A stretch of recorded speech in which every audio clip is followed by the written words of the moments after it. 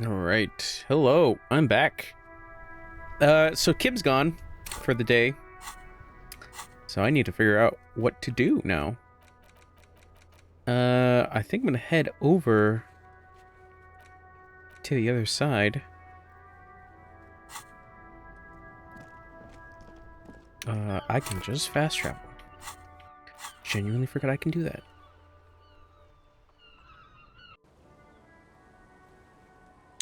Nice. Our tenant, the policeman. I hope the waves don't keep you up at night. What can I help you with? Have you seen a red-haired woman by the name... Excuse me, red-haired woman named Ruby around the coast? Nay, I haven't seen anyone lately. Uh... Okay, but do you know who I'm talking about? This is my little cinder block town. I know what goes on around here. She's being evasive. She knows something. Huh.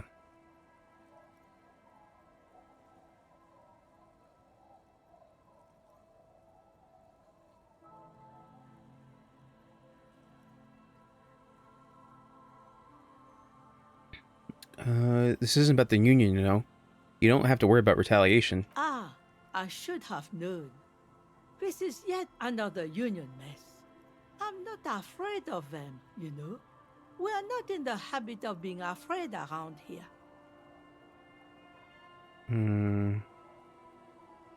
I see. You know something, but you've decided not to tell us. There's not much to tell. People come and go. Now, was there something else? You should look around your shack. Maybe she's rented it out to others too. This particular shack? The door has seen better days. The layer of paint has started to peel off due to the salt and wind from the sea. Even the lock looks slightly rusted. Unlock the shack door. The key turns with a satisfying click. You can enter the shack now.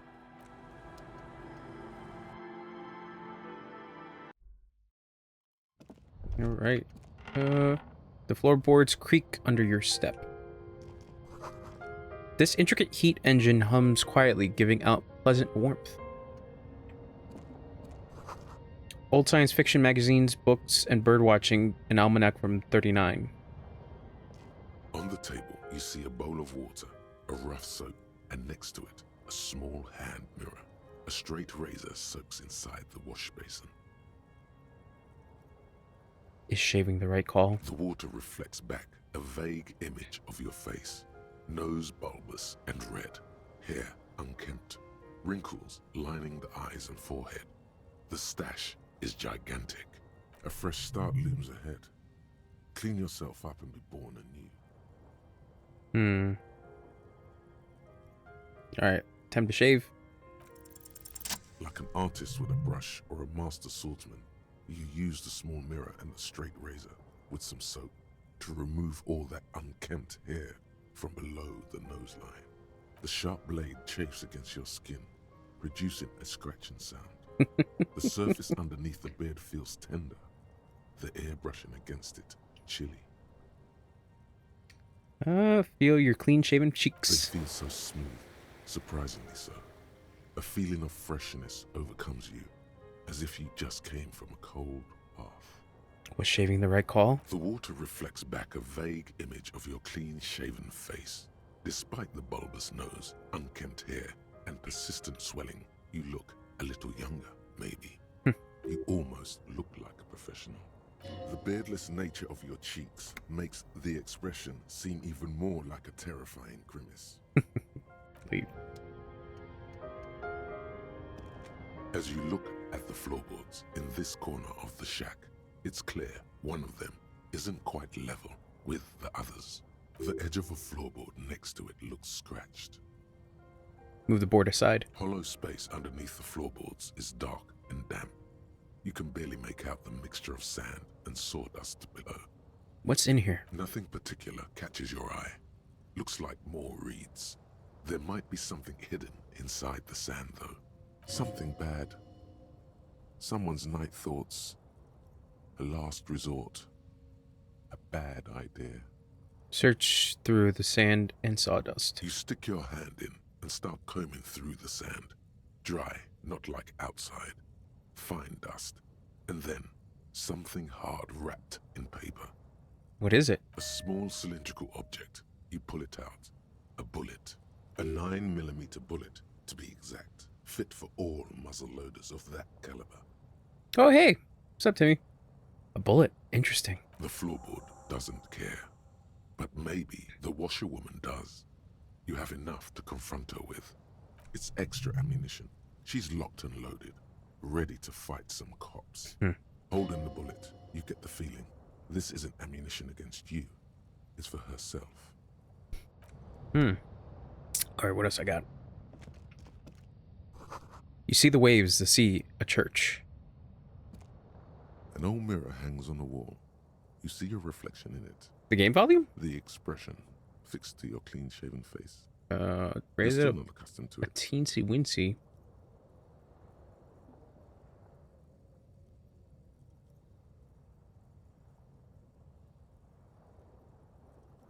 No audio. Okay. Turn it up a little bit. Do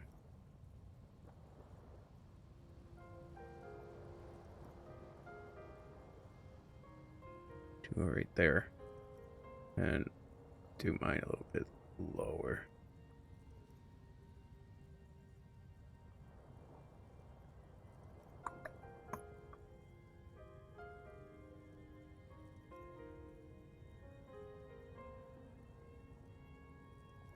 Okay. How about now? Well, the game's actually kind of low right now. Just in general.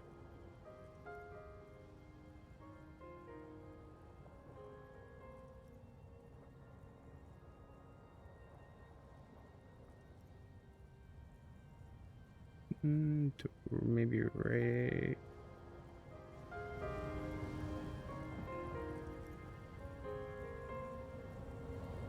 Okay, hold on. Electrochemistry. Attempt to stop the expression from happening. Nope. Oh, because I'm not there. Hold on. It's too late. Like an image on film.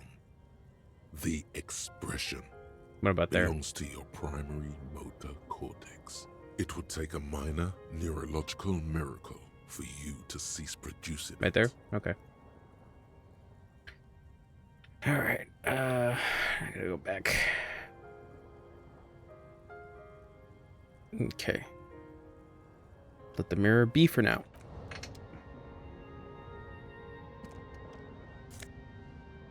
Take. The bed is comforting, if a bit run down. Still, you've earned a rest. No time to rest yet. An old mirror hangs on the wall. You see your reflection. Let the mirror be. Okay. I think that is basically it.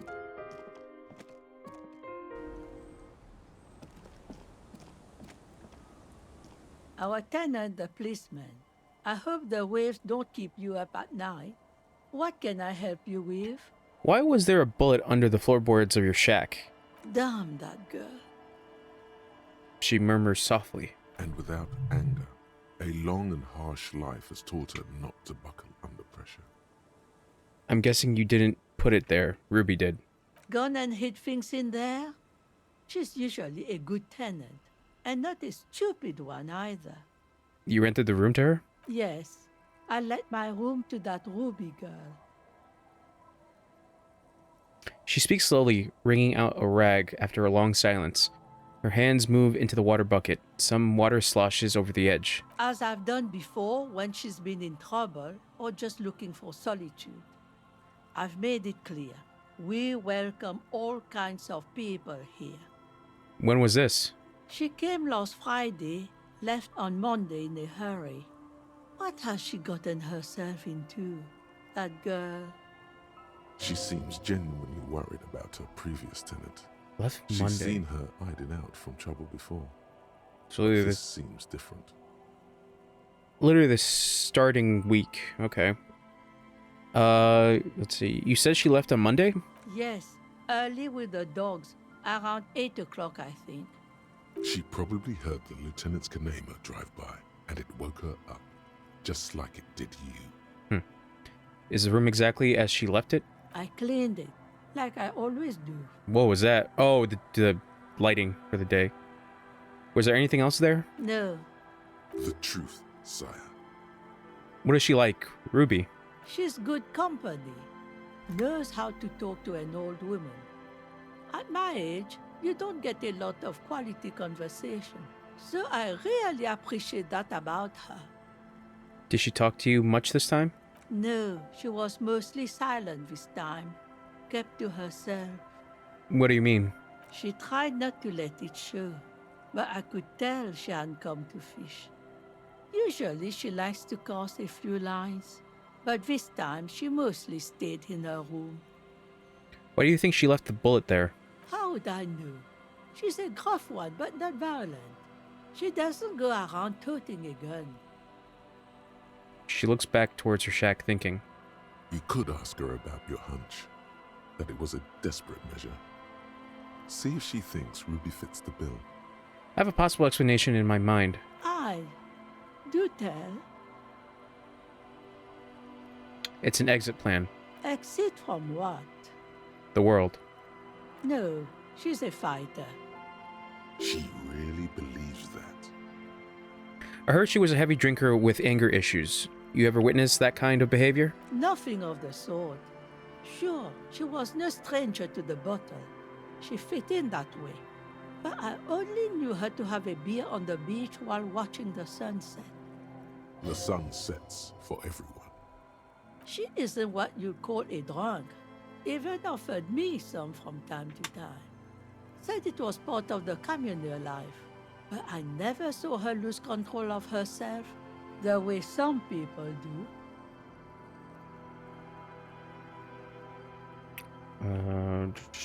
Did she have any technical equipment with her, like radio stuff? Not that I know of, though she was into nice music. She once showed me a few mixtape millions she'd made.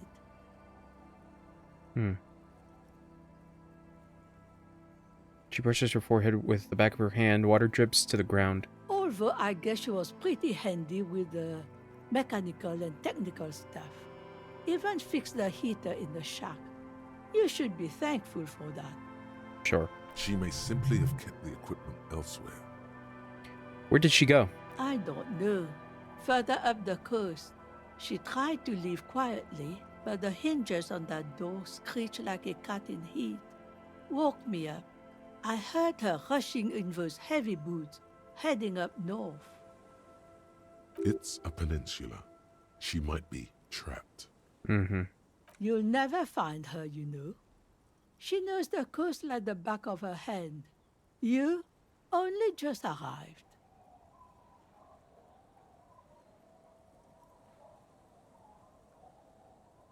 Further up the coast we go then. Are you sure you would rather stay here? Get a nice cozy fire going in the heater? Seems like a better idea to me. The failed electric neuron. You feel like you should go look at it again.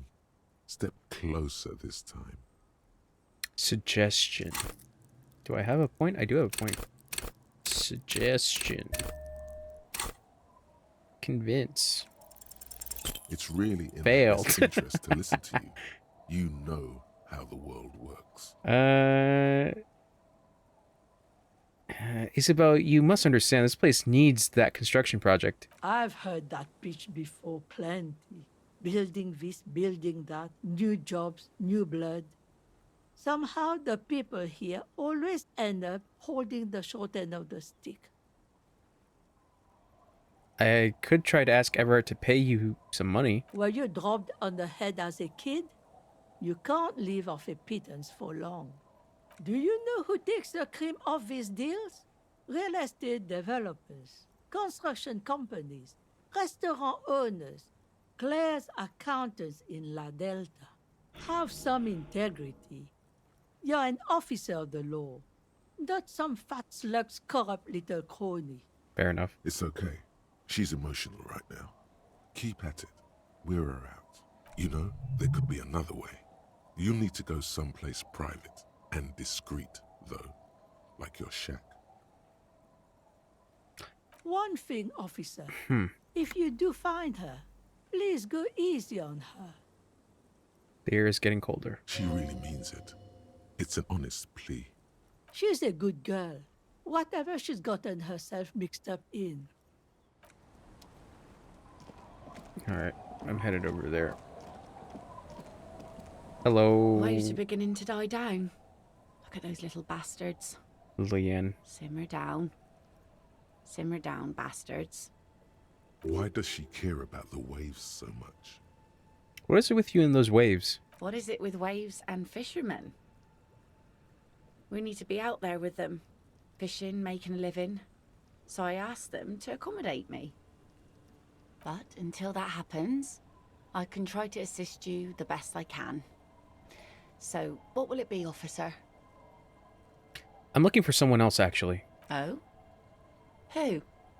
I'm looking for a suspect who might have stayed in this neighborhood. Okay. When did this person stay here? Very recently, over the past few days. She might have arrived on Friday. Oh.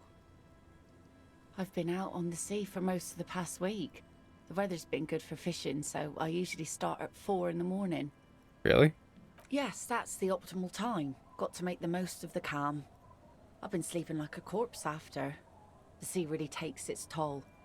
Now I'm just waiting for the wind to settle to get out there again. Sorry I couldn't help you out. Maybe I can help you find someone else. That's it. Well, how can I assist you then, officer? It's my motor carriage. Heroic. Yeah, I'll be seeing you. Okay, so... I know we also have the insect traps. Land's End, the northeast. You just set up trap near the boathouses west of Feld building. And check the trap near the canal where you cross southeast of the village.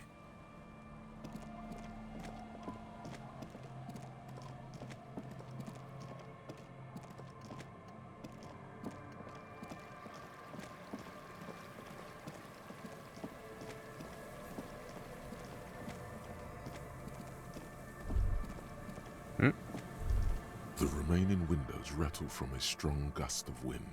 They're covered in a thick layer of grime. They must have been like this for 40 years. Try to see inside. Dripping water falls from a high place. All you can see is the shadow of a collapsing staircase. There's rust and corrosion on the bars. They're foaming with it. And a small layer of white salt from the sea. Finish thought.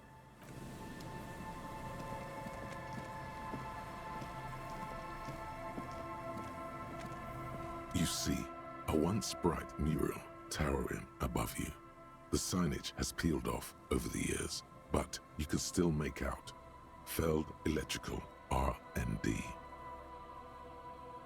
A slogan used to intertwine with the loops a long time ago. Now only a shadow of peeled letters remains. It says, "Tomorrow is just a whisper away." Step closer. Above the mural, a collapsed roof, broken windows set in walls that are cracking and will soon also fall, and the coastal breeze rustling and sighing in the remains of the edifice. Feld Electrical, you only know them as a small company that makes ink cartridges. Looks like they used to be big. There's something in the wind. Sometimes the only way to go forward is to fail first. Why do I feel like I know this place? Indeed. Somehow you knew it was here. An urban ruin, gutted by looters that once used to consume money and dispense warmth and light. Could she be there? She? I don't know who you mean, but the building seems long abandoned to me. You tried to peer in, but there are no windows on this side. Only the disinterested whistle of the wind. Lieutenant Kitsuragi stands in front of a mirror, fixing his orange bomber jacket. You should be asking him that question. Go again. I'm looking for a suspect. Have you seen anyone suspicious around? No, I'm afraid I can't help you with this one, officer. It's just a regular day off for me and Mikhail here. He pats his son's head. There's something friendly and familiar in how he says that. A day off. He's telling the truth. He hasn't seen anyone. Leave.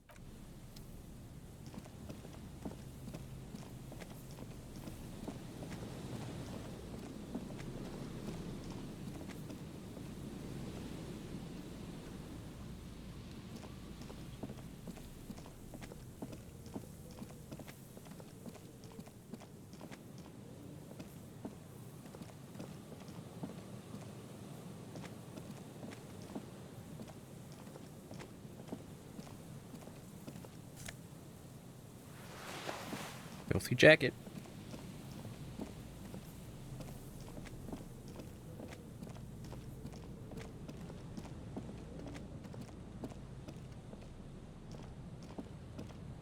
There's some tear. An empty No. Okay, so what do I got as my tasks? You to a mural that somehow looked important. Speak to the real. I have to wait for Kim to come back to check this out. I do like that. I like the fact that the game kind of tells you that, like, hey, sometimes Kim is really important.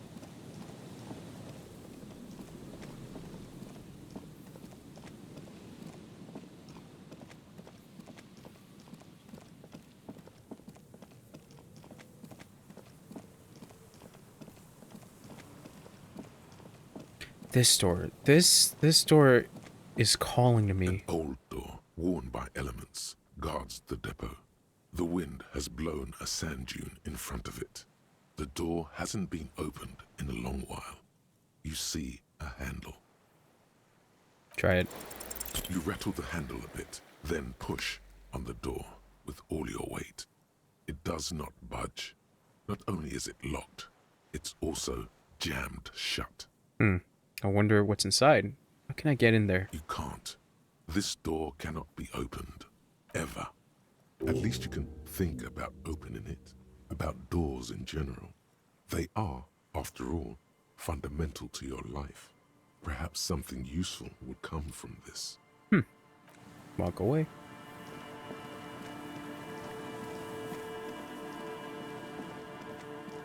Oh, there's one. There's a trap in the reeds at your feet. Looks like the same one you saw Morel set before. Same mesh, same wiring. Look around. The reeds shake sadly in the coastal breeze. Snow specks the stalks. Most of it melts quickly. The reeds seem to be waiting for something. The wind picks up here, near the cape's end, surrounding the narrow strip of land from 3 cardinal directions. It's cold for this time of year. Reach for the trap. Locusts are crawling around in the trap, confused but uneaten. You see no carnivorous reed phasmid gorging on them. Leave.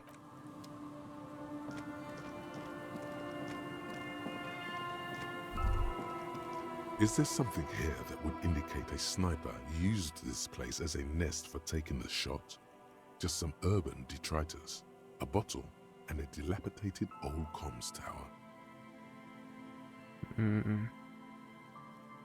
Maybe the assailant climbed the comms tower, took the shot there. The salty water has corroded the ladder to nothing but 2 thin orange rails.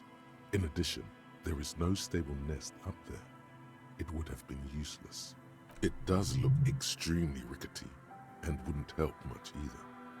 Maybe the campfire was used by the perpetrator? To warm his hands before he pulled the trigger. There are no markings on the ground for a tripod. He would have had to lie on a mattress. This is simply not a good spot for a 1.2-kilometer shot. What about the cigarette butts? A smoking assailant who favors Timotiri, to Ostra or Duhan, cigarette butts are part of the campfire set. They're also everywhere. Still, you felt it was important enough to make a mental note. That means something. You didn't pay attention to any of the other cigarette butts on the coast. Look over the water to the whirling in rags. There, 1.2 kilometers over the cold water of the bay, through a thick snowstorm melting flake by flake in the waves. Yo. You see the smallest rectangle, Yo. barely visible. A glowing light on the third floor of the whirling in rags. With binoculars, you would see a young woman's shape move behind the glass, her limbs long and slender.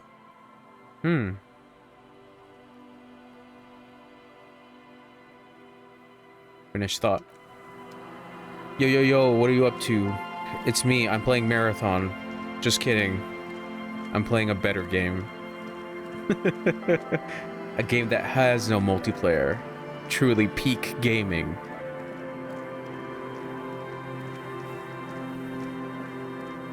Okay, so that was... Gotta check the boardwalk and I gotta check island.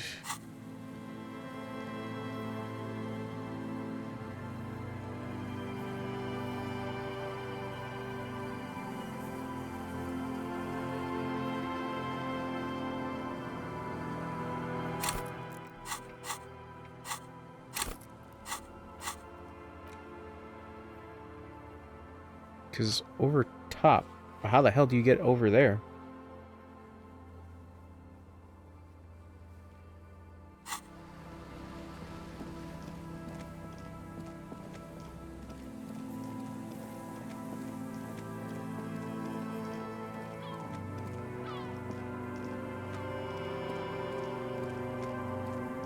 Yeah, definitely not,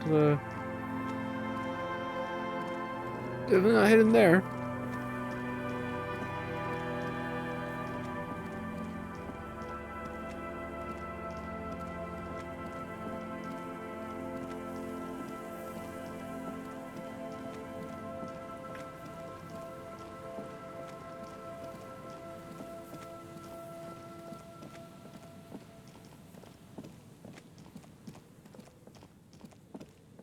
Say check the boardwalk.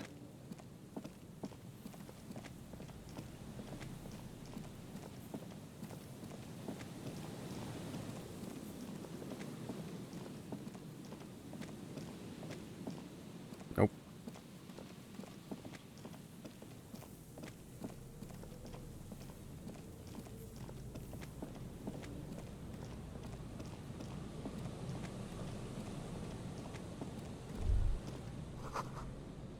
It's a long way down to your death from here. 20 meters at least.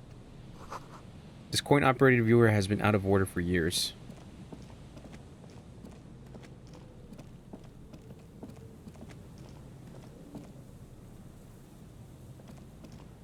But still, the question is whether or not Titus was telling me the truth about Ruby being gone for only a couple minutes. I feel like at this point he wouldn't be lying because of the fact that Ruby didn't exactly tell them what was happening.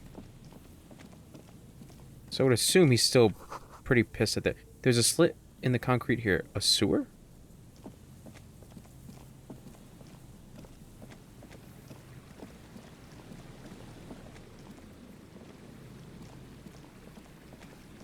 The Hardy Boys.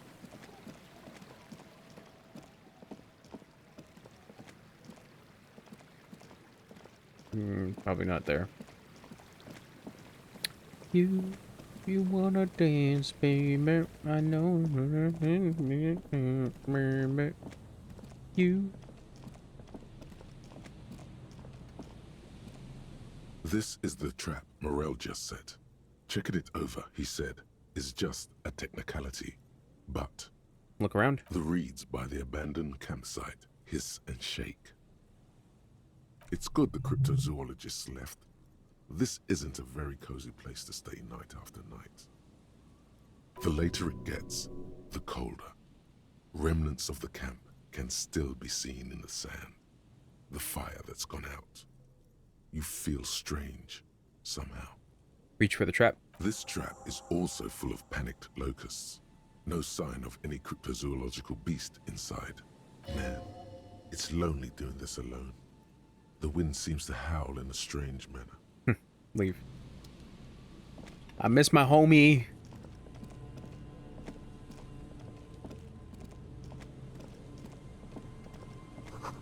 Could this be the buoy that Classier told you about? A metal and plastic contraption bobs up and down amidst the trembling reeds. At first, it just looks like trash. But if you look closer, this must be the buoy Clausia mentioned. Pick up the buoy. You lift the buoy out of the water without much effort. It's not tied to anything. The cords dangling from the bottom appear to have been cut. Examine the plastic ball. The number 11 has been written on the yellow plastic. It hasn't been in the water for very long, but it's already discolored and slimy with silt. Ew. A latch holds it close, but only just barely. The brittle metal of the latch has cracked. Primitive construction, but it does the job. Shake the buoy. There's something in there, splashing around. Sniff the buoy. It smells like you would expect it to smell. A concentrated version of the coast. Salt, industrial slop, and decay. Open the buoy. A shot glass's worth of seawater pours out. Some algae, and nothing else. Another identity misplaced. There must be some cosmic conspiracy afoot. Stare into the empty buoy. The buoy continues to be mostly empty.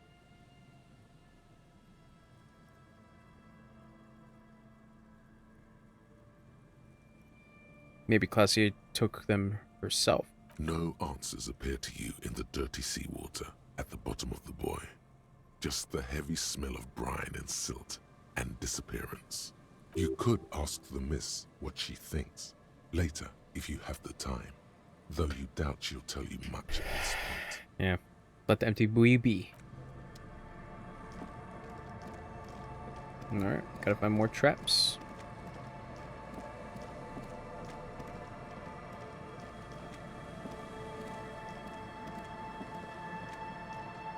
This trap's not too hard to spot, once you know what to look for. Keeping Ow. it hidden has not been a priority for the cryptozoologist. Look around. Behind you, the ruins of a residential building rise over the reeds, shielding them from the wind. The reeds rustle confidently.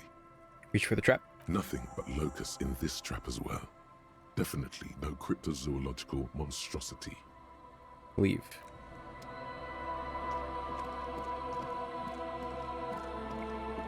Okay, we already looked at that. An old ticket taker booth no longer in operation, excuse me. People pay money to park here? No one would pay now.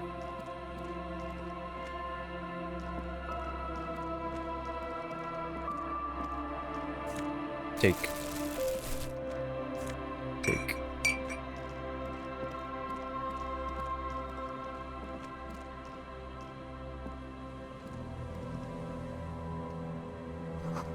A door, a building, a hiding place? Could the instigator be inside?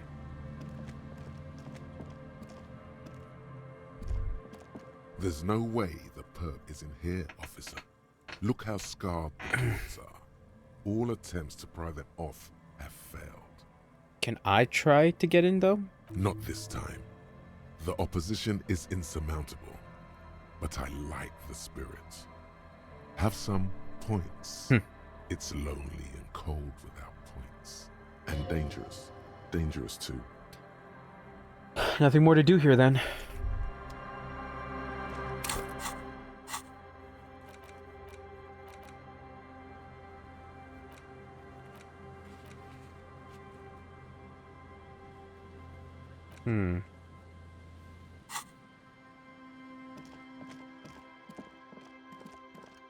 Something else? Oh, there's a lot more. Okay, I gotta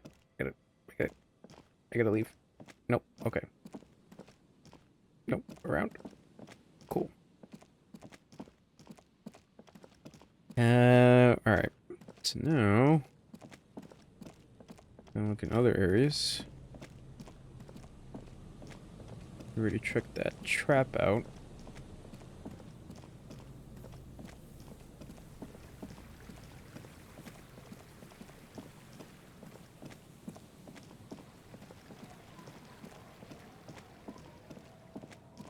Here's the church.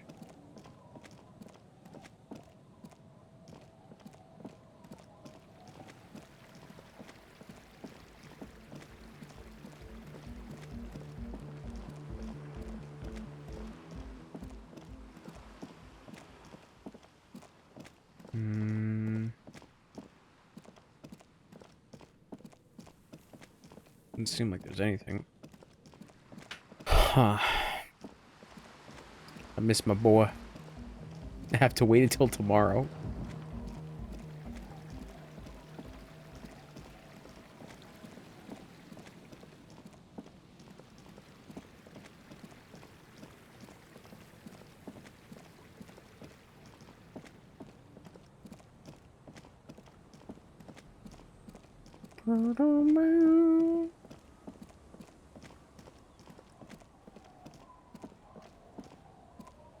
Talk to these guys, maybe? Hey, tequila! 32, excuse me, 32. 30-something man clad in a two-piece Lycra TM tracksuit puts down his Pilsner and extends his hand in greeting. Good to see you. How's business? How's the whole reality situation treating you? Shake his hand. So what's happening? Wait, tequila? Yeah, Tequila Sunset.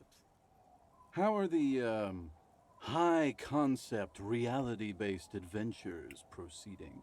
He says it like it's obviously your name. Like you call someone Billy Brunel or leader of the 4th Street Gang. Good.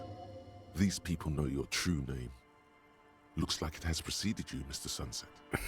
More on that later. I like this guy. You should too. He respects you by calling you your true name.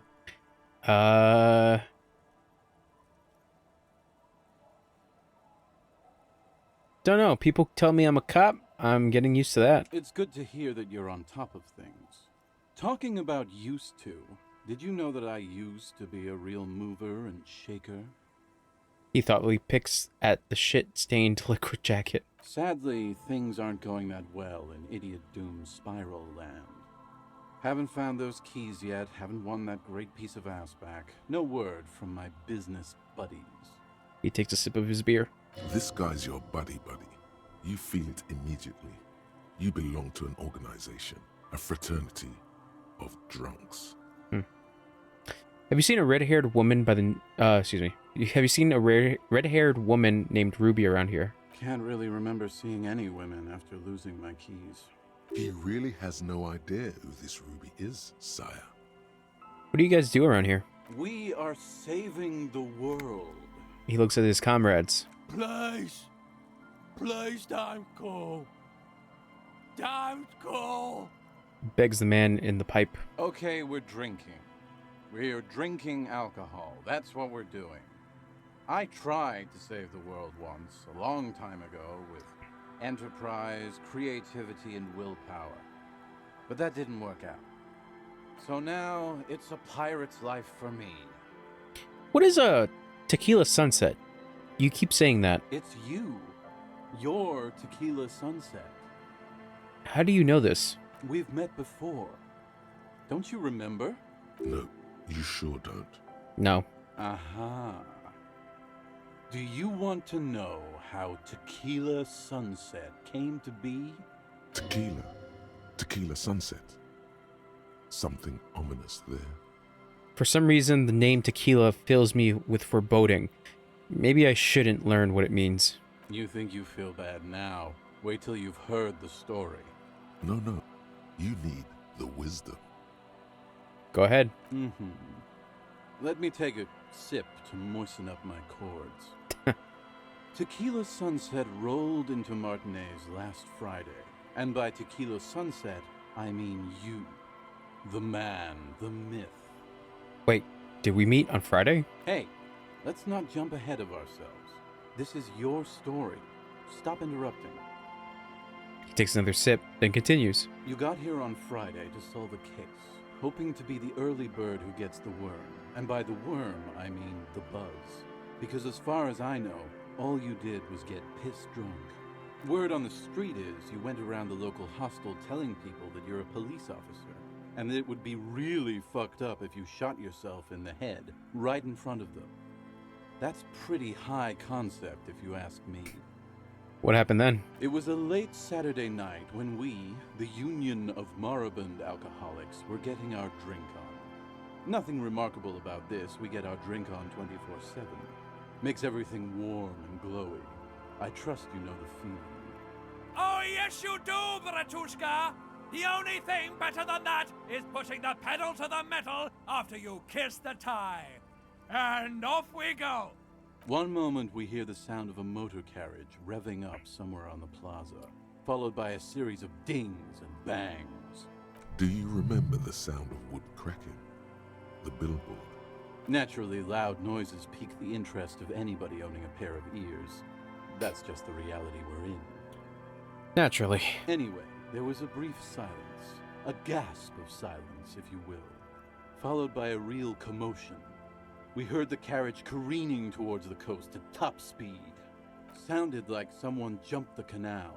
We grabbed our brewskis and rushed to the jetty. Never underestimate the speed of an alcoholic. What we saw was a sight to behold. A beat-up police carriage containing you. Right there on the beach. You revved the engine and screamed at the top of your lungs, "The time hath come!" So, naturally, being the curious cat I am, I asked what time hath come. To which you replied, "The time hath come for tequila sunset, the end of all things." Say nothing. It's more dignified that way. After which, your reality contracted. Jammed the pedal, plowed right off the jetty, and through the ice. We ran towards the ice, whilst you crawled your way out, miraculously unhurt, covered in seaweed and shit. Like some kind of sea monster. When we finally got there, you were sitting on the beach crying.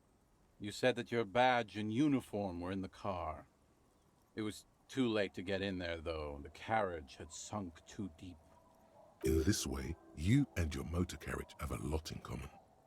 Recognizing a brother in need, we offered our condolences and invited you to party with us, which you naturally agreed to. We asked about the whole tequila sunset thing, and you told us it was your name now and insisted that we all call you that from then on. Wait, so is Tequila Sunset an event or a name? I'm not sure. I think you were the event. Tequila sunset. You know, as opposed to a tequila sunrise, which is long gone. My real name is Harry. No, that's just what your mother called you. Your real name is Tequila Sunset.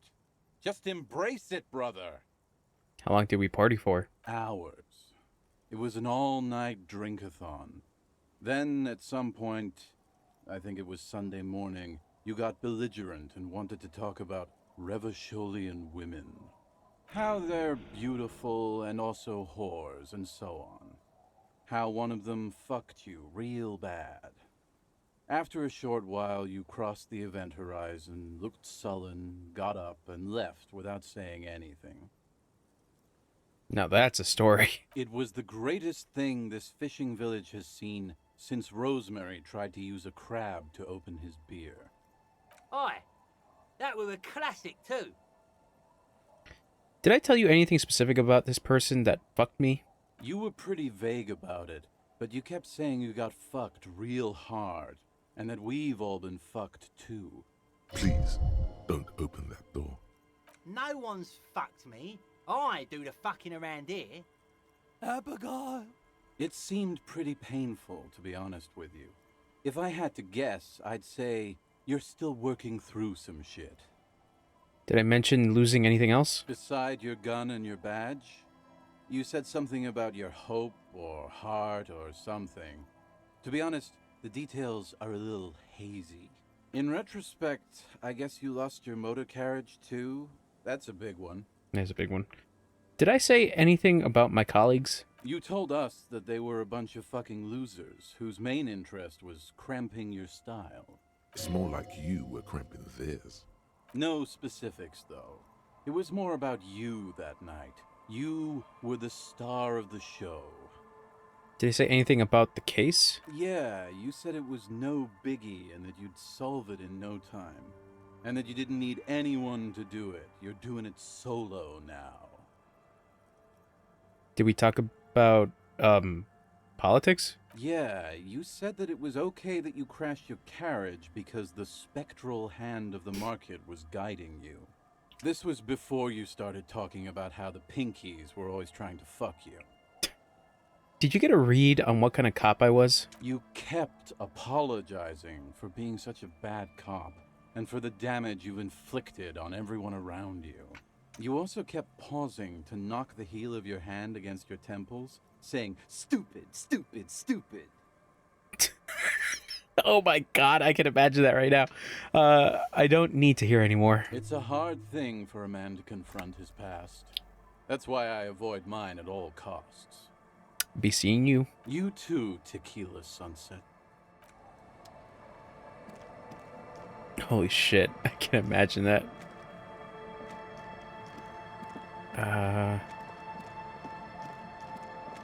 Stupid, stupid.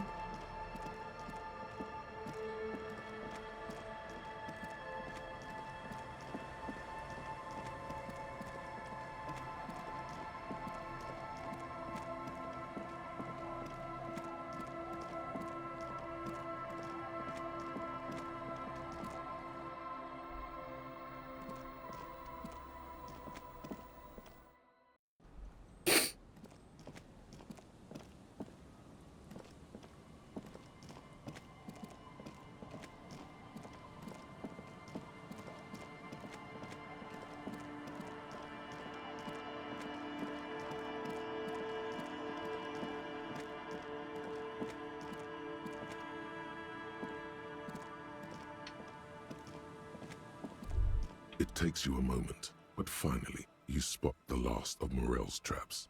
This one's partially obscured by the reeds. Look around. The reeds bend forlornly toward the sand. You see slabs of concrete north. In the east, the city center hums to you. The constant, distant song, louder on this part of the coast, nearer somehow. And there's that cold again. Always the cold. Reach for the trap. The trap feels light and silent as you pick it up. Something is different here. Look closer. No locust. No phasmid either. But still. Look closer still. Nothing. No traces of the locust or the Insulindian phasmid. What happened? The netting is a little untidy. Messier than the others. Like someone or something picked up the trap and shook it before dropping it back down on the ground. The reeds continue to hiss around you as you put the empty trap back on the ground. Time to consult the professionals, Morel and Lena. Leave.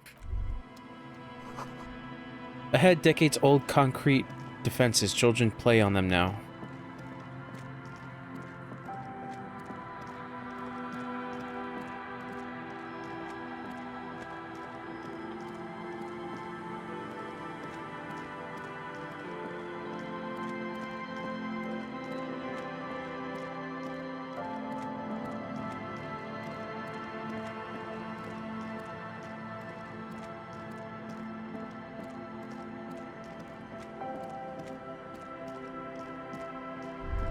This is it, the scene of the party. The fire pit, cigarettes, and empty bottles all evidence it. Hold up. Do you mean scene of the crime? Not as such. I'm talking about what came after the party scene. Yeah, sure does look... sorry.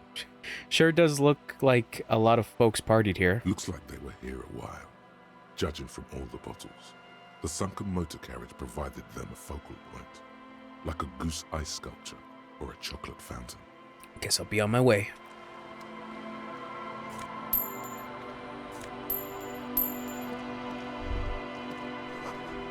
The ice just off the coast crackles, sifting.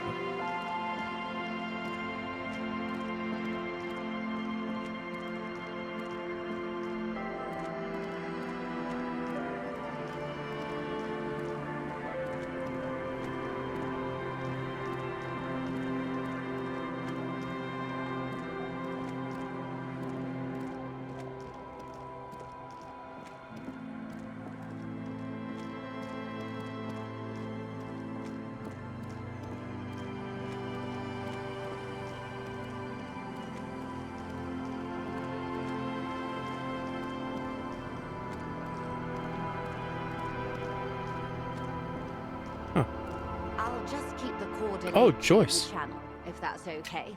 It's too shallow near the pier. She winds the mooring line around the post. Aye, ma'am. And it's a jetty, by the way. Of course. Jetty. I prefer a good jetty to a pier any day. Jetty. Hello, ma'am. Hello, detective. She fastens the end of the line around the post and straightens her back. It's good to see you here. I only just arrived myself. What brings you here? Nothing, really. I've had my eye on this jetty for weeks now, so I decided to investigate it personally. This cluster of buildings isn't on any of the official maps, as far as I can tell. That. And she's also keeping an eye on you. Have you been spying on me? Spying has such a negative connotation. I did track your progress along the coast, however, and decided I would be better able to assist you from here. Then there's the matter of that little scamp in old lady clothes. She threatened to paint the cordelate she read. Like blood, you see. Well, I like it the way it is. White. What is this? Destruction of property? Hooliganism? Elder abuse? And who is this scamp, anyway? Leave it be. No matter. Lillian and I are getting on much better. For one, she appreciates the concept of rent. So, how do you like it here? How do I like it? She casts her gaze toward the village slush melting on the cinder blocks. Construction work left half-finished 10 years ago. Water drips down eaves of Eternite. The jetty below her feet creaks to the tune. The smell of salt and dog shit in the background. It's pornographically poor. The street has no name. All the men are dead or missing. And is that the carcass of a motor carriage over there? She squints her eyes. I'm surprised that woman hasn't put me to the sword yet. Maybe she will. You should ask your questions while you can. Dark eyes survey the coast leading up to Martinez. Dull grey metal rests in her scabbard. A sword. The wind is too loud for her to hear. All right. Politics time. Let's react. Real men. Real politics. Real thoughts in your head.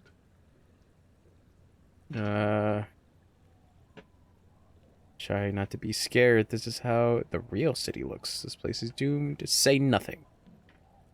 You're in no danger. The working class have no idea what's happening to them. That they don't.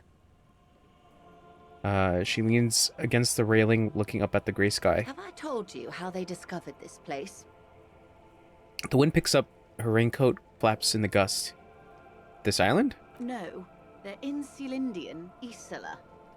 What is an Isola exactly? I'm guessing you don't know then. No, you haven't told me how they found it. Excuse me, how they found it. Well, your condition has left you no worse off than most of these people. The literacy rate is around 45% west of the river. 50 years of occupation have left these people in an oblivion of poverty. 45% is around where I operate. Things are getting better though. I knew you would sympathize. Most Revacholians will never know what this place means. Our home. This island of matter. Or why they were ferried over in the first place. Remind me to tell you one day. For now, how can I assist you in this new location? Tell me now. I have time. I hear you have singled out a suspect and are in pursuit. This is cause for cautious optimism. I would not want to delay you. This story she will tell only before she leaves Martinez, at the very end of her stay. Maybe there is something else I can assist you with, while you're hot in pursuit? By the way, I talked to Everett Clare. You have? And how did you like Mr. Clare? I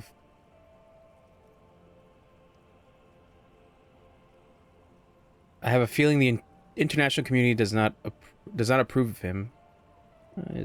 He's not the champion I have chosen. I wish to swear fealty to you and the cause of the capital. It's not important if I liked him. I was doing my job. Of course, Detective. Excuse me for implying otherwise.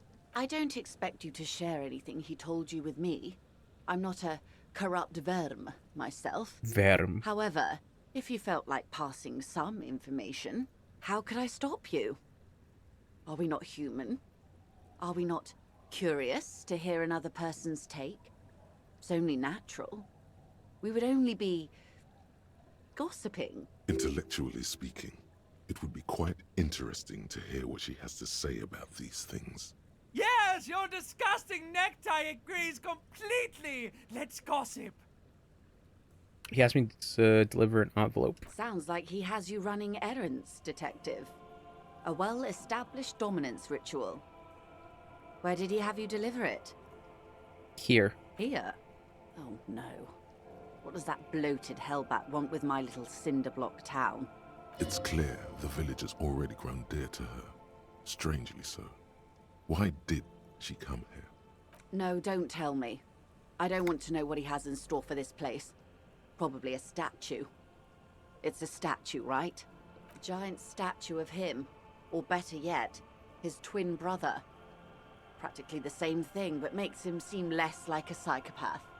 He wants to build a youth center here for the children of Martinez. A youth center with Edgar Clare's statue on top of it. She looks down the jetty remorsefully. Go ahead. Help him. Make it so. I have no power to stop him. You're quite fond of this village, aren't you? I should be.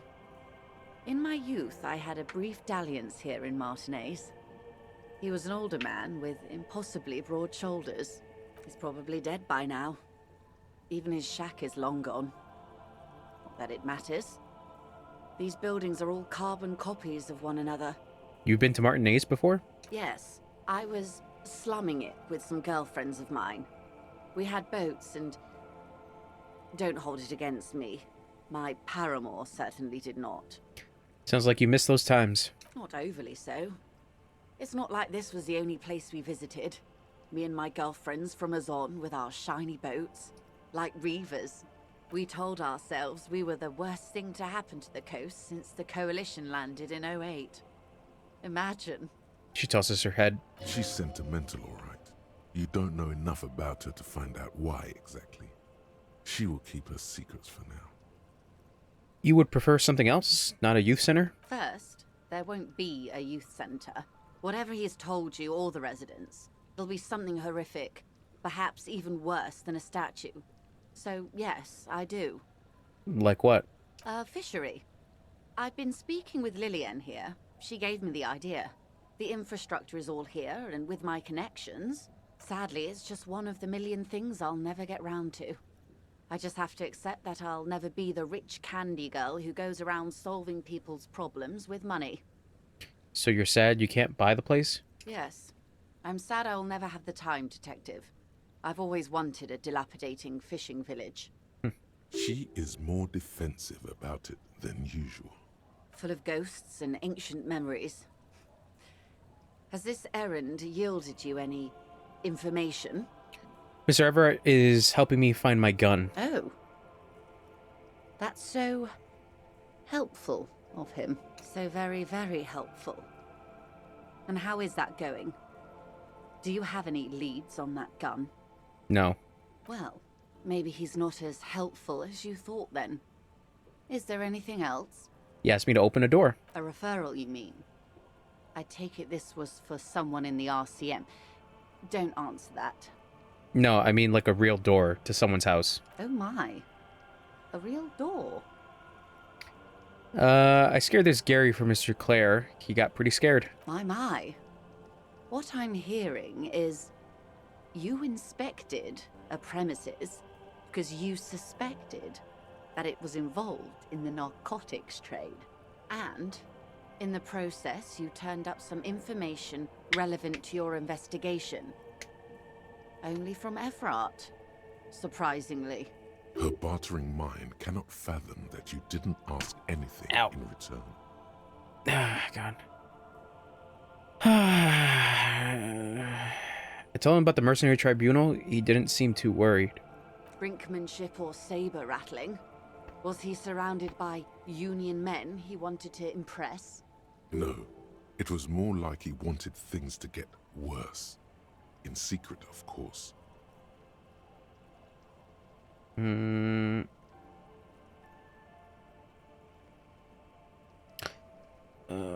He wasn't trying to impress anyone. I think he wants things to escalate. Or he wants you and me to believe he wants to go to war. Maybe he's manipulating me. I'll think it over, Detective. Thank you for relaying this information to me. This gave her pause. She's pensive, suddenly. Hard to say about what. Have I underestimated the Union's ferocity? She has to ask herself by now. The Union's militant wing organized the lynching. Yes, that's the talk about town. The Hardy Boys, they're called. Find the name rather amusing, honestly. Everett says the Wild Pines sent mercenaries after the Union, and now everyone's dead. Excuse me, and now one's dead. Not everyone. Misinformation. This is all because we haven't shared information on the lynching yet. See? Already the adversary uses it to their advantage. Don't let him. Hurry up on that probe. The moment you tell me you're finished at the traffic jam, I will gladly tell you the company's side of the story. She must really want you to look into the drugs. Otherwise, she'd tell you. She was worried for a moment that she's overplayed her hand by not sharing info sooner. Then she settles down, curious to hear more. Everett asked the Union militant wing to fully cooperate with the investigation. How benevolent. Hopefully they'll help you sort this whole business out, if they haven't already. I have a reason to believe the lynching was a cover-up. Oh my. Very interesting. So the militant wing is protecting one of their own? Her mind races to the conclusion that most benefits her interests. That doesn't mean she's wrong, though. It looks like you may untie this knot yet. Her eyes smile, and tingle runs down your spine. God, I can't read. That's all I've got to say. What you've said is quite enough. You've given me a lot to consider, and may have helped me prevent this conflict from escalating. Hear that, hero? Feels good, doesn't it? You should relay confidential information more often. I'd rather talk about something else for now, if you don't mind. Of course, Detective. Should something come up later, down the road, don't be afraid to drop by for a chat. Until then, is there anything I can help you with? Show her your badge. I found my badge, by the way. By love, you did. She inspects the piece of blue plastic, her eyes scanning from left to right. Fast, observantly, like an electronic printer. She is memorizing your badge number. Pleased to meet you, Lieutenant W. Frater Dubois. I am glad to see a man of high qualification. The situation is precarious. What can I help you with, Lieutenant Frater? Yeah, freighter. That's all. Thank you. Wow, so someone's been a little boring. What? Yes, my standard liege. Someone's seen all sorts of wild ideas pop off and thought, I'll take the boring one. The regular, please. The brown. Look, I'm trying to do my job. No need for extravagance. Of course you do. Let's get right to it. My lord's copper type is regular cop. I'll let everyone know. I'll send out a telefax. Why not? Send out the telefax then. I'm not ashamed. Done and done. No actual communiques will be sent, of course. That would be too dramatic. Even for drama. Okay.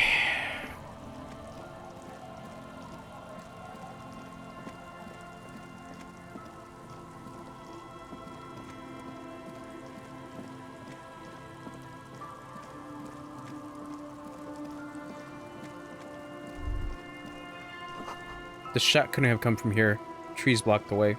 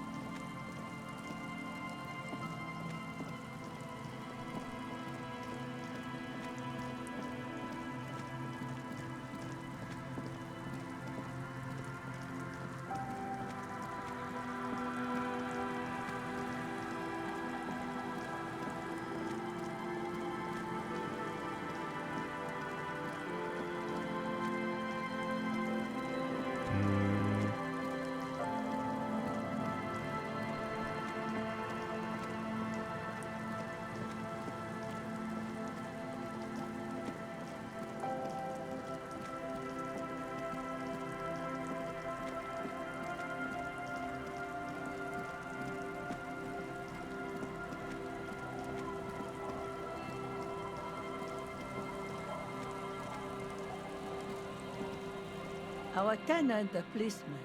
I hope the waves don't keep you up at night. What can I help you with? I found this jacket, but it's filthy.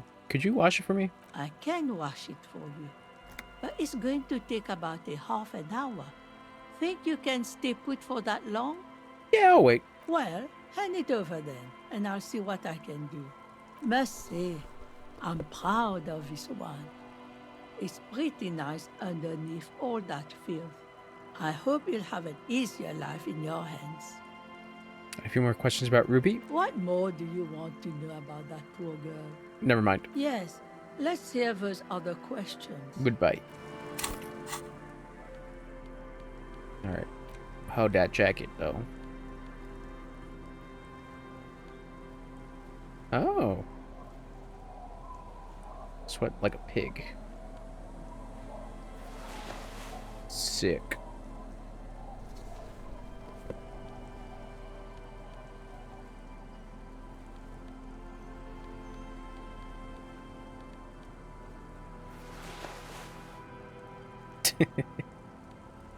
Encyclopedia, perception, empathy, show calculus, drama, logic.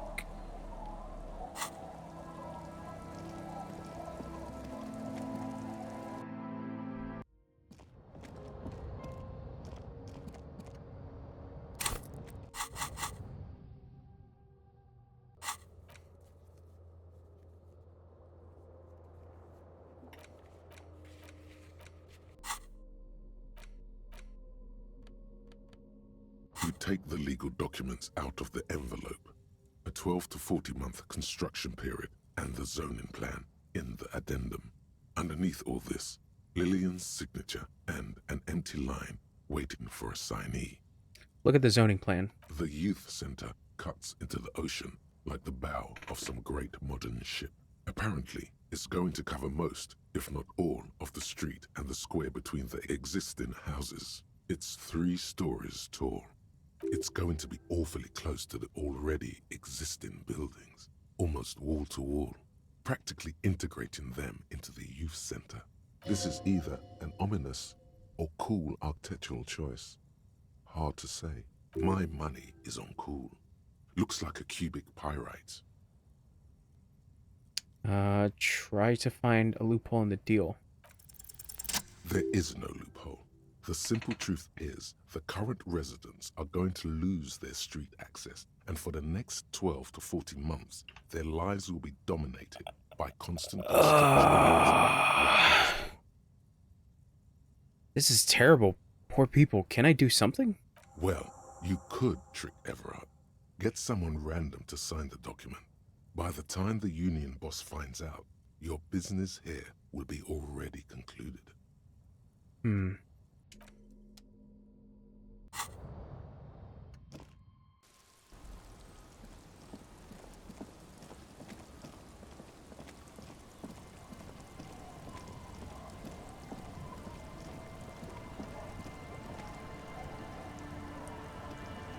You're back. Good. What can I help you with? Not an umbrella, I hope. I don't need one myself, you see. I could use a coat like that. The rain is freezing. No, no need. Tell me something. Of course. That's it for now. I wonder who I can get to sign the piece of paper. Find someone to sign the document instead of the intended signees.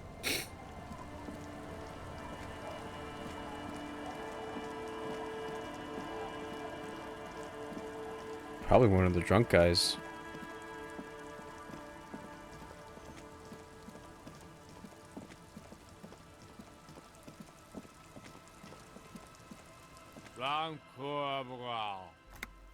Grumbles an unshaven man with a ruddy nose.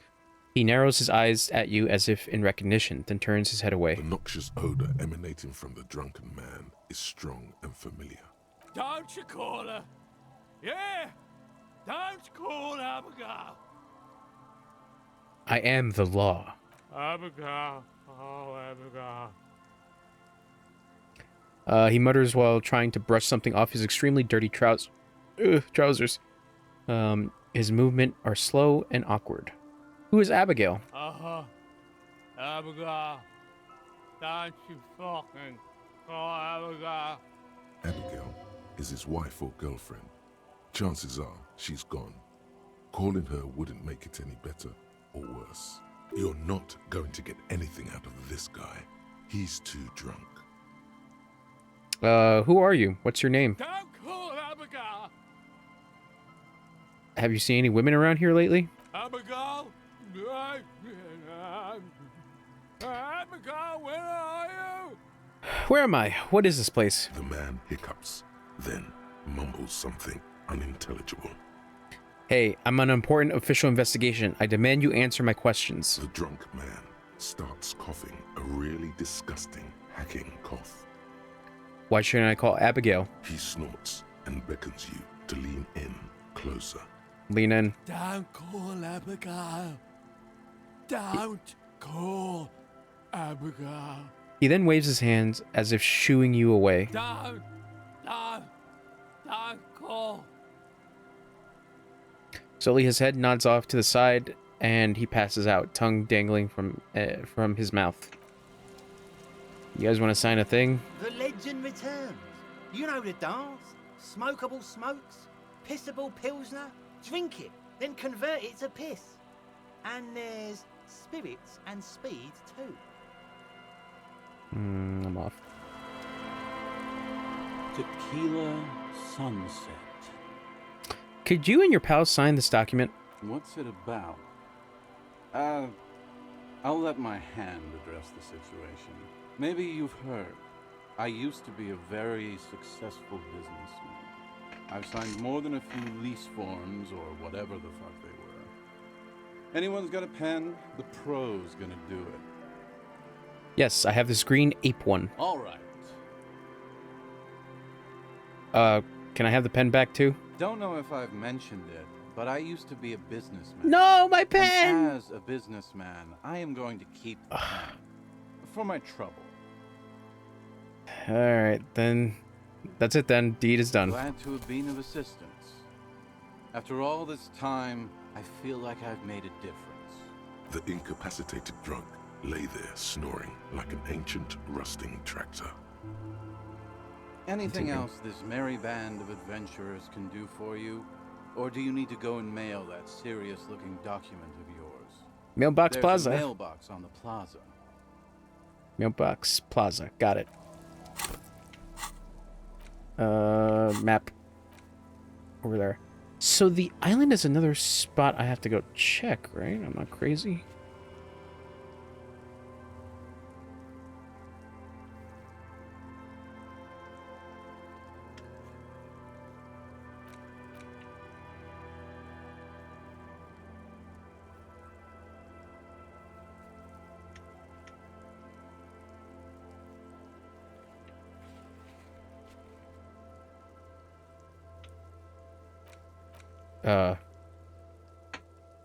Can I not?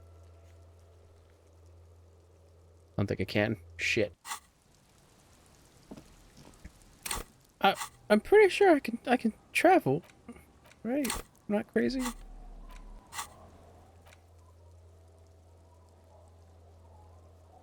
There are found white checks. Let's wait. I'm gonna be able to try now. Padlock door.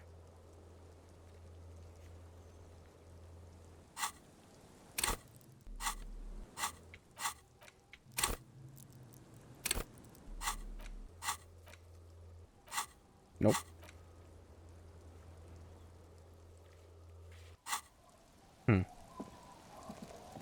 Well, that might be a problem.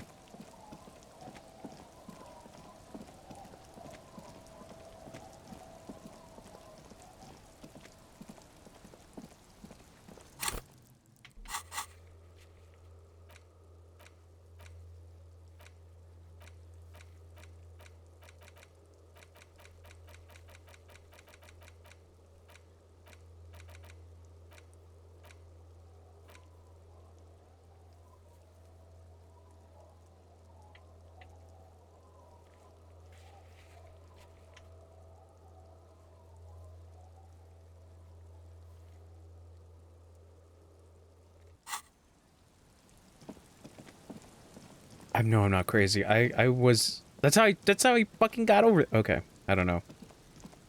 I don't know. Now I gotta walk all the way to the fucking plaza.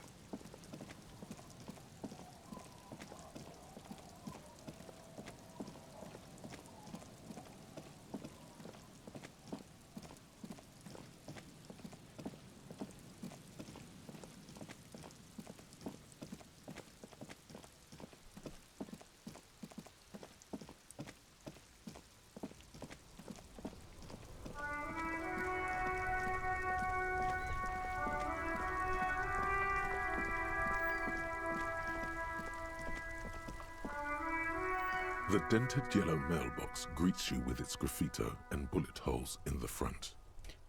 I knew I'd get to use this mailbox for something. Other than developing a personal relationship, looks like you were right.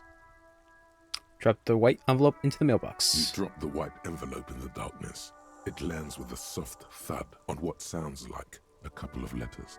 About a week's worth of mail as collected in there. They'll empty this very soon. Probably did the right thing. You can't trust that slug Everard. You know he's going to play you somehow. Leave.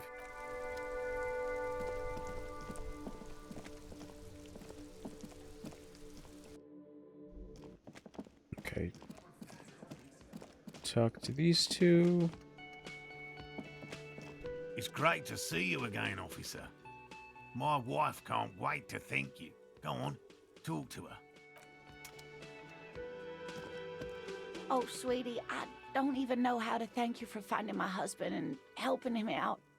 I hope we haven't been too much trouble for you. Just doing my job, ma'am. Here, I want to give you a small token of my gratitude. It's a tie, Meskin origin. The pin is an antique, quite special. The little silvery knob holding the tie together feels warm in your hand. It's in the shape of an avian skull with 8 eyes. Cool. You could ask her about this when you get the time.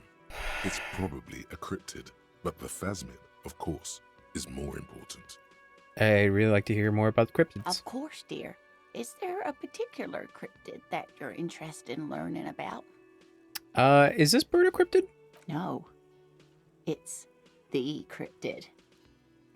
Okay, what is this bird? The 8-eyed teratorn, the largest flying avian ever discovered, with a wingspan of 11.5 meters. It was thought to have gone extinct 3,500 years ago. Some even doubted the fossils were real. A mutation, they said. Until... Mutation? All of evolution is a mutation. Until it was sighted by renowned Gotvaldian explorer and naturalist Uwe Plattenkalk in 21. This renown seems a bit dubious. Your own catalogue comes up completely empty. But, of course, you are not all-knowing.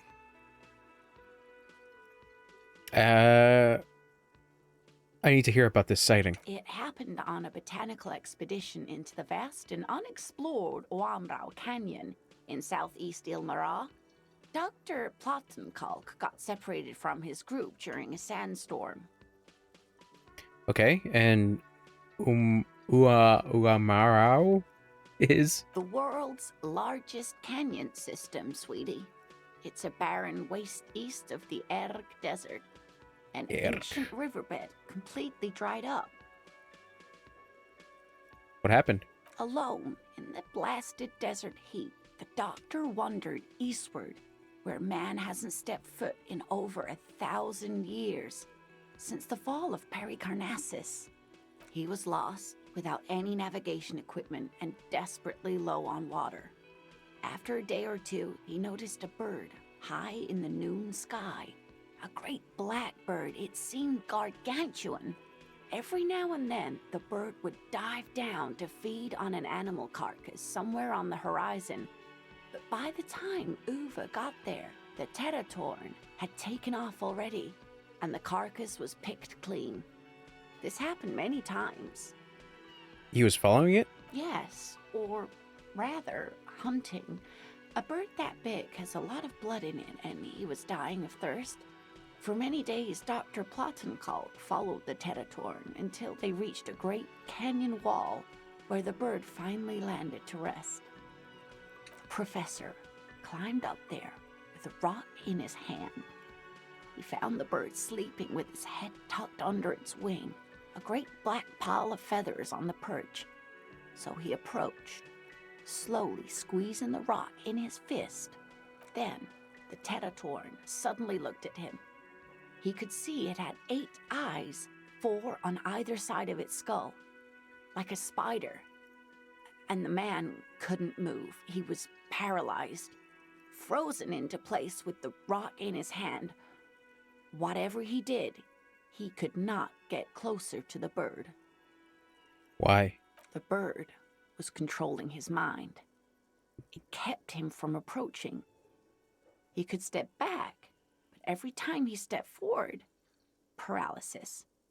Uva spent 3 days trying until the bird flew away. Hold on. How did he survive to tell the story? The 8-eyed Teratorn was indifferent to him, as long as he didn't get closer than 2 steps.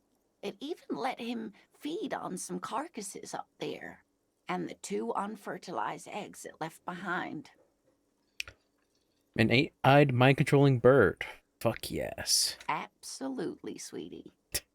Cryptozoologists have been tracing it ever since, but Wamrao is vast, mysterious, and holds many secrets. Wamrao. Modern radar telemetry shows great promise. We will confirm this one by the end of the decade, latest. So that was the last anyone saw of it? Sadly, yes. But there are numerous reports of 8-eyed bird skulls from Il Mara. And then there's the striking resemblance to the Pericarnassian imperial eagle, an ancient heraldic symbol that is hard to pass off as coincidence. The imperial eagle, too, had 8 eyes. Not really. It's just stylization. The way they drew eyes. It's not a zoological drawing. Very, very hard. This one's very famous. Everyone knows it. People will be looking at that tie on you and thinking, that man is into cryptids. So, what else do you want to know? This has been very educational. Sadly, we need to discuss something else. Of course, dear. That's all for now. I have to talk to Burrell, right? Ha ha! Nothing like the gratitude of a good woman. Now then, Ow. what can I do for you? He gives you a gruff pat on the shoulder. He tries to play it cool, remain professorial. But inside, this man is itching for some news on those traps. Looking for a suspect. Have you seen a woman with red hair who seemed to be on the run? I'm afraid not, officer. I've been busy digging around in the reeds for days, looking for signs of insect activity. I'm less interested in mammalian concerns, to be perfectly honest. So I checked all the traps. Good. Okay. And? One of them was empty. Completely empty? Yes, there was nothing in the trap. No locust, no phasmid. No locusts? No phasmid either? That's not ideal, but... He rubs his chin. It just means the Insulindian phasmid is even more clever than we thought. She's engaging in a well-known self-deception called motivated reasoning. You should correct them. You're dealing with a subject near and dear to their hearts. It might behoove you to tread lightly. Mm-hmm. Yes, the Phantasmadeia picked off the locusts and escaped. This is good news, though we'll have to reconsider the design of the traps. Make them more secure. Another trip to the reeds. Are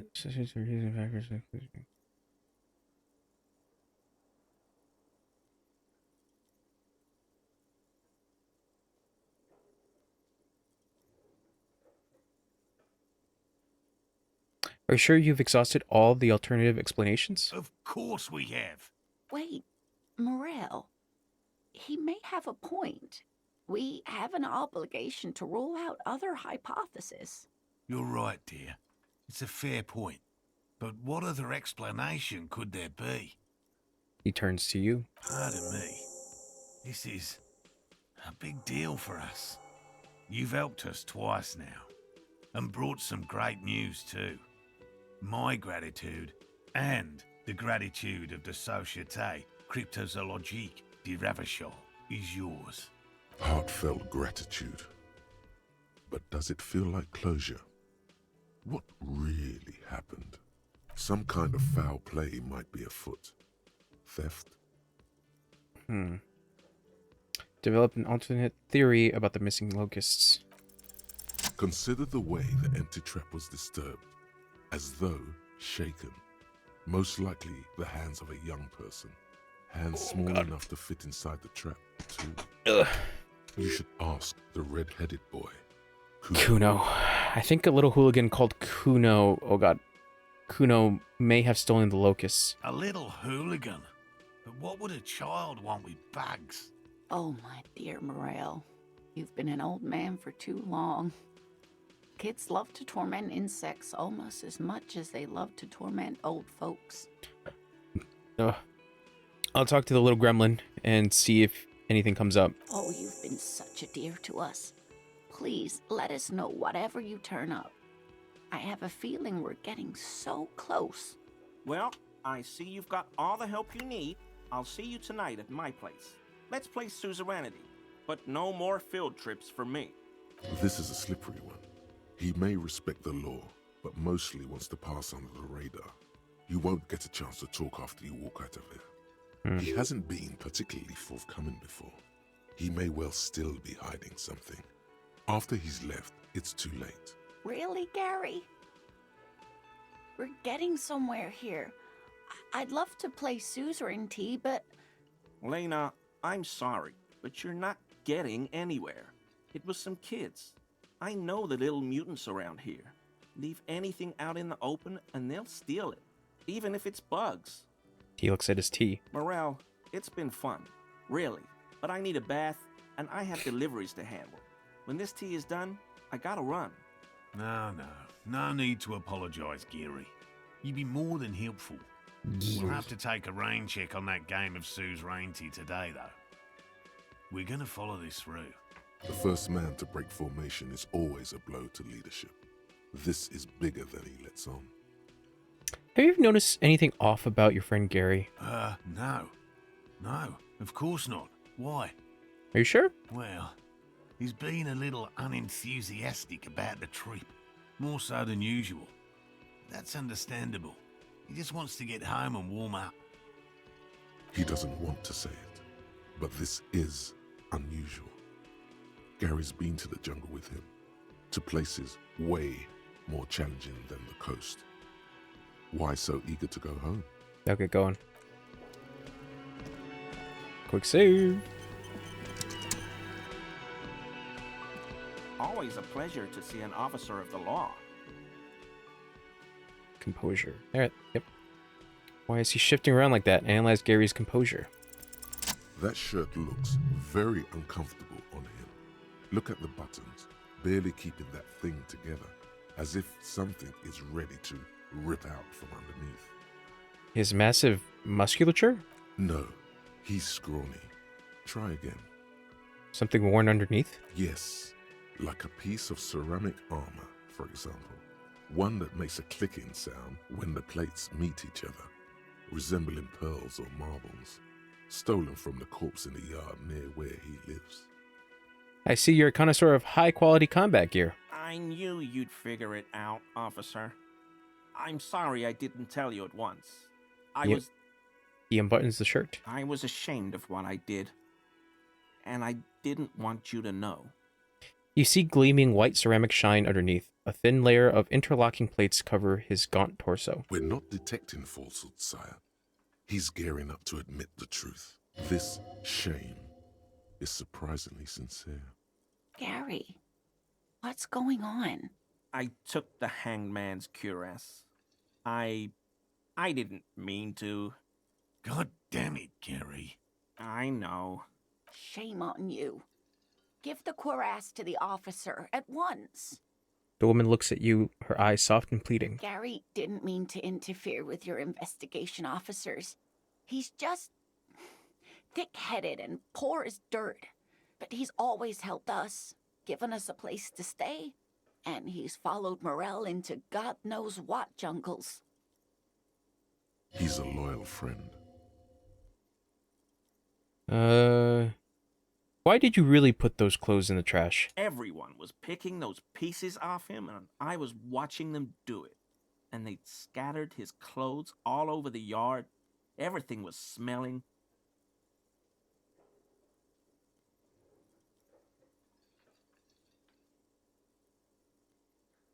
Okay.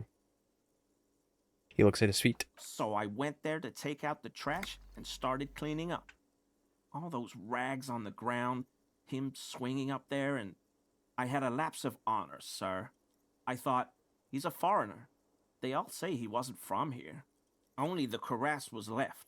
So I stripped it off him. It was early in the morning. No one saw me. I took it with me. It was a mistake. Had I known it'd give you guys trouble, I wouldn't have... Fuck. Why did you lie to me, Gary? Because I was weak. I should have told you the moment I saw you. But He's a scaredy cat. Do you know who killed the hanged man? I always thought it was the Union. But I sure as hell won't go around saying that anymore. You have my word. I don't know, and I won't be running my mouth on this subject anymore. This is all he knows. Give me that armor now. He sighs again, hangs his head, and unbuttons his shirt fully. A cuirass that matches the dead man's boots comes into view. Soon it is in your hands, smelling of his sweat. Are we done here, Gary? Yes, absolutely. I will never do anything like this again. I won't mess with Mr. Clare either. You have my word. Thank you for your cooperation. Alright. I have to talk to Kuno. The man ponders his cooking utensil. Never mind. Mystery man. Oh yeah, the cops. Again? I can't believe this. So you run. Yes? What? Goodbye. Nothing.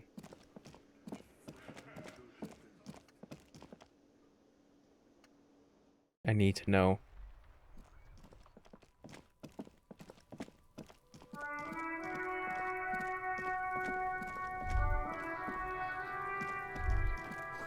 The logo of the municipality of Revachol.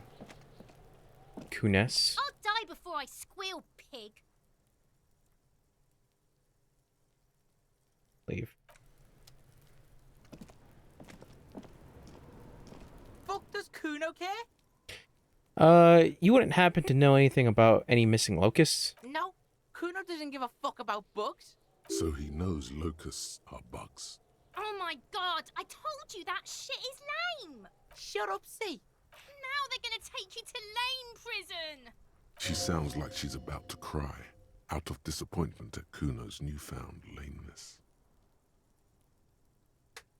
Well, now hold on. No one is lame here. Just tell me what happened. Deny everything, Kuno. You need to lawyer up. Kuno's not gonna say anything without his lawyer present. Lame. That rings some bells. Could this be connected to Night City, aka the City of Rage? Kuno, is this about Rage City? Oh god, Kuno, no! It's gonna happen now. They're gonna make you lame. Stop it, see. No one's gonna make anyone lame. Kuno's got this under control. There's definitely something going on here. You should check out Kuno's shack, the one with the pig's head. Okay, I'm off. Kuno doesn't. Gotta check your shack.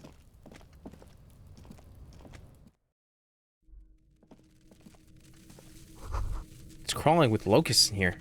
All around you, the hisses and chirps of locusts fill the musky air. The earthen floor of the shack has been shaped into mounds of mud, dotted with little holes for windows. Like skyscrapers, spires of dirt and sand rising. Accommodations for their insectoid inhabitants. Sounds like you found the locust, detective. What is this? Heaps of leaves are rotting among the mud-caked towers. Dozens of little locusts feed on them, buzzing away with vicious joy. Kuno has really outdone himself here. It's an ode to self-expression. It's the work of a self-taught visionary. I should go and ask him to stop then.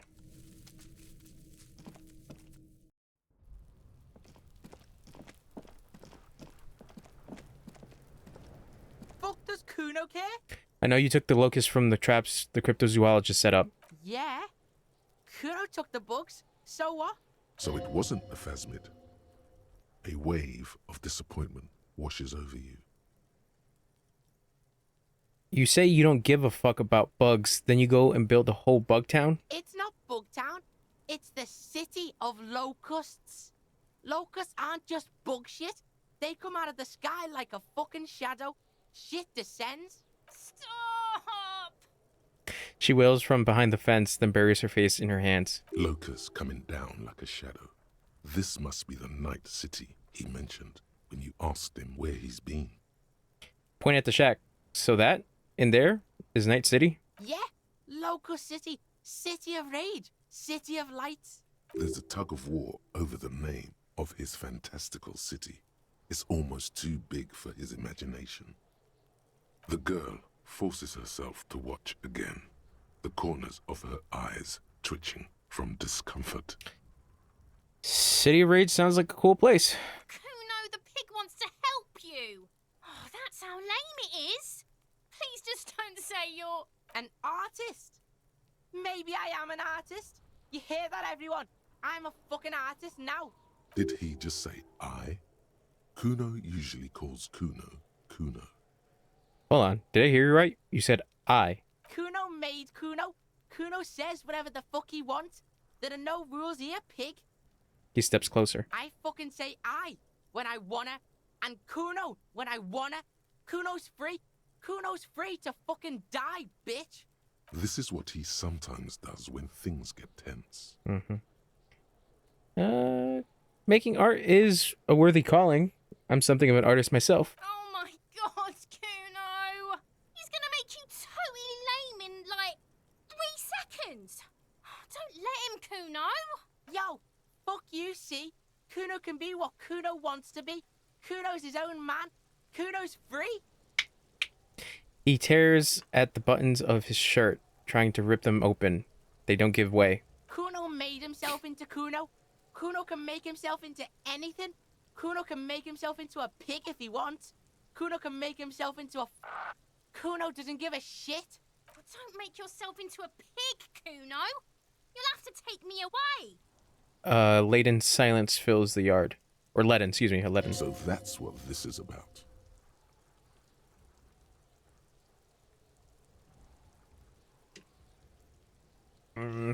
That depends on the choices you make, young girl. Without a word, she disappears entirely behind the fence.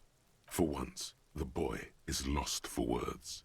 He turns completely red now, with splotches of white beginning to appear across his face. Use this momentary confusion to take control of the situation. You got him. Now convince him to leave the cryptozoologist's traps alone.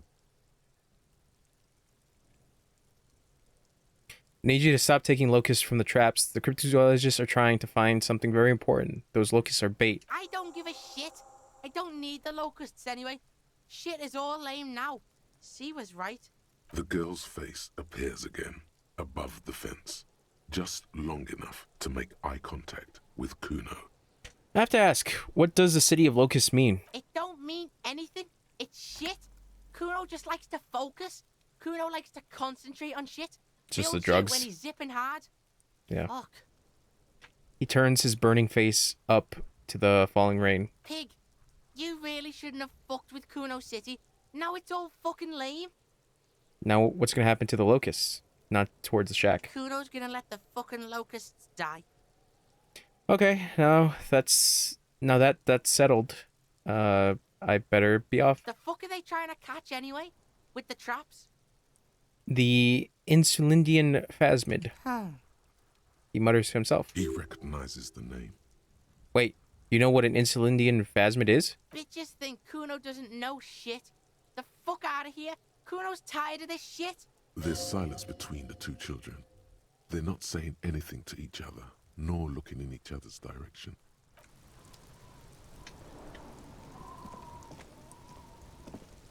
Kuno is like so fascinating.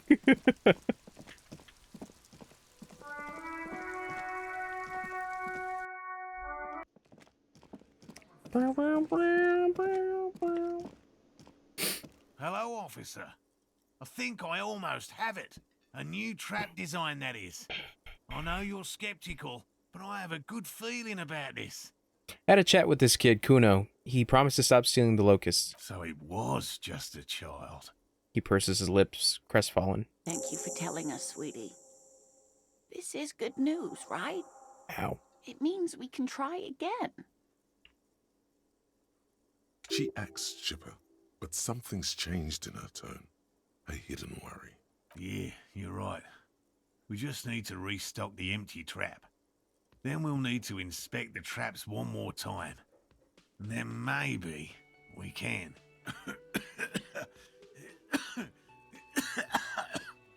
He has a 38-degree fever. His resilience has given way. Darling, I told you to take it easy. You're getting sick. Maybe it's time to go home. You're right, you're right. We can come back next season, when it's warmer. That's just something people tell themselves when they fail. There won't be a next season. Not for this. Find a phasmid or admit defeat, people.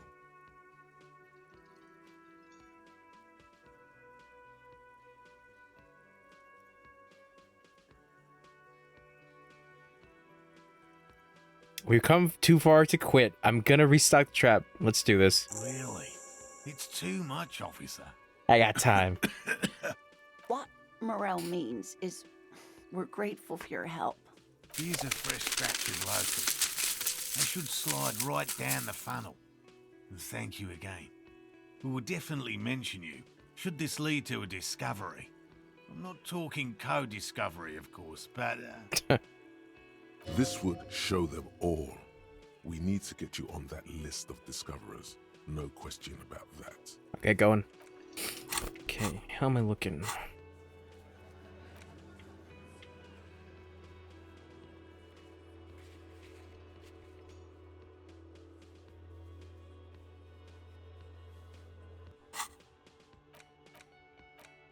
Probably should unlock one of these so I can get another...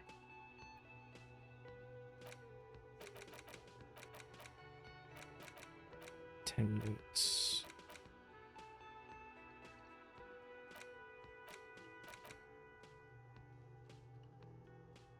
One more door.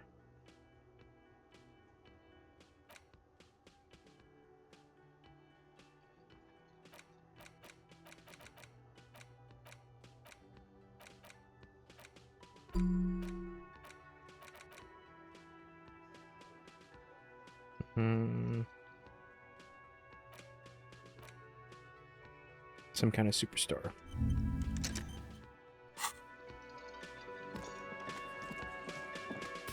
Okay.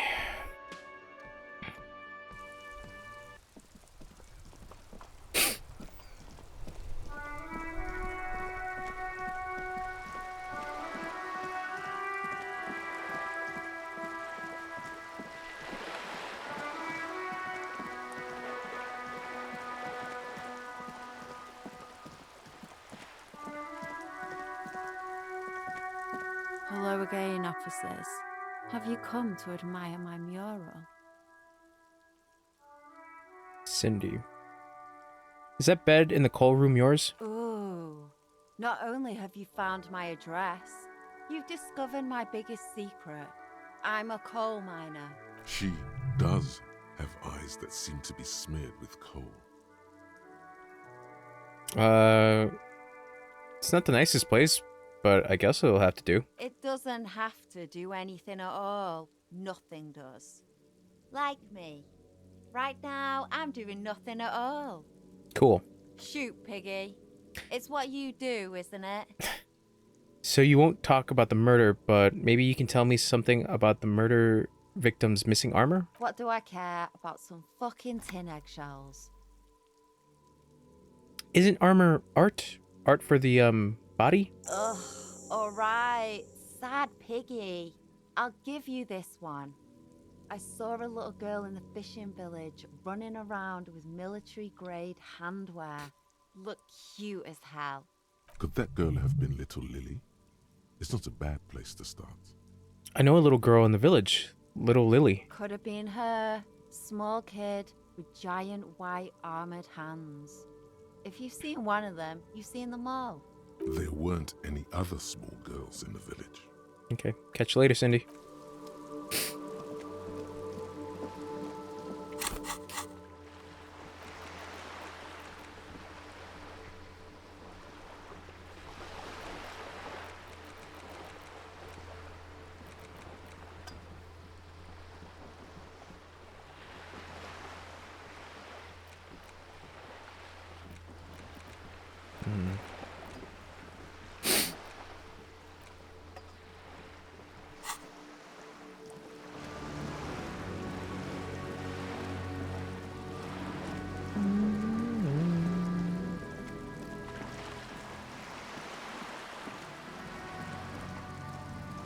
Nope. I don't know why I went here. This coin-operated viewer. Nope.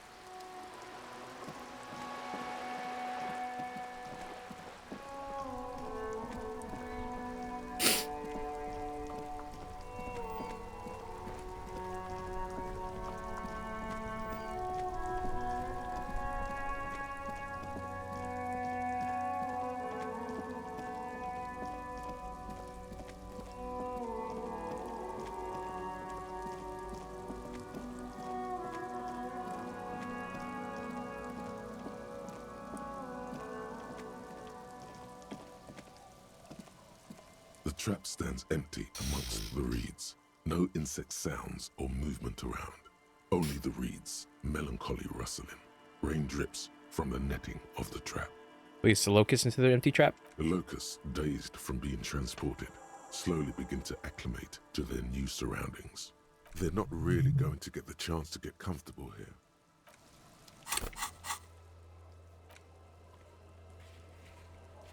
Okay.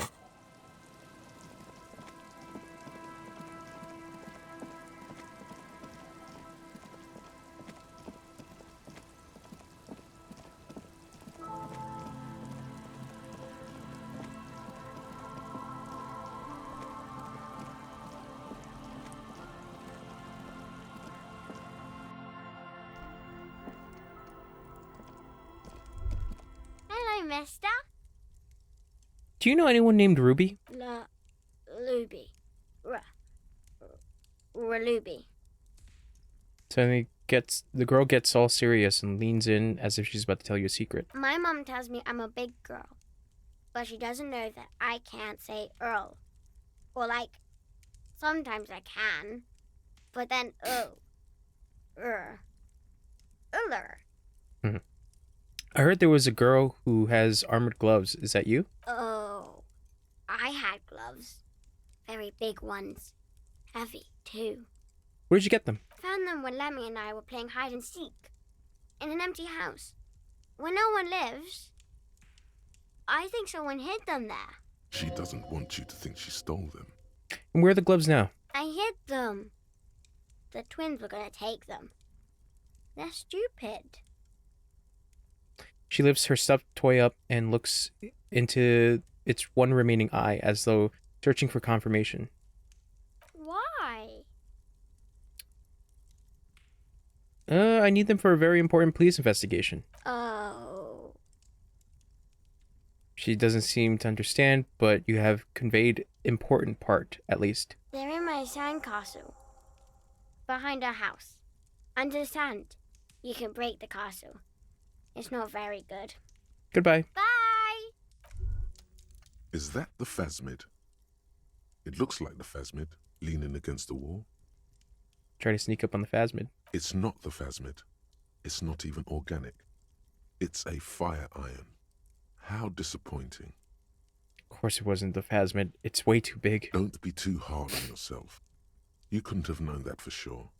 And besides, finding this phasmid is your special destiny. You can feel it. Give the dream of discovering the Insulindian phasmid a rest for now.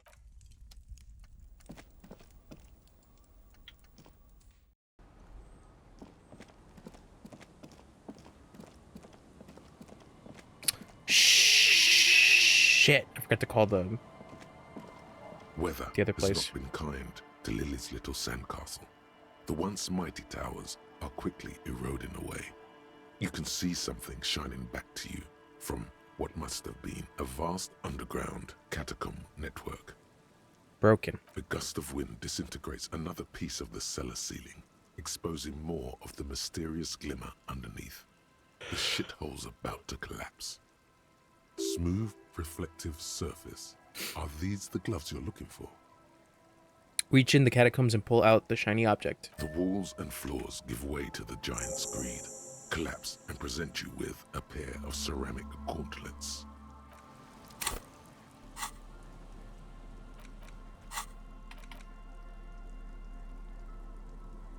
Interfacing? Hmm.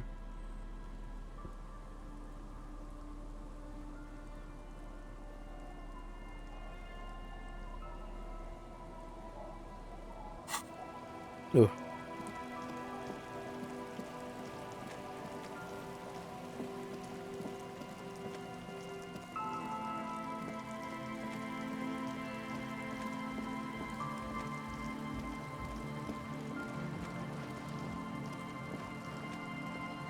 Hello again. Have you seen a red-haired woman around? No.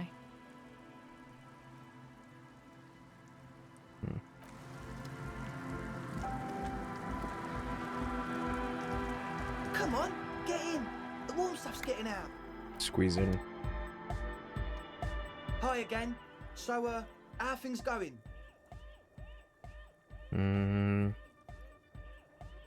Right. Maybe everything isn't quite as you've been told. Take a moment to analyze. A number of things don't add up. Let's take a look. How about gather around, kids? Okay, kids, now gather around. The young speed freak puts down a busted capacitor and looks at you. The one with the large head seems very enthusiastic about whatever you have planned. Their would-be leader is less amused. Sometime in the past, I'm not sure when and where, but betrayal was involved. I fell sick and became the shadow you see now. But before that, I have reason to believe I was a police detective. But you still are.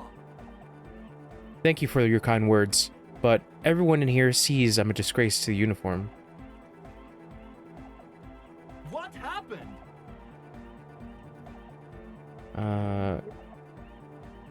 I did it.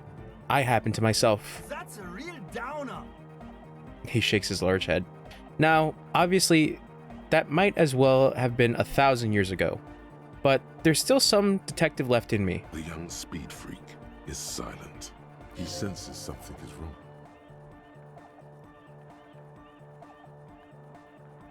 This isn't the making of a club. It's a tent full of laboratory equipment for manufacturing drugs. I have no idea how you arrived at that conclusion, but it's wrong. Look, we even have speakers. He points at the speakers. One speaker. They have one speaker. Where's his friend? Did he lose his friend? What do you mean, friend? The other speaker. You only have one. It's a one-speaker system. It's monodynamic. You wouldn't know the first thing about sound reproduction in anodic music. Other speaker. This may be the brain damage talking, but you've definitely never heard of monodynamic or one-speaker systems. That Nosafed is here for its active ingredient. He said it was for his nose. What more do you want? Likely pseudoephedrine. Almost exactly the shape of ephedrine. Ephedrine makes you happy, and so does pseudoephedrine. The ether in the air, a useful solvent. Good for getting acting agent. Yeah, good for getting acting agent out of a solution. Make up your mind. First it's the sweat, Then it's the ether. There is no need for me to pile on any more, is there? No shit. He sounds tired. Suna hinted that there's something else going on, that I'm being naive. Actually, in short, you tried to use a police detective to set up a drug lab. Come on, that's... Against the law? I meant to say, not true. Suna hinted that there is something else going on, that I'm being naive. Hey man, who knows what she's on about? I get it. She doesn't want us in the church. She's got something against us. Who doesn't like to dance? She doesn't like to dance. You're sober. Was it hard for you to keep sober for this meeting? We don't need drugs to be hardcore. Shut the fuck up, Egg. Maybe not today, Egg. But you need drugs to get through the days when you're not expecting me. Climb down from the equestrian monument, cop man. Consciousness is new to the universe. We all have our ways to ease the shock. Bottom line is, I know. What exactly is it you know? So what are we gonna do with you? What do you mean? There's resignation in his voice. Damn, sorry. He's almost ready to drop the act. It wouldn't take a lot of pushing. The optimal way to go about this would be indifference. It begins by you telling him you don't care about any of this.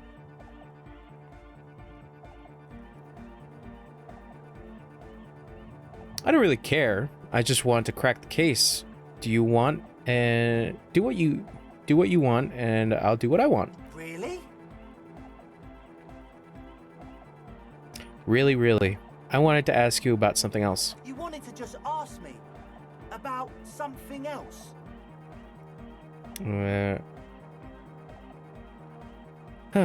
Or you can tell me the plan for the church really was. He thinks for a moment, then opens his mouth, but closes it again. Then finally raises his hands. Things are just way too hard for an entrepreneur in this city. It's not like we're not going to turn the church into the wickedest club in East Reversholt. Because we are! We totally are! We just got to turn it into a speed lab first. You know, to get our foot in the door. And why did you need me? Like I told you, spooky arseholes moved in while I was getting all this stuff together. A month ago, the place was empty, and now it's all spooked up. They're not really spooky, are they? No, man. They're spooky, all right. It's just that they would also probably call the police if we started cooking speed in there. But the sign was way off, too. I couldn't feel the love at all. So, what now? This is it. Judgment time.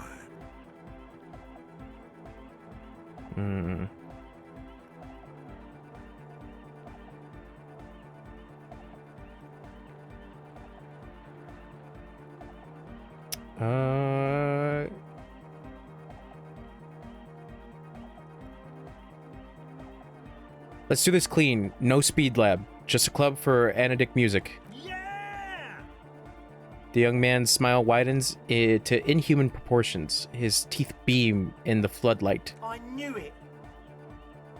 The would-be leader drops his spiked head between his knees. It's impossible now.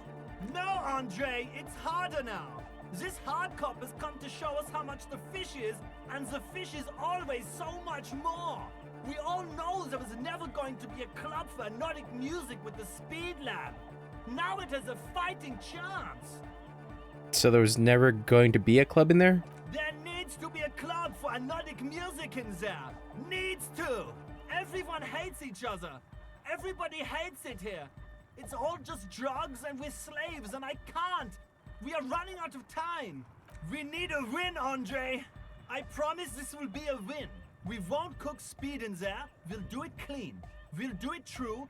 We'll do it sober and real and beautiful. This will be a victory for the light. I kind of like Egghead. Right.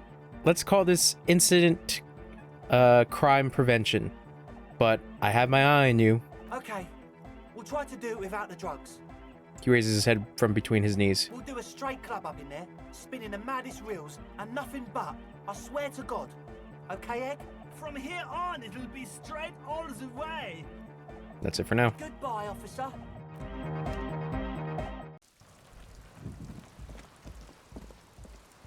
Hello again.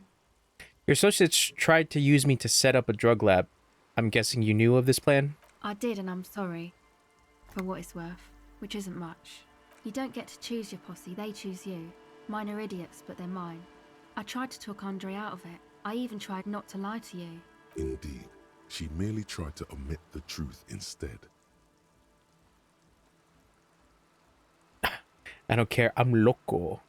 I just wanted you to know that I know about your plan. Okay, but I still regret it. I should have been able to control them. I'm loco. And I will in the future. I promise. May I ask? What did you tell them? Do what you will with your dance club plans. Just no drug labs, please. Thank you. I'll get them under wraps, I promise. Let's say, how's my thing coming up? Still going. 36 minutes.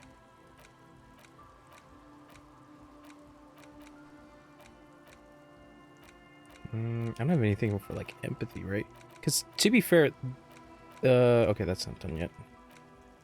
Motorics are good. Endurance. Encyclopedia. Logic.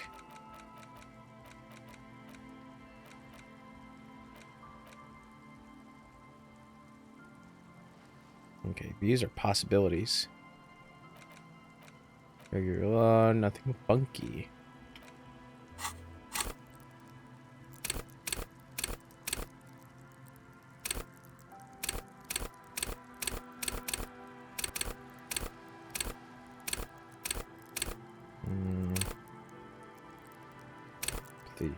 I'm gonna save some points in case I have to go against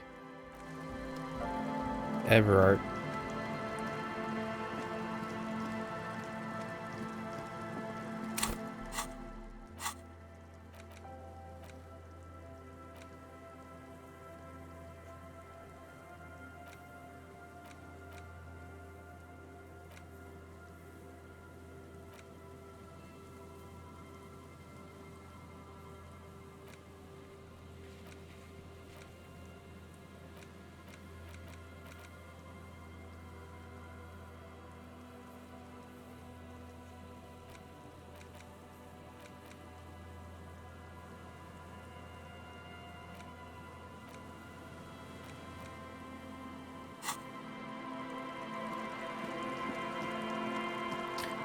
To check the boardwalk, but I'm a little confused.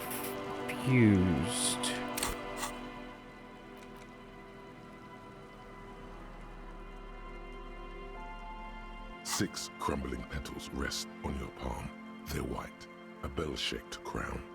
Somewhere in central Jamrock, Lieutenant Kitsuragi steps into the public library. Rows of shelves pass on either side. You feel he should be here for this, for in-depth flower analysis. Okay. Fractured bullet, RCM. The bullet is safely sealed away in a plastic bag bearing the RCM stamp. Kim has filled out the label on the bag with the item number, case number, and date and location the bullet was found. Beside his orderly handwriting, the bullet looks especially sad, like a tiny, shriveled head of cauliflower. What do I do with you, Bullet? The squished little thing has no idea. I know. You should find the gun that shot this bullet. Find the gun that shot it. That sounds like something a police detective would do. First, you should learn all you can about this little guy. Then find the gun that shot it and the person that gun belongs to. He used it to kill your victim. Neato. Feel the bullet through the bag. The squashed bullet has some sharp edges where the jacket has split open. It feels cold, even through the bag. You wouldn't ordinarily have cause to handle jacketed bullets. The citizens' militia uses cast bullets only. Little pebbles of metal loaded from the muzzle, usually in a cartridge. Inspect the bullet closer. The jacket of the bullet is made of a yellowish metal. It has blossomed out to reveal a dark grey core. The base of the bullet is close to 5 millimeters in diameter. Look at the jacket. You can just about make out a few striations near the base of the bullet. Little hairlines, linear. It feels standard. And the core? It's quite destroyed. Some of the fragments are still lodged in the wound. Far away, Lieutenant Kitsuragi is flipping through stations in his Kanima. He is not here examining the bullet with you. He should be. He would find this very intriguing. Mention it to him later when he's here. The bullet has nothing more to say.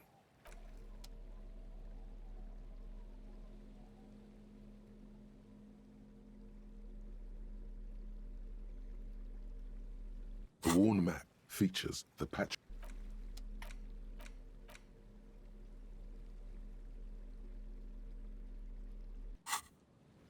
Okay, what do I got? If I say it's late, so I don't think I'm gonna be able to talk to Everett.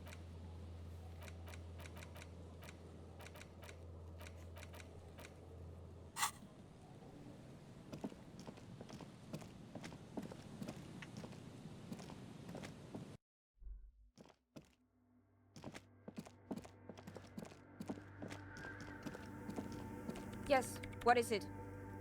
Have you seen anyone suspicious, say a woman named Ruby? What? No, no one's suspicious around here. She has not seen her, sire. 'Tis true. Right.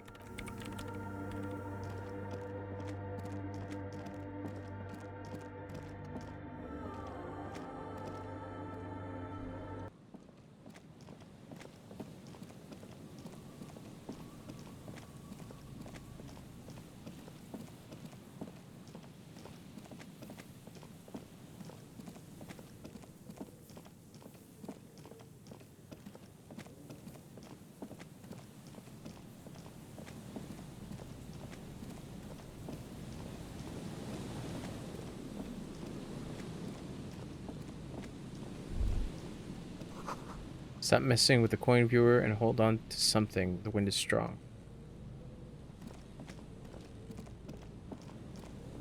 Looking around, looking around.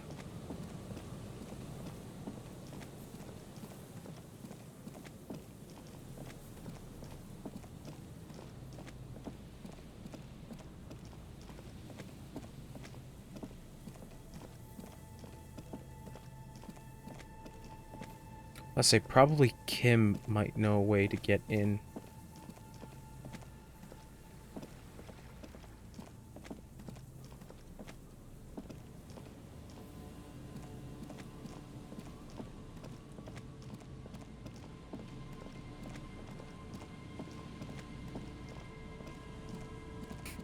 All right.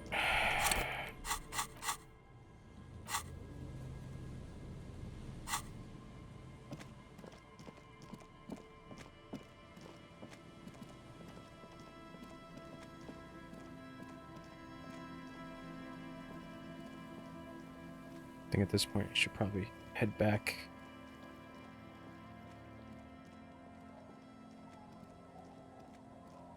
While we do some talking with Katarzyna.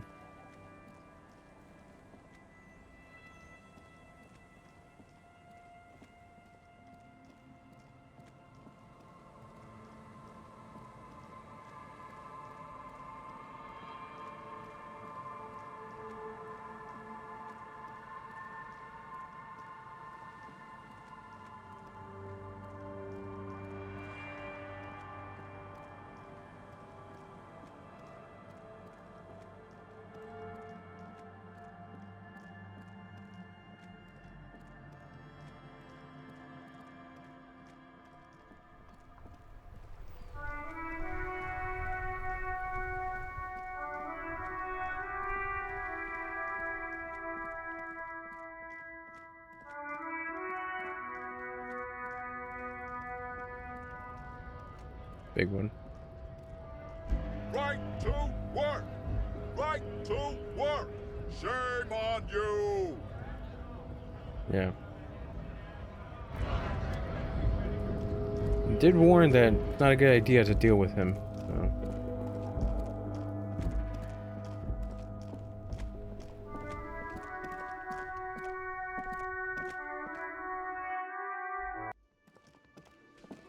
Hmm.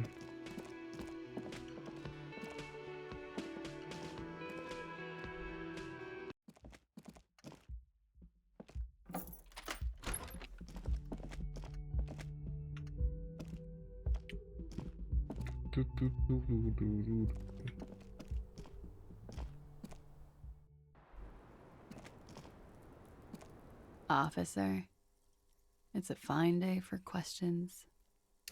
I found your buoy. It was empty, just seawater. Oh, Did you take the documents? no, of course not. As I said, it would have been too risky for me to use those documents anyway. My employer gave them to me. In truth, I should have destroyed them. She doesn't seem to be lying. She's genuinely spooked by their disappearance. Perhaps the people who are after you took it? They couldn't know where I put it. I'm absolutely sure I was not followed. And I've told no one but you. You mentioned seawater? I was worried I'd been too careless with the latch. The documents were probably just washed away. The words, washed away, sound distant and strange suddenly. Somewhere far away, a dog barks. Let's get back to the lies you told. Lies? Yes, we demand she be punished for deceiving us. She slowly lights another cigarette and steadies her breath. As if... Return to dad.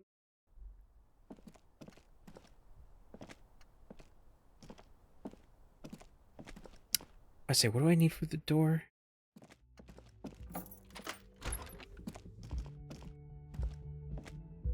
It was a physical instrument, I think.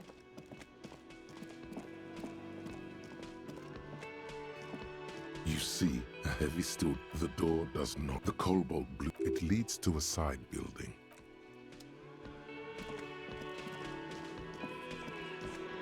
Okay, what else I got?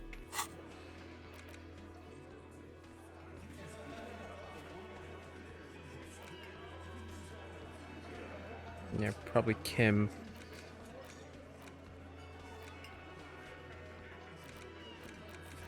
Special borscht.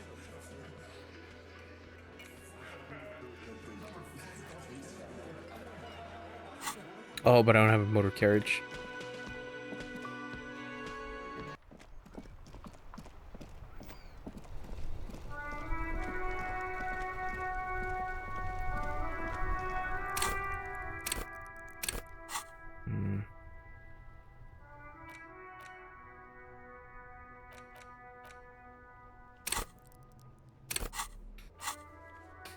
What else I got?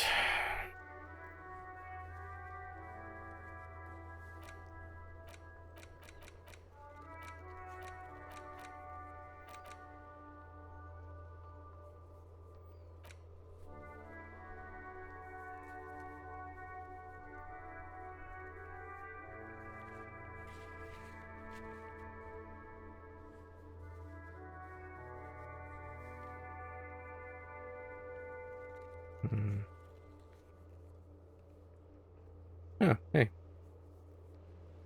We can fast travel.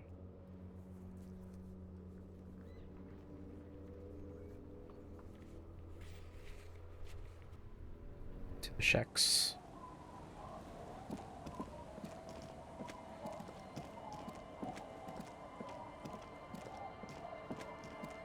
You know what? I don't think I've talked to the boys. The scruffy-haired little boy kicks a stone while the other watches him do it. Never mind. I'm not gonna ask him a question. Oh, shit. Are they still there? Because I have to give them the update about the...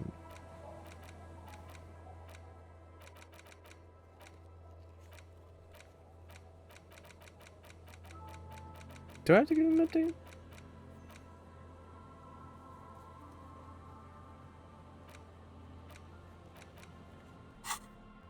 I think so. Before ballistic analysis on the bullet. I gotta wait for Kim though.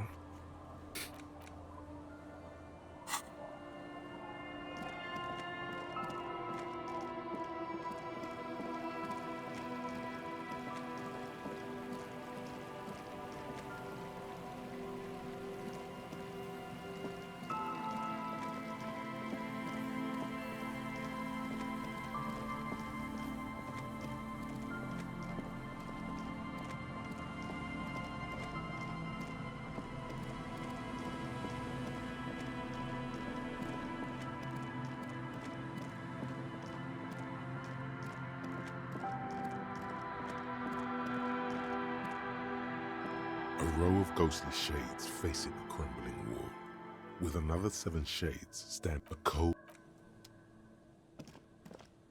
There's really nothing else here.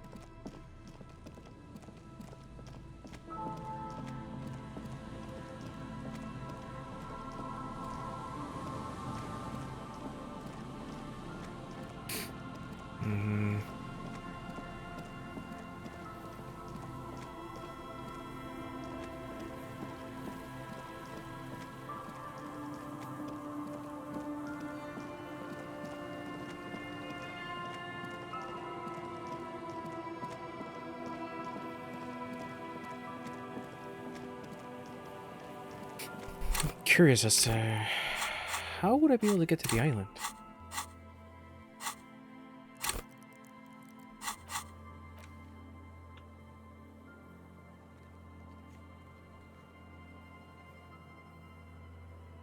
Seems like I would have to take a boat there.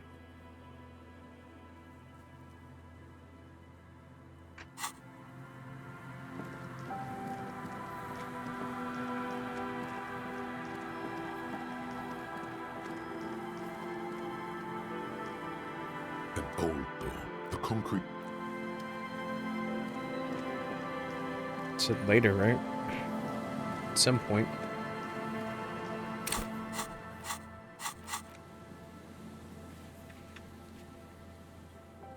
Damn.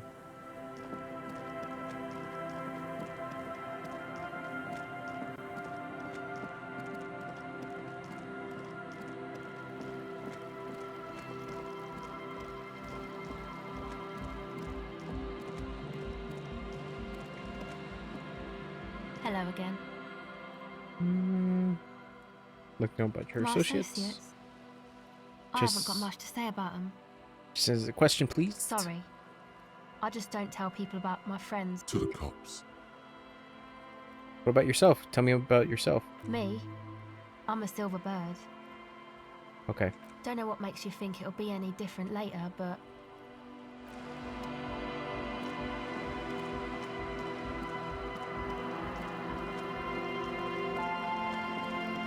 Joyce's boat is there.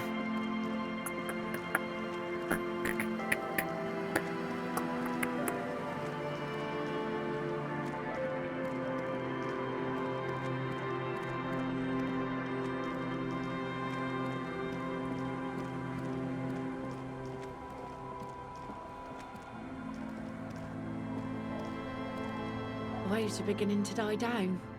Look at those little bastards. Simmer down. Simmer down, bastards. That's my motor carriage in the vehicle over there. Oh. That's good to know, I guess. Why is it in the sea? I got drunk and apparently drove it into the sea. This calls for a funeral, if you ask me.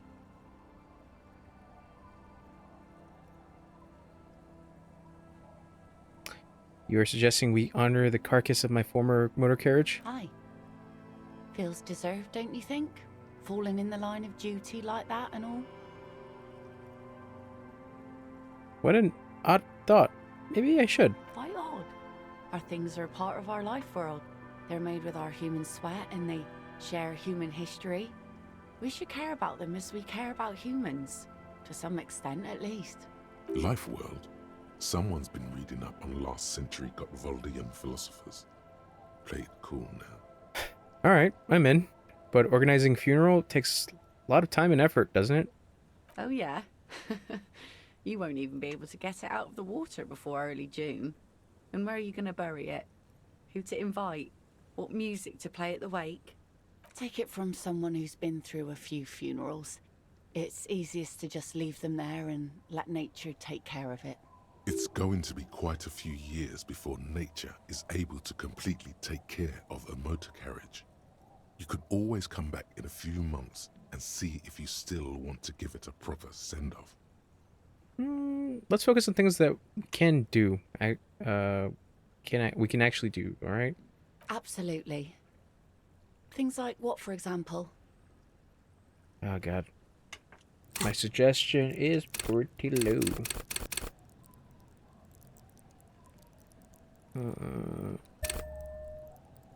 Yeah. Let's see good right now. I'll make a save. Quick save. The waves are beginning to die down. Look at those little bastards. She needs to go on a date with another Simmer drunk. down. Badly. Simmer down. Oh, yes, she does. You need to get your drink on. There is no other way for human beings to procreate. Not after 6,000 years of yeast cultivation-based mating rituals. Oh, God. The failure makes it worse. I want to be close to you, and there's but one way to intimacy. Alcohol makes closeness possible. Let's connect. Alcohol? Connect? I'm not sure I'm following you. Get hammered with me on a date. Drunk date. It'll be nice, I promise. That's a good impression. You really cracked me up, officer. Now, how can I help you? She doesn't even understand you asked her out. Perhaps you're too sober to pull it off right now. Try again later. You seen you. I tried. I thought my chances were good. Alright, you know, I'm gonna head over to the other side, see if Lena and Morel are still there. So yeah, there are some big time things that I need Kim here for. So we talk about the bullet, and then on top of that, talk about the mural.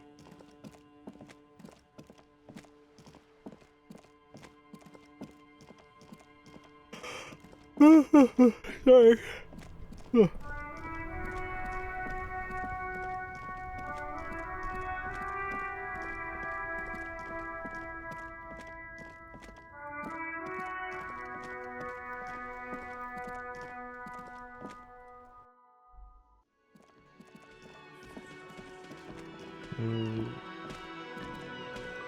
Hello, dear.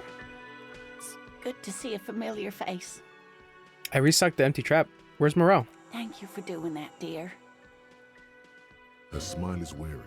Her earlier ebullience has left her. Morel still isn't feeling well.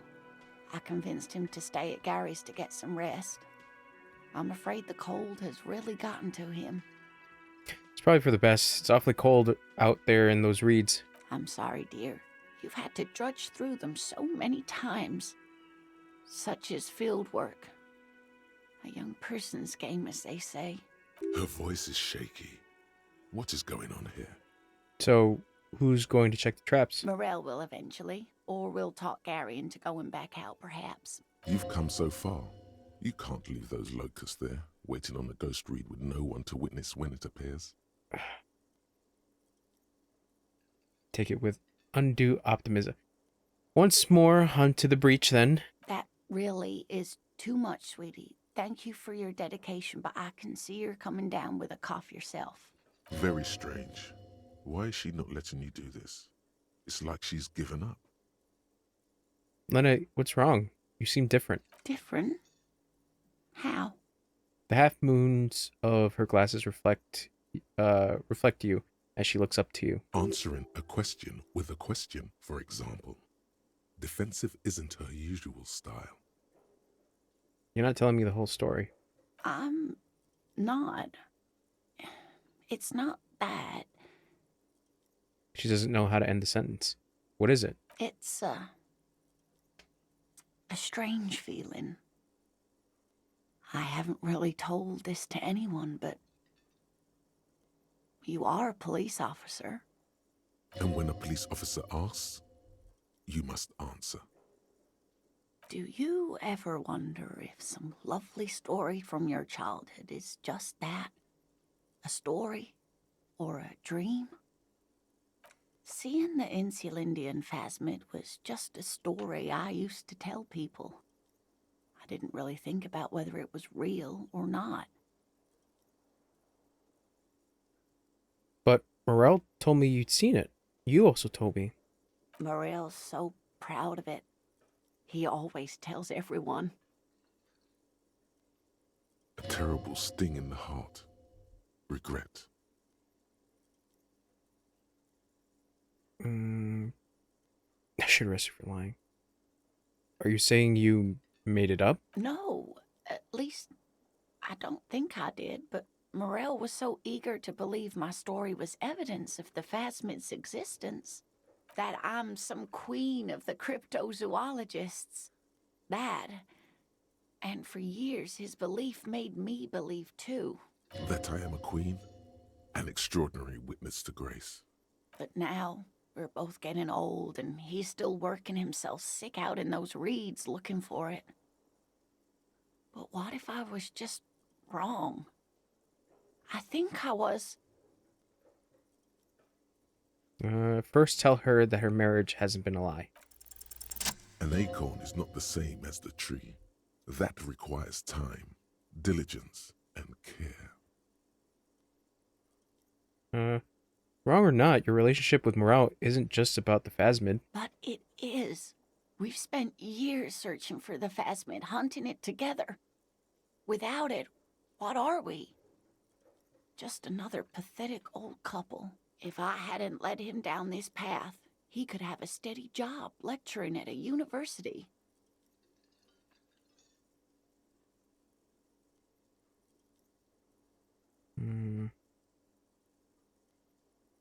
Morel hated lecturing. You convinced him to do something real in this world. But if the dream comes to naught, what good is it?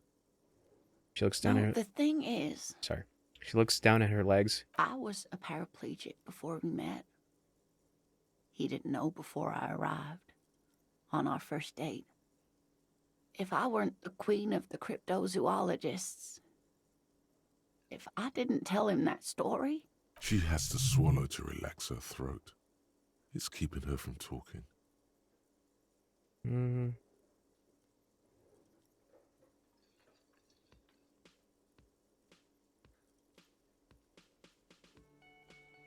He'd still be into you.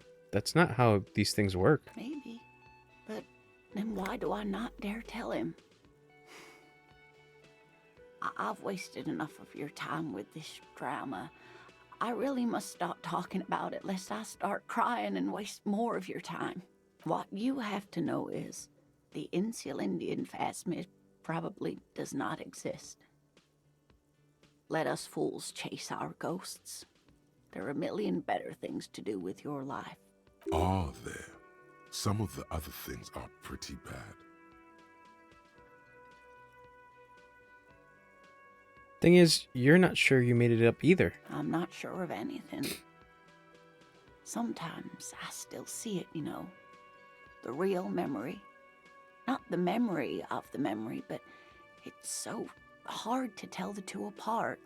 Rising, unfolding from the reeds on a hot summer's day, like a benevolent god. Either way, I should go. Poor Morel is running a fever, and I need to get him home to Jamrock before we overstay our welcome with Gary. Are you sure you don't need help getting to Gary's? Oh no, thank you, but I can get there on my own. This old thing is gas-powered. And then a taxi home. It's not so bad. You do that. I'll check the traps one more time. Oh, sweetie. Please don't get stuck on a dream. Take it from me and Morel. Can I have your address, just in case there's news? Okay. It's 1113 Tabernacle Road. Jamrock, but... A sigh. She doesn't think you'll need it.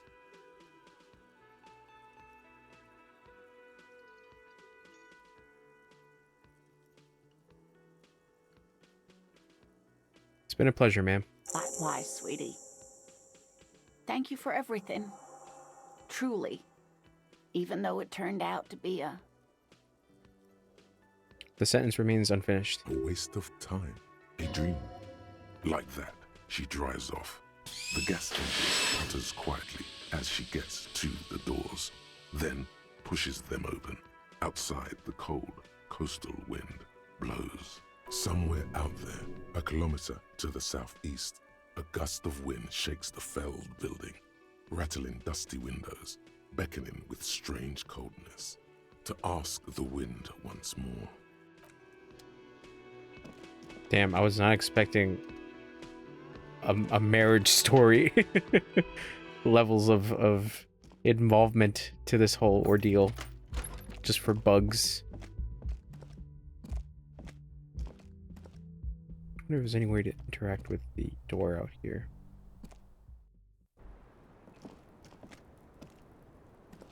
The same small, heavy door. Physical instrument.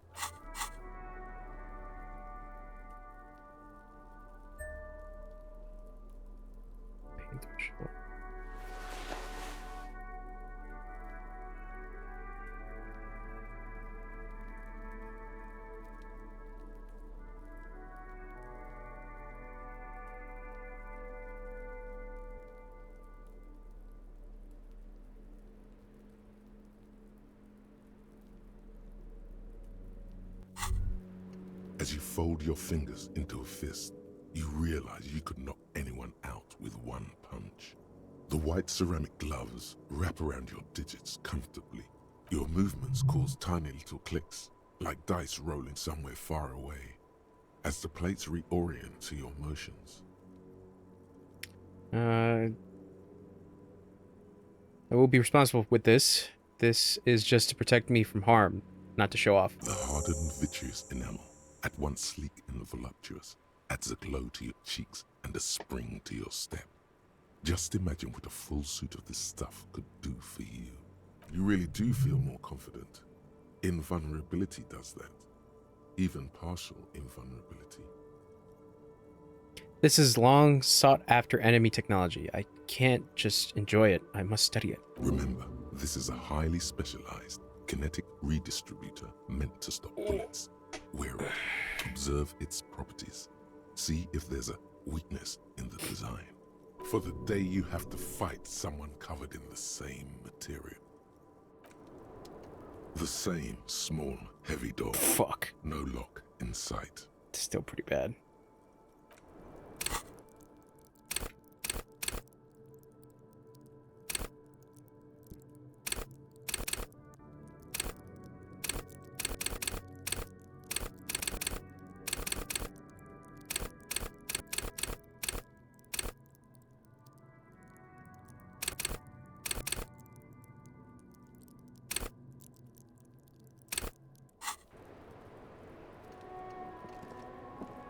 The same We small, ball. heavy door.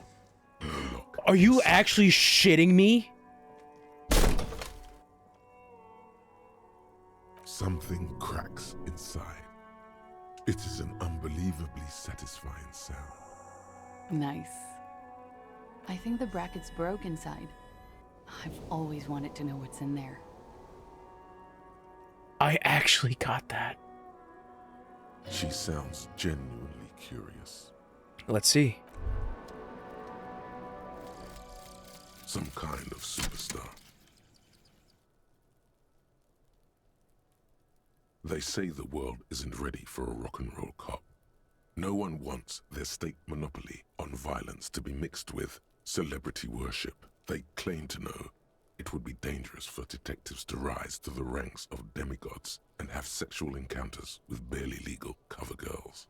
It would be insane, they say. To all this, you say, fuck off and die, in a cool voice. You people have no idea how good these cops are gonna get. They're gonna crack 20 cases a day. In the future, Cops will be like astrophysicists, or prime ministers, or prophets. And you're the first one. So, price of self-delusion. Learning cap for visual calculus raised to 6. Learning cap for suggestion raised to 6. Electrochemistry 6. And then composure raised to 6. Interesting. I can't fucking believe it.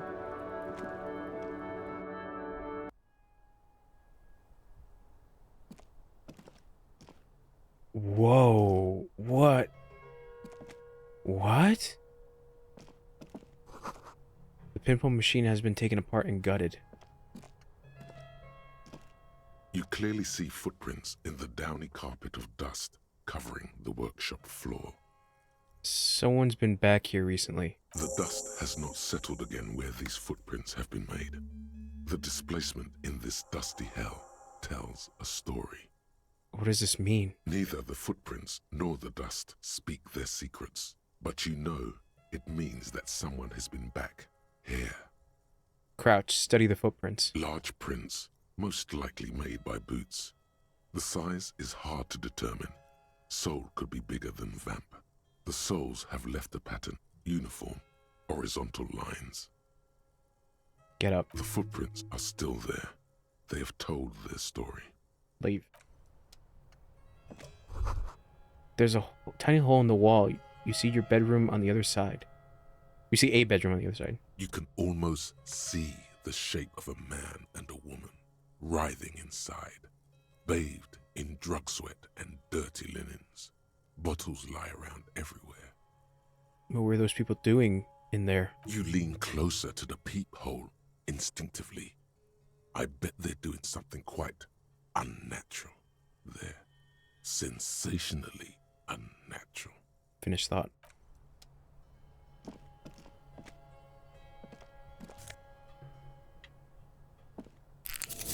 Oh, I didn't mean to do that. Pinball maker's coat. Box of tools and replacement parts line the shelves. Small windows taped shut with black plastic. You can see outside. You can't see outside, excuse me.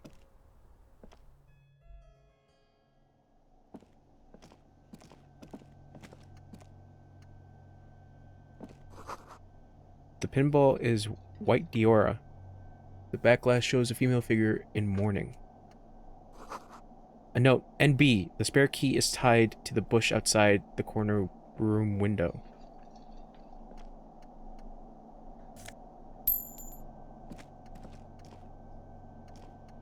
Corner room window. Over there, in the corner. The pinball machine? Not just any pinball machine. This is the pinnacle of pinball. Cornelius Gordy and the Mountain Goats. It's lit. You can't wait to get your hands on it. Lit, a phrase almost synonymous with the Insulindian pinball scene. Any pinball scene, really. Let's take a closer look. Pull out the machine. Cornelius Gordy and the Mountain Goats reads the golden lettering on top of the back box. There's a small column of text underneath. The machine is coin-operated.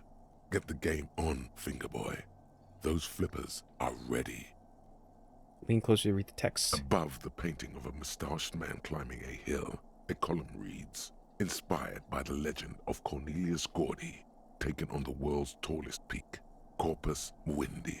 The Mesk legend holds that when the nation is in danger, heroic Gordy shall return and save his people. Inspect the playing field. The theme of the game is to explore Gordy's climb through the perspective of goats and to ascend to the top of the mountain in a time of trouble. The peak of the mountain is at the top of the playfield. All the balls have small goat icons on them and represent the goats as they race up and down the mountain. That's kind of cute. Areas around the playfield represent Gordy's climb, places he was said to have camped, which the goats can discover. Get them to the summit. What's with all the goats? Indeed. Think of them as balls. Insert coin. It takes a while to get into a rhythm, but pretty soon you're able to keep 3 goat-faced balls in play with relative ease. Go, go, finger boy. I'm pretty good at this. Your game is definitely improving. The jolly goats are flying all over the board, and although a few plummet to their deaths, you're never left with less than 3. Suddenly, a special passage leading to the summit slides open at the top of the board. This is where the balls need to go. Concentrate and aim for the narrow passage. Maneuvering a goat ball into a position for a perfect hit isn't easy. More fall to their deaths. But finally, the opportunity presents itself. One of them gets through. The words "Pale Rupture" light up on the speaker panel, and the machine starts filling with a thick, milky fog. Something's happening. There's so much fog, you can barely see anything. Some is actually leaking out of the machine, and one by one, your goats start slipping, disappearing into the milky nothingness. This can be navigated. The balls leave almost imperceptible disruptions in the fog. Use them to calculate where they hit next. You're down to your last goat, going mostly by sound. Eyes are useless at this point, but that goat is something special. 5 times you snatch him back from the jaws of death. Damn.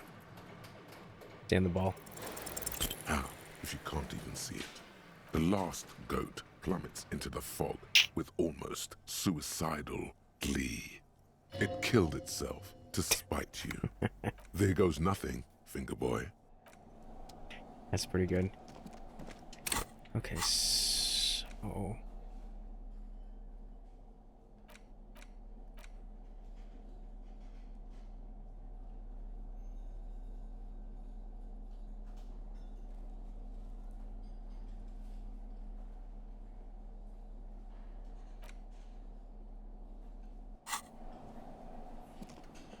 You see a heavy steel door with the door does the cobalt blue, old cobalt paint, rough on the fingers. 40, 50 years since this was painted, maybe. It leads to a side building, adjacent to this. So there is a possibility that somebody got in here. This small elevator is dimly lit by a bulb that's been glowing for ages. The latticed cage is open, inviting you to step inside. Look in. Smells of nougat and sweat. Your head brushes up against the ceiling. There is a control panel to your right, and just enough room for 2 people to fit in. The maintenance card under the control panel reads, Last maintenance, 10th July, 88. This elevator must have been used to transport pinball machines to and from the upstairs workshop. Look at the elevator controls. There are large rectangular buttons, monter, descend, and an international call for emergency assistance. That third one appears to be broken. A small steel plaque reads Halter 800. Halter is a Koningsteiner lift company who went out of business a long, long time ago. Would a pinball machine really fit in here? Just about. If tilted precisely, for a small elevator, this one is surprisingly nice. The ancient golden bulb gutters in the dark. What were you used for, elevator? The deep scratches on the floor suggest it was used as a freight elevator for transporting heavy machinery and one man. Close the doors and go up.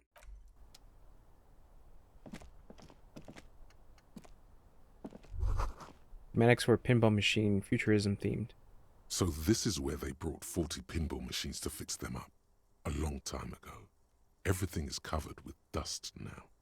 Looks like they gave up on fixing the pinball machines at some point. Yes, pinball hasn't enjoyed a heyday for 15 or 20 years. Unfortunate. I like pinball. This used to be a pinball workshop? Yes, Martinez North 22 used to be a pinball arcade. A creak. Some dust falls off a shelf, and it has been forgotten. Now there is only one working machine in the main hall. The rest is lost to dust. Remember the dice maker? Then that means... Whirling Rags was once the East Delta Pinball Arcade. This is all left over from that. As the dice maker said, yes, it all fits. Not that it has anything to do with the case, but it is a nice connection. But then it went bankrupt. Your skin crawls from making the connection. Could this mean the Whirling in Rags really is part of the doomed commercial area? Yes, it would mean that. And God would not like that. He should probably be made aware that his establishment is part of the neighborhood ghost story. Finished thought. You clearly see footprints. But that's things. This kind of connects.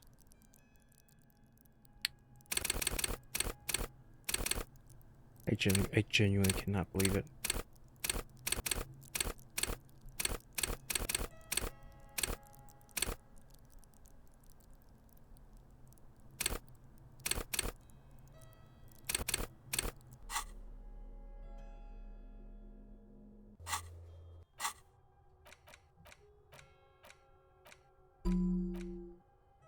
What can I...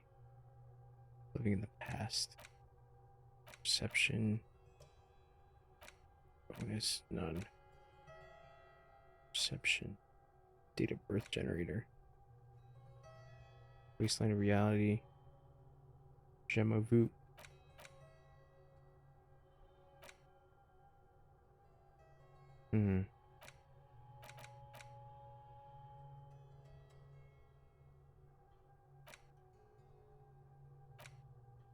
Fairweather T500.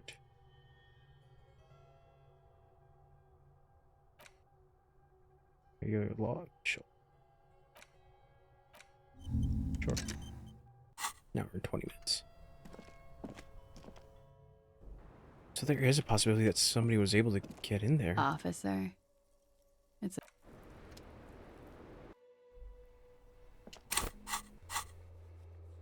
To also...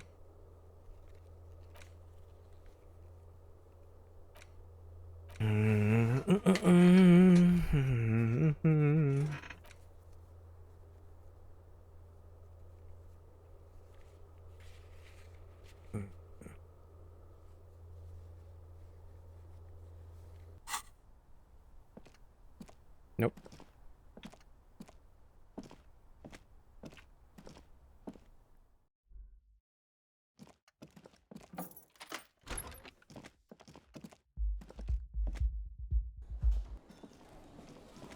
Tell Gart.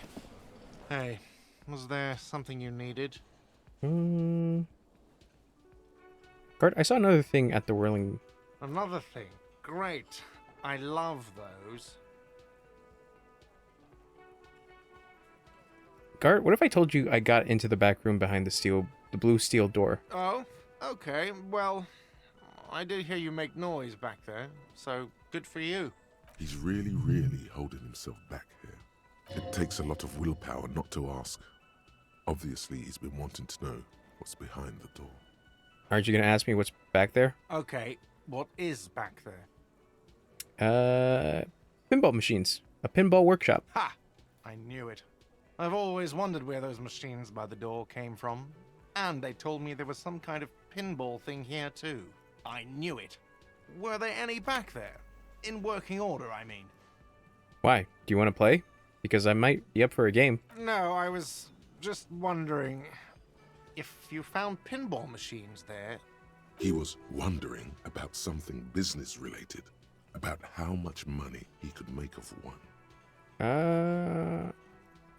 Think of turning this place back into a pinball arcade? No, but we could diversify the entertainment options, seeing as you've opened the door back there. The machine we have in the corner now is broken. It wouldn't hurt to get a little life in here, other than the hellish karaoke machine. That one's always causing trouble. Yeah, those numbers he's adding up must be making good sense to him right now.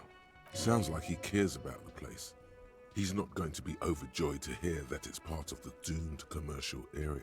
He should still know. You have to be forewarned about these things. I have to warn you, I may have discovered that the Whirling is part of the doomed commercial area. What? Why would you say that? We're at a completely different address from that whole thing. So he knows of the doomed commercial area and its address. The whirling is He's listed. thought about this. Sorry. The whirling is listed on the intercom outside as one of the businesses in Building B. You should get your wiring fixed. I tried to call and couldn't reach you. I've been working here for a long time, and that intercom has never been used by the whirling. The whirling was once the East Delta Pinball Arcade, but it failed. It's only a matter of time before the whirling fails too.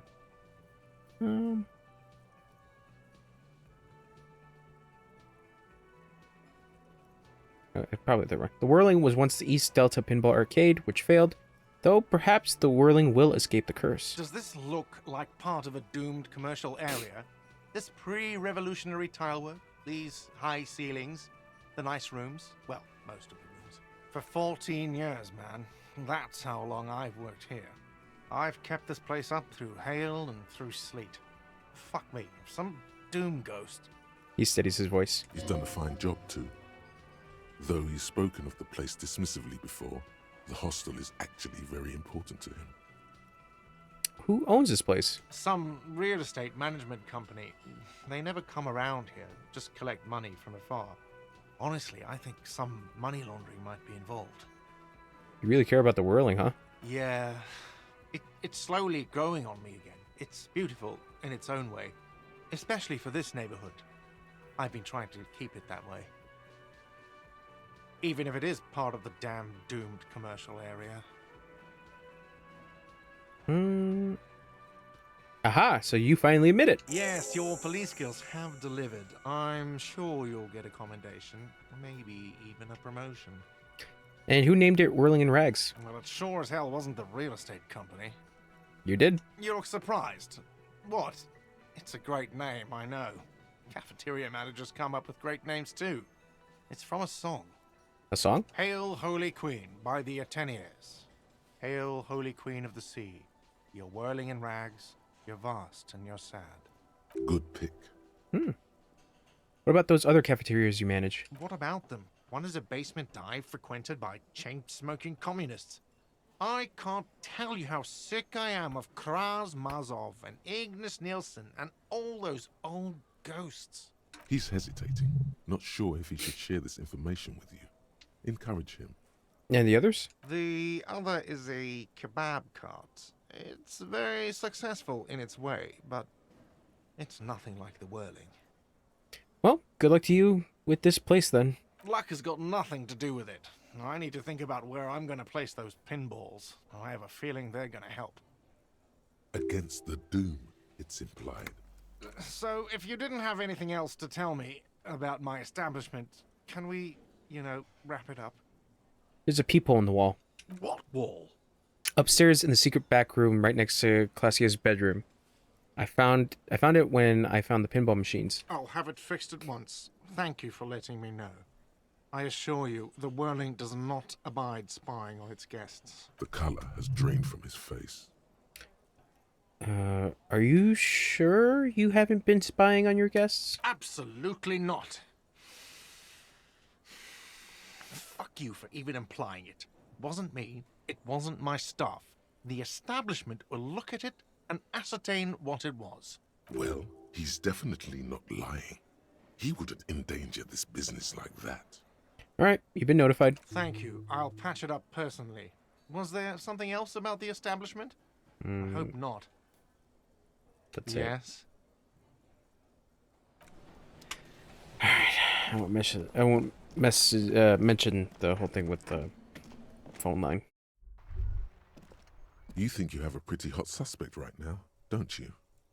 That ruby of yours? Yeah, and? Notice how it came together without casting too much suspicion on Clasia.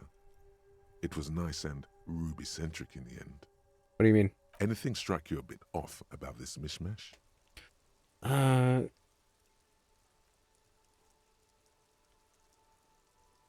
So far, no one has mentioned hearing the shot. Notice how this hasn't come up at all. Even Hardy and his boys didn't mention it. Neither did you. Well, the bullet didn't have to come from the roof. It could have come from anywhere on the coast. Absolutely. It could have come from anywhere. But you're suddenly so certain it came from the roof behind the window. I'm done about this thought. That's right. Finish thought. Just finish it and conveniently go on. She's watching you leave right now. You know that. Free as a bird on that roof. Lighting up a cigarette and thinking, am I glad Ruby's in this shit and not me? Don't listen to this guy. The theory was solid. He's just jealous. Move on. It's no use harassing her further.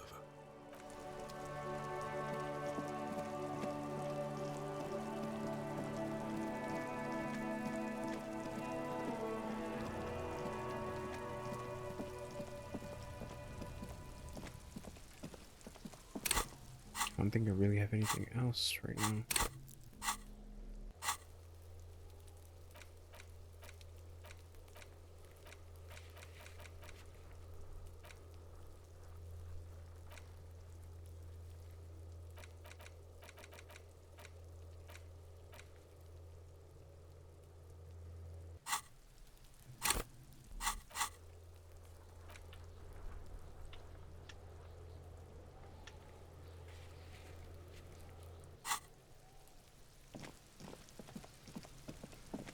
Hmm.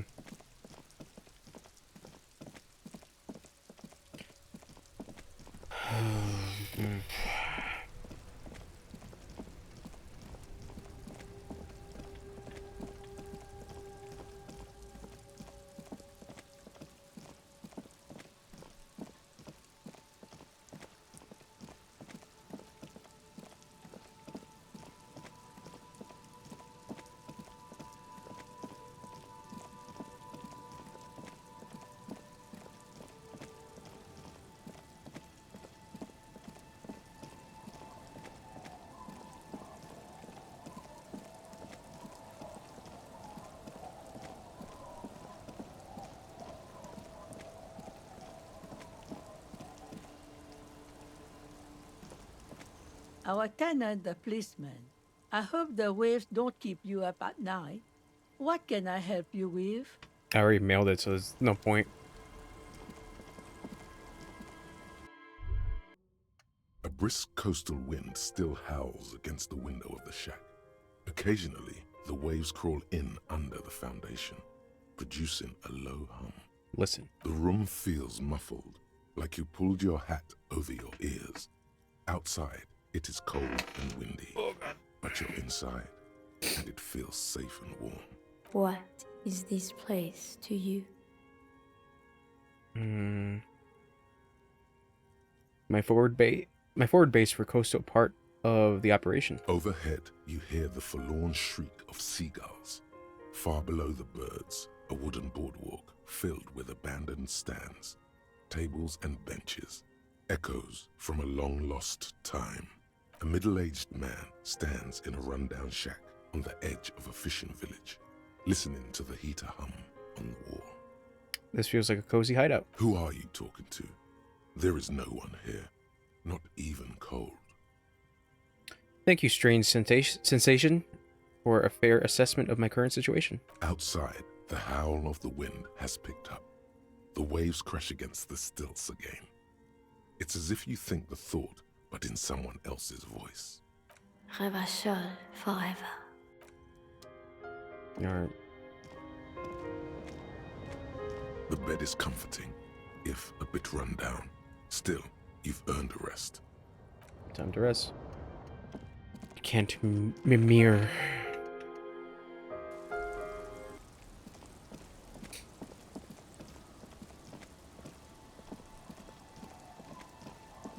I say it's still technically afternoon, so.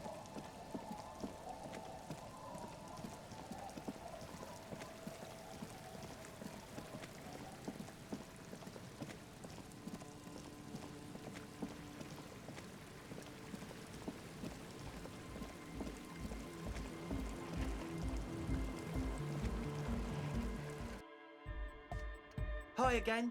So, how are things going? Yes? What's the deal? I'm using the mainframe when Suna, the former lead programmer of the Fortress accident, appeared. A programmer? That's odd. What was she like? Did you ask her about the nightclub? She did not like the Anadic dance club idea. What a pity. That's my favourite thing in the world. and she doesn't like it at all. A shame. What can we do now? Do you see a way out of this jam and into a laser-lit future of dance and unity? Unity! Dance! She made it very clear that she won't leave until her own project is finished. And you can't just evict her? No, I wanted Victor. We have to come up with a different solution. Look at you, Honor Man. No, Noid. He's right. Maybe we've approached it the wrong way after all. I'm sure there's a workaround. We can make a deal not to bother her. If that's okay with her, we only want to get in the church and spread the joy and ecstasy of music. The lines in the dark exist. Coexist. At least Crabman seems like an advanced being. He's hard. He'll understand. Yeah, he can do his climbing thing in the tower. And the programmer, does she like Nordic dance music? She absolutely does not. Really, truly despises it. Egghead cannot believe what she just said. It makes him pump the jam a little slower for a moment, but then he returns to the full swing of it. No worries. We'll figure it out. If coexisting fails, you can always muscle her out, right? If it's all okay with you, what do you think? I refuse to throw her out, but I can try convincing her. Excellent! Good luck, my friend. Goodbye, officer.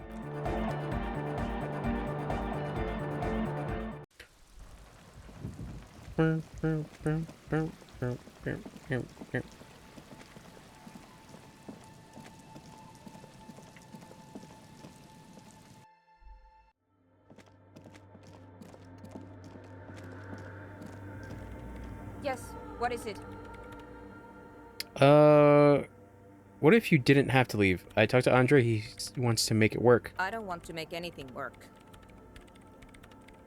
Hold on, you don't want to make anything work? Yes, anything. I don't want to make anything work. It's not the anodic dance music that's made her bitter. It's the failure of Fortress Accident. Are you bitter because your radio game project failed? That's right. If we couldn't get our Welkins to happen, I don't want anything to happen. Ever again. There's not a trace of irony in her voice. She means it. Ooh. Convince her to cooperate with the Ravers. Easy. When her research is done, she can move out. Listen, about your research. You mentioned earlier that it's not going very well. Maybe I can help with something? What? No, I don't really need any help with the project. But if I could help you finish the project, then you wouldn't have to live in a church next to the Boom Boom anymore. Just think about it. She thinks about it. A glassy look in her eyes. A gust of wind brings more snow in from the broken gallery. It touches her hair. All right. Bring me the game's offsite copy from my old workspace, if you really want to help.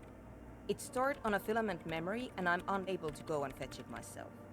By your old workspace, do you mean the studio Fortress Accident in the Doom commercial Doom commercial area? Yeah, that's the one. You can get in through the bookshop. You just have to do some explaining to the bookstore lady. Actually, I've already been inside the doomed commercial area. Good. Then you might know the giant ice bear fridge in the building's cellar. The filament is inside the fridge. Just go and get it. And where exactly is the off-site copy? In the giant ice bear fridge. I just told you. It has red glowing eyes. It's impossible to miss.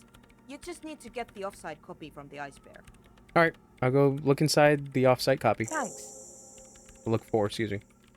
She thinks for a moment, then reaches behind the radio computer and hands you what looks like an oversized pry bar. And here's my Kvalsund multi-tool. You might need it to hack loose some ice. It opens everything. If you get me the off-site copy, then you can keep the Kvalsund. It hurts a bit for her to say this. She's not too happy to be parting with the Kvalsund. Right. Cool. Got a new thing. A multi-tool. Shit.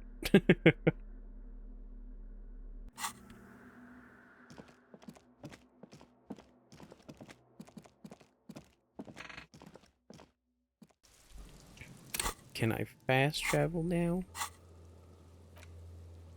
Yes, I can.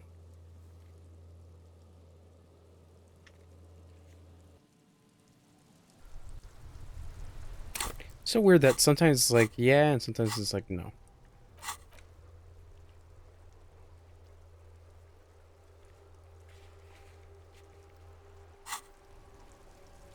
Okay.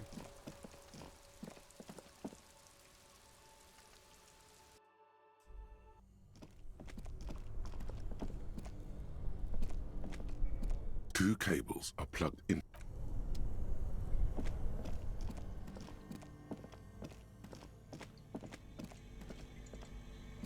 The bear's eyes are still glowing red, watching over all the ice cream wrappers hidden inside its belly. But where's the filament memory? It's not here. Take the note from the door. You pocket the note and the little fridge magnets keeping it on the door. Examine one of the ice cream wrappers in there. A friendly cartoon bear smiles back at you from a glossy cellophane wrapper. It looks nothing like the fridge or the decomposing body in it. The paper still smells of vanilla and chocolate. Even under this stench, you can feel it. Close the door.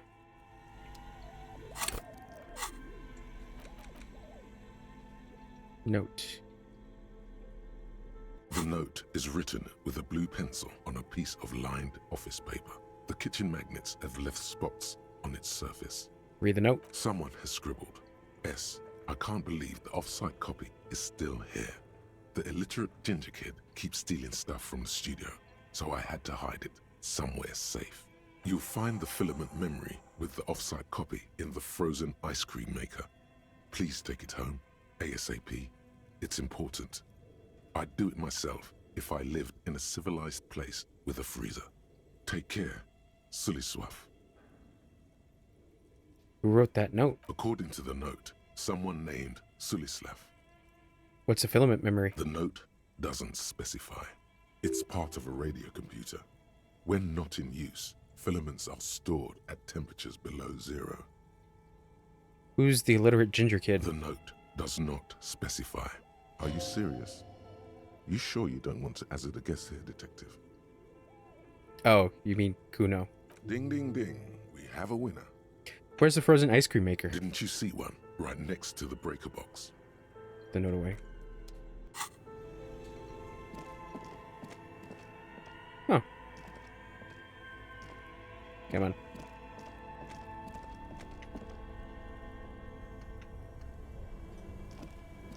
This orange machine is buzzing like an old submarine. It has a hand-cranked ice cream churner on top and an electric freezer that appears to be frozen shut. Turn the ice cream crank. Turning the crank feels oddly satisfying, like stirring your childhood dreams. In the distance, you hear water dripping. It's all gone now. You'll never become a poet or an entrepreneur. Cracked lid. Ice squeaks beneath your Kavalzund multi-tool, but your fingers slip away from the tool. The lid shutters tightly as before. Unplugging the ice cream maker will allow it to defrost. That's probably not a good idea because it needs to be kept frozen.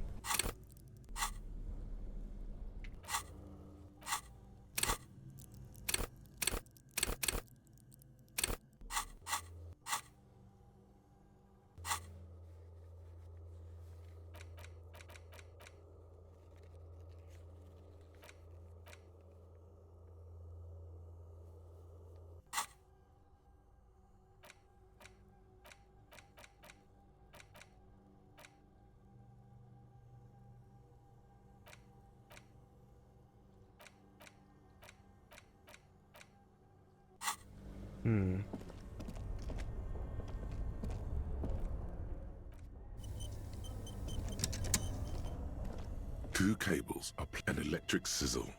The room, something close to you, dies with a soft electric purr. This orange machine is dead still.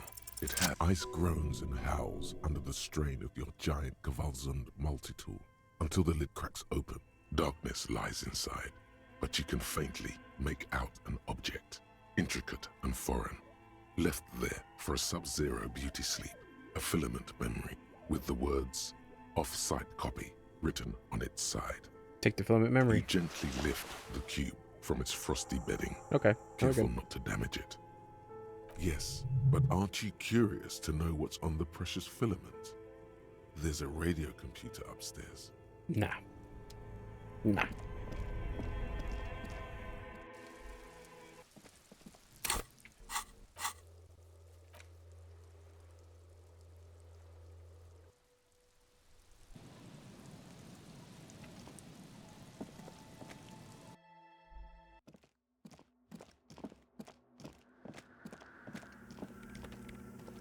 Yes, what is it?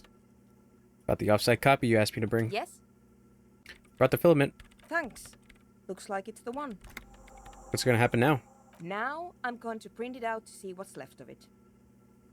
She already inserted the filament into the radio computer core, ready to close the door. Wait. No. That's dangerous. She shouldn't do it. Wait, don't put it in yet. It might be dangerous. No, it's not dangerous. Just depressing. How do you know? I have a theory. Lintel was able to divine the anomaly's location from this broken copy. I want to repeat their calculation, only this time with better equipment. Watch. What an intricate display of failure.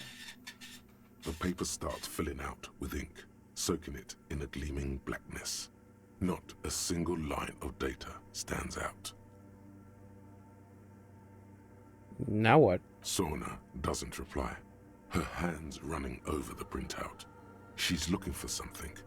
For her morning star. Eyes scouring the millimeters. Here. I found it. Where? Lean closer. Hold on. She's behind the keyboard now, typing in some numbers that only she understands. The terminal beeps, and the light inside starts pulsing like a glowing heart. Say nothing. Just give me a second. I'm almost She clocks up her typing speed. done. I've got it. I found the location of the anomaly. There's joy in her voice as she bumps her fist in the air. So you did it? You found the coordinates? I found the coordinates. She's beaming. You can feel it in your heart. Great job. Oh my god, congratulations. Thank you. So, where is it? Where is your 2 millimeter hole in the world? There. In the swallow. She points at the other end of the church where a group of water bowls form a ritualistic arch. Think you can help me again? She tilts her head, eyes sparkling. Sure. I need you to go move those water bowls for me. I need to double check my calculations. What an interesting proposition. Truly a task for the intellectuals. Solving the puzzle of water bowls. Right, I'll go figure it out. I'm good at intellectual puzzles. Figure it out? No. I don't need you to figure anything out. I've got a computer for that. She pats the mainframe. Just walk over to the circle and follow my instructions. Move the third bowl 2 centimeters to the left, and the fourth bowl 5 centimeters to the right. This should do the trick. I would take a picture. Just in case if I forget. Because I am very forgetful. Right, got it. Alright. What? She only wants you to follow instructions. Nothing intellectually stimulating. In this task, a child could do it. Sure, no problem. Thanks. Leave.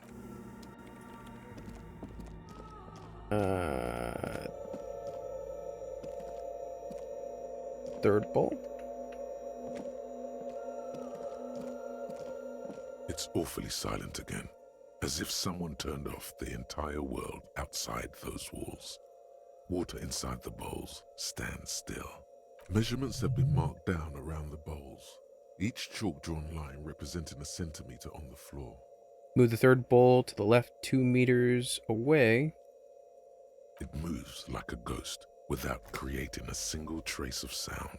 This task is an insult to your mental skills. Move the fourth bowl to the left 5 centimeters to the right. Some water spills out of the bowl, wetting the floor. The lead programmer sends you an encouraging thumbs up from across the hall. Time to run back, or maybe walk. This is a sacred place after all. Leave.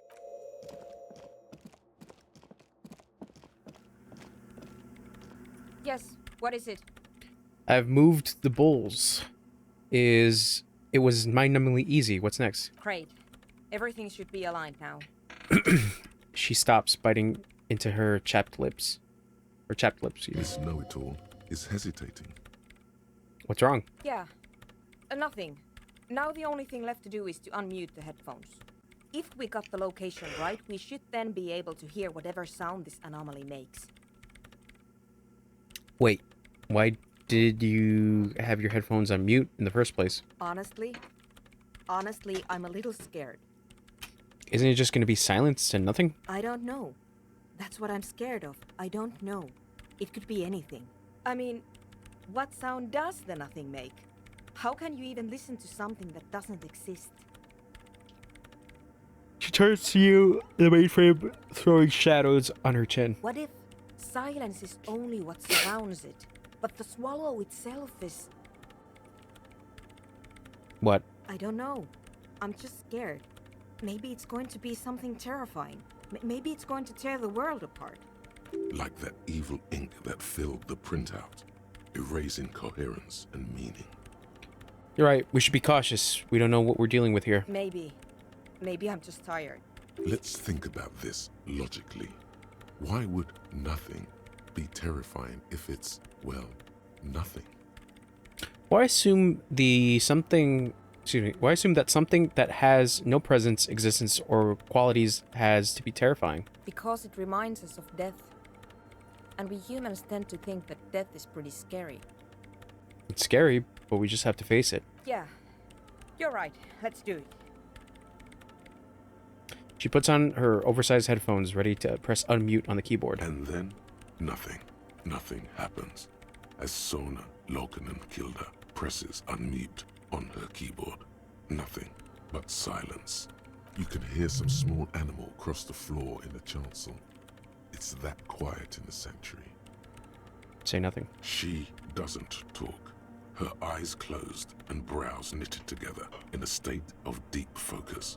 One hand cupping the headphone. Well? Damn it. She lets out a loud sigh before tearing off her headphones. She's still avoiding your gaze. Well, at least the world seems to be still alright. Yeah. Nothing happened. Let's move on. Despite her fear, she was hoping for something extraordinary to take place.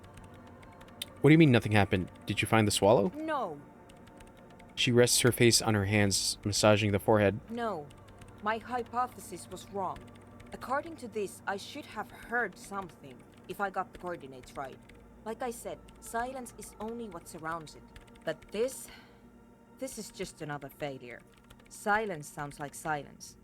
That's all it is. You can try on the headphones. See if you can hear anything. But don't get your hopes up. Silence is silence? You're sure there's more to it? This can't be it. You should have a listen. Perception. Everything disappears. You are draped in silence like a drowning man staring into his puny little headspace. And then the pressure changes. What does it mean? It feels like flying on an aerostatic, or when your ears pop, or like a subtle difference in the atmosphere, a weather change hanging in the air. What if the sound you're looking for is too low for you to hear it? Suna, take off the headphones. What if we just need a better sound system? A better sound system? Alright, but where would we get one? Suddenly, a rhythmic beat permeates the walls, causing a small patch of decorative stucco to crumble onto the wooden floor. From your neighbors, of course. You mean the speed freaks? She closes her eyes as more dance music invades the holy silence of the sanctuary. Of course. The speed freaks. They have a fantastic sound system. And you think they would help me? They would, if you wouldn't mind them moving in with you. I guess I could live through a week or two of peaceful coexistence. Brilliant negotiating there, detective. As always. Great, I'll go talk to them. Sure. Let me know how it goes. Thanks, officer.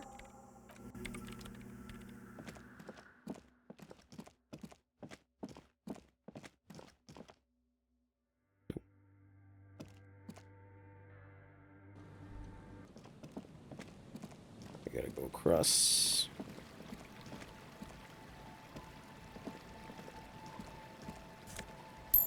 Ooh.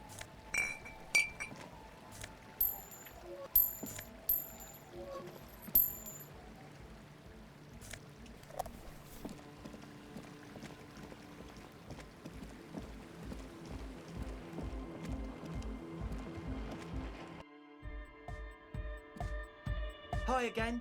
So, how are things going? Talk about the church. Yes? What's the deal? Good news. I managed to convince Suna. She's okay with you guys moving in, but on one condition. She just needs your speakers for her project. We are grateful, Copman. and the augury of a new era of hypnotic dance music. The Speed Freak smile is happier than he's ever been before. You're going to have to share space for a couple weeks until she gets her research finished. That's fine. We can manage. He grins excited. And you're still sure about keeping our little side business, right? Oh, you mean the illegal drug lab? There will be no shady shenanigans in the church. Only love and an anodic dance music. Fine. We can make do. It's going to take us a bit to move our stuff inside. A couple of hours, maybe. Come check back later. Let's get moving.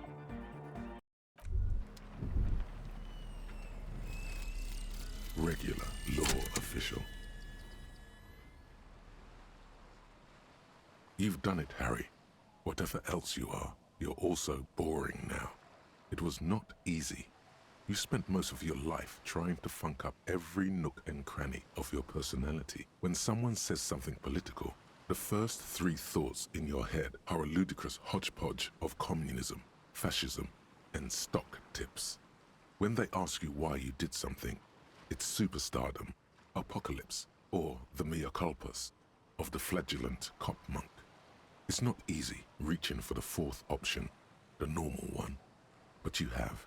And now, you're not just crazy. You're also boring. Oh, wow. Yeah, I kind of don't like that.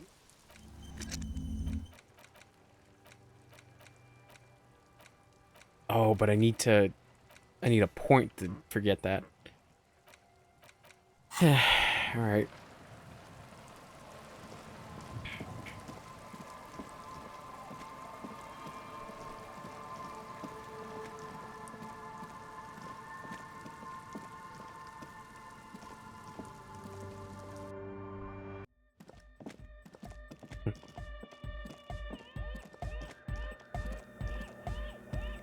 Yes, what is it? How's the project going? I see that your neighbors have moved in, but all I hear is anodic dance music. What? What did you say? You can barely hear her over the thumping bass of anodic dance music. I said, how's the project going? I can't hear you. The music is too loud. The project, how is it going? Oh, the project. It's not going well. Why? There's that guy. I need him to plug a 3.5 cable into the auxiliary input so that I can route the audio signal through the mixer into the speakers. Why don't you just ask him? He doesn't listen to me. He only ever seems to care about hardcore and Yekukata. A place to be, apparently. I'll speak to him, see what I can do. Thanks. Maybe you can get through his magic rhymes. She does jazz hands to mock him. Let me know how it goes. Right. She's whistling a melody, her trusty contact mic attached to a wooden pulpit. At the sound of your footsteps, she stops what she was doing and turns to you. Hey there. I've been recording some new audio from all these beams and rafters. The sounds travelling through the wood are pretty cool. Creaks and stuff. Like you're underwater, you know? But like, underwater inside a tree. But that's not really what I wanted to talk about. I wanted to thank you instead. What for? For getting me and my friends in here. And we even found some new associates, such as they are. How's everyone doing? Good, I think. Noid is getting a read on the place. I think he finds the carpentry very impressive. Andre's been setting up the compressor and dancing. Egghead's been keeping the party up. He's got the stage under control. Sauna, the programmer, she's doing whatever she does. Behind that radio computer of hers. She doesn't talk to us much. And the Crabman hasn't shown himself, thank God. Now, can you tell me about your associates? Sure. You helped us out. I can repay the favour. What Tell do you me- want to know? Tell me about Suna. Oh, she's a bit odd, I have to say. Doesn't talk much. I'm not really sure how to vibe with her, you know? Seems like she's not in a very good mood most of the time. But earlier today, she told me about Welkins. And she seemed oddly happy, like she had some idea with those little creatures. some artistic idea. I didn't really listen, I was busy with my mic. Tell me about Tiago. Oh, the crab man. Still gives me the creeps the way he moves. But he doesn't actually come down that much, just climbs around the rafters. I just tried to stay away from the crab man. But he talks to Noid. They seem to have some thing going on. Oh, he talks to Noid? What for? Beats me. Noid said they get along somehow. They're both crazy enough, I guess. What does he do up there? Who knows? He doesn't really answer our questions, see? Not that it's easy to ask them. What are we supposed to do, yell up at the tower? Thanks. What about the others? Who do you want to know about? Tell me about Andre. Andre? He's a cool guy.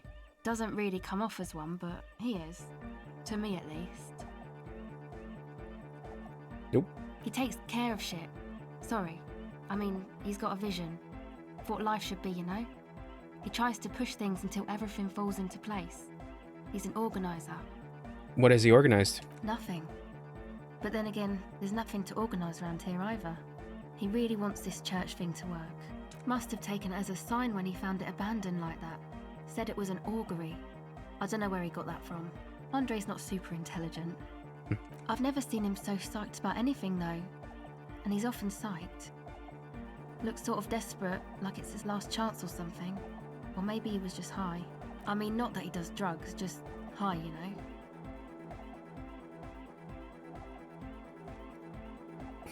On life? Yes. Anyway. Is Andre your boyfriend? Yes. Could it be that he's balding? Him thinking it's his last chance? Come to think of it, yes. This is the first time you've heard her laugh. He's in some kind of a self-destruction mode with that hair of his. Bleaching it like that. Probably wants to get rid of it altogether. Tell me about the others. Who do you want to know about? Tell me about Noid. He's a four-burger, I guess, like the rest of us. Okay, maybe not Egg, I don't know about him, but Noid and the rest are from Forberg, making the pilgrimage up north to visit the Elysium. He's real hardcore about the lifestyle. What does he do? What do you mean do? Like for a living? Yes. He's a carpenter, trained and all. Wow. He's very good, he just doesn't have the mindset to work like that. In a shop somewhere. What kind of mindset is that? He abides by the hardcore, sir. You would have to ask him yourself. And you? Sir, I abide by the law. A strange feeling. Every now and then, something feels off about the way she speaks. She doesn't change tone, but you feel as though there's more about her, and she lets on. What is this pilgrimage you're talking about? It's just something poor Forberg kids do every spring. To pass the time, we walk the entire length of Boogie Street, up to Jamrock, or as much as possible.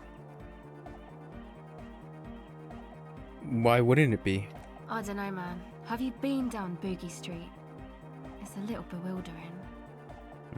Let's say I haven't been down Boogie Street. Okay. Then you should go and take a look, I guess. Boogie Street is cool. It's got a lot of immigrants and all kinds of different people. Okay. I might just do that if I make it there alive. Yeah. Actually, tell me about the others. Who do you want to know about? What's the deal with Egghead? What do you mean? What does he think he's doing when he yells all that stuff?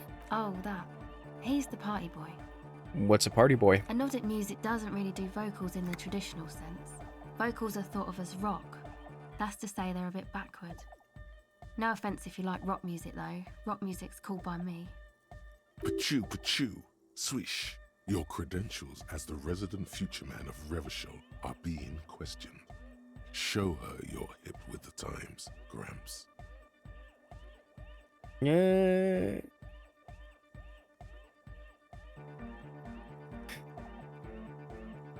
You have to tell me rock is backward.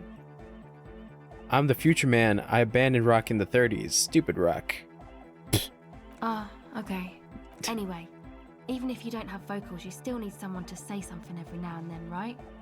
To urge things on. That's where the party boy comes in.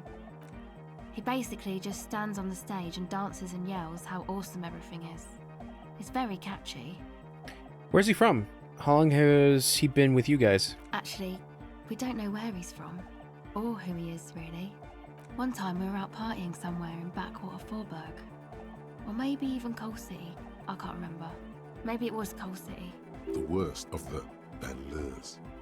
A wretched heap of closed-down mines, even west of Jamra, on the dusty slope of Montmartin, the remotest possible area of Revachol.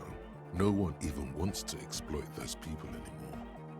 Egg was yelling along to some jam someone was spinning, all night long. Just kept yelling until he didn't have a shred of voice left. When the sun came up over the mines. There were mines? Yeah, it was in Coal City. Egg came with us. He made this wheezing puppy dog sound all the way back. Couldn't even speak. It was definitely Coal City, because it took us 2 days to walk back to the fort. He just wheezed the whole way. We never really asked why he came with us, or who he was. I think his name is Jermaine. People are sweet. She says quietly. You can see it must have been a great night.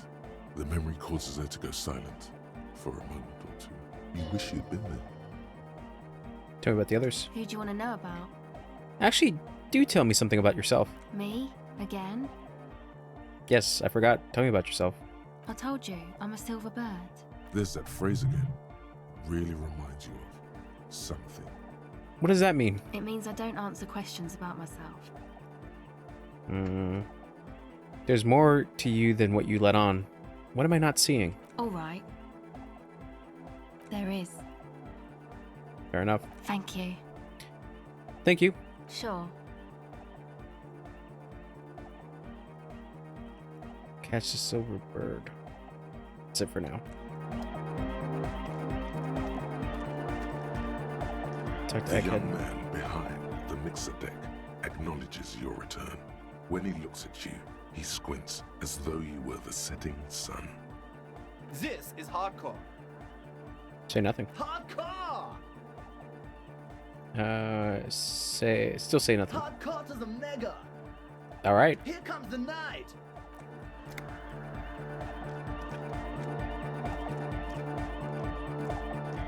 Yeah, it's all set up, man. Can you already imagine 1,000 people in here? 10,000!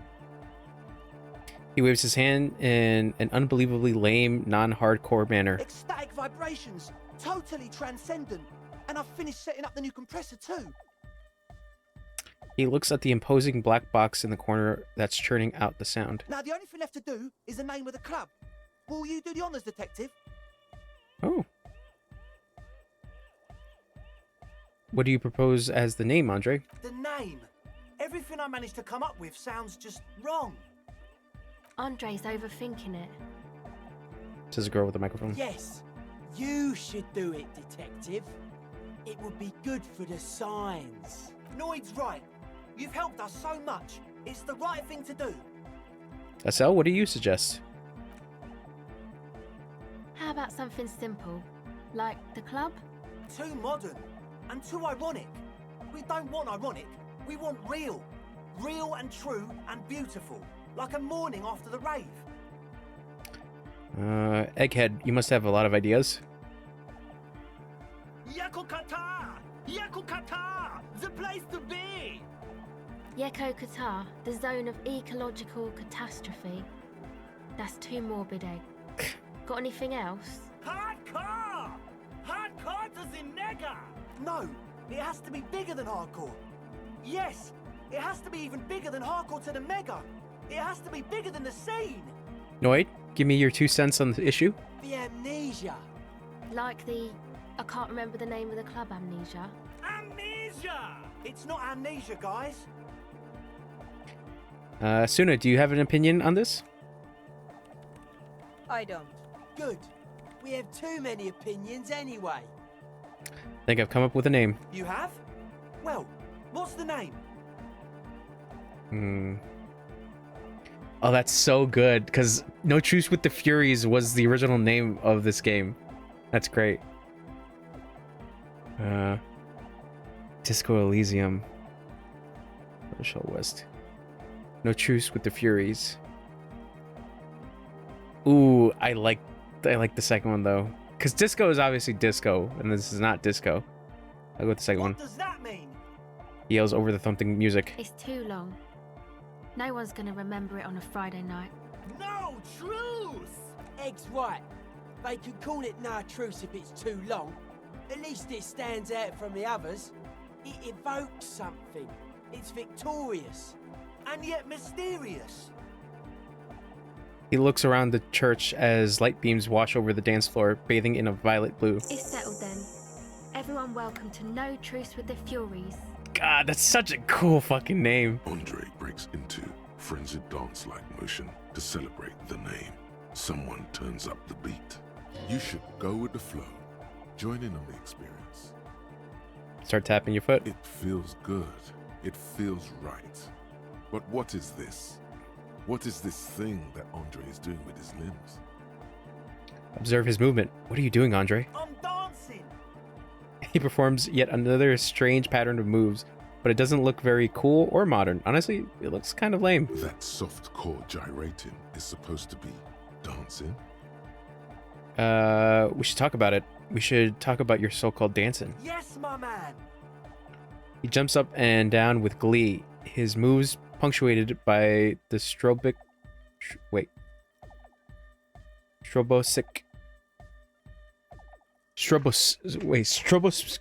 Goddamn. Stroboscopic. God damn. Oh my god. I think I need to sleep. Stroboscopic. Oh my god. Let's having a brain part. No, I didn't mean to take another one. Damn it. Flash of the club lights. Talk? What is there to talk about if you can express yourself with moves? Audio waves thump against your ribcage. The speaker setup makes everything sound much better. But there's a noticeable lack of something. Goodbye.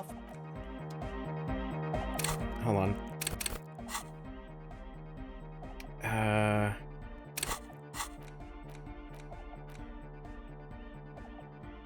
So fair.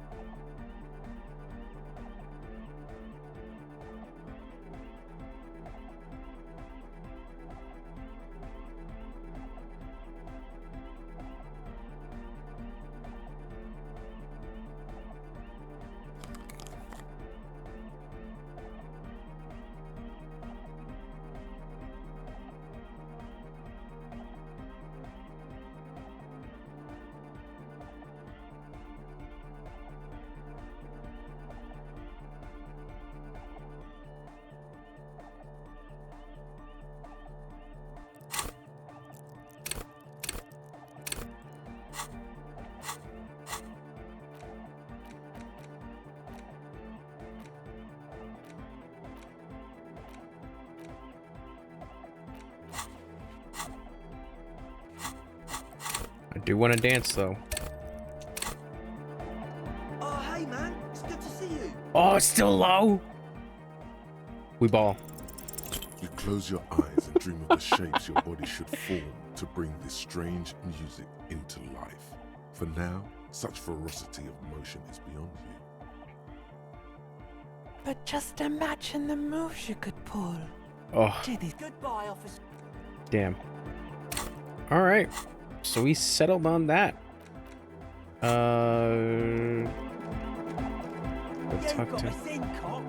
I can't believe you got us in. He looks around the hall, examining the carpentry. With wonder in his sharp eyes. Between you and me, I don't know if you've noticed this about me. I'm a little suspicious of authority. But you really came through for the hardcore underground. Cool. You're annoyed, right? Do you have a moment to talk? What's on your mind? Suspicious. What do you think? I try to take care of it. Oh, hey man, it's good to see you. Goodbye.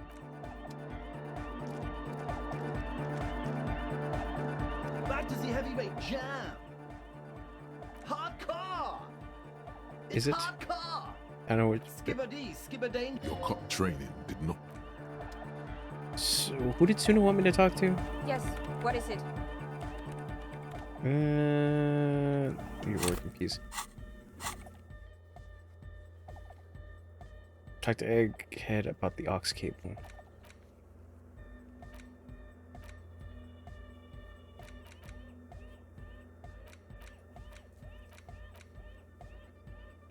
Underfern.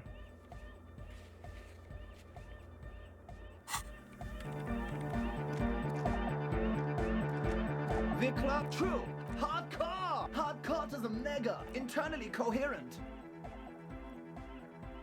Still say nothing. All car. All right. Yeah. Say nothing. He furrows his brow as his very large head traces the sublime, invisible movement of the music in the very real air of the church. Hardcore. Ah. So hardcore. Is it though? He stops dead in his tracks, tilting his head to the side. It is. What is it? I mean, really? He tilts his head to the other side like an owl. Feels like you should reply with the very pinnacle of idiocy here, so that things get totally transcendent. But you haven't gotten there yet, so you don't know what to say. I was thinking that too. I am the mic enforcer. I am the chicks checker. Yeah. We're close. True. Hard. Hardcore. Hard. Internally coherent. All car. All right. He furrows his Hardcore. Ah. Huh. No, but seriously, I'm a little worried it isn't. The question is, what is the question?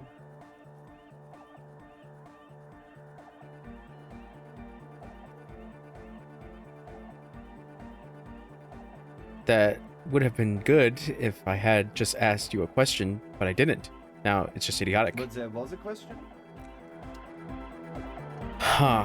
Vikla, true. Hard. Foot. Hardcore. Hardcore. Internally coherent. All car. All right. Yeah. He furrows. Hard. The question is, but there was no question. So I have to kind of... Full car. Hardcore. Yeah. This young man adds a capital G before the H in his yegs and args. This produces a guttural, Gotvaldian accent and makes him sound more animal, more in it. Or maybe it's not Gotvaldian. Maybe it's Oranese. Probably an homage to Oranje, where Arno van Eyck is from, judging by his name.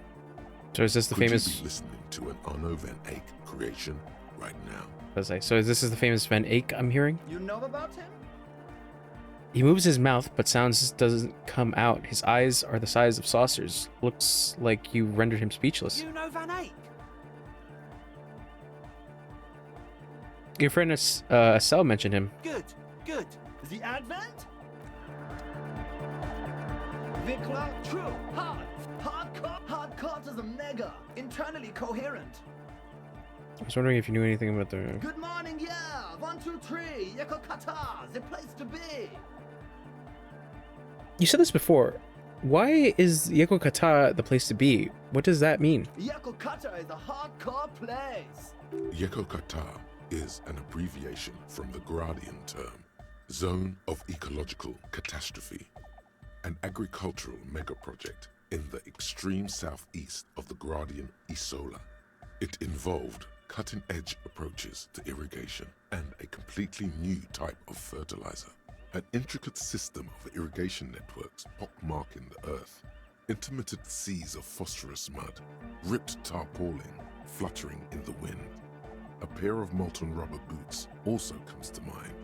All in all, a truly hardcore place.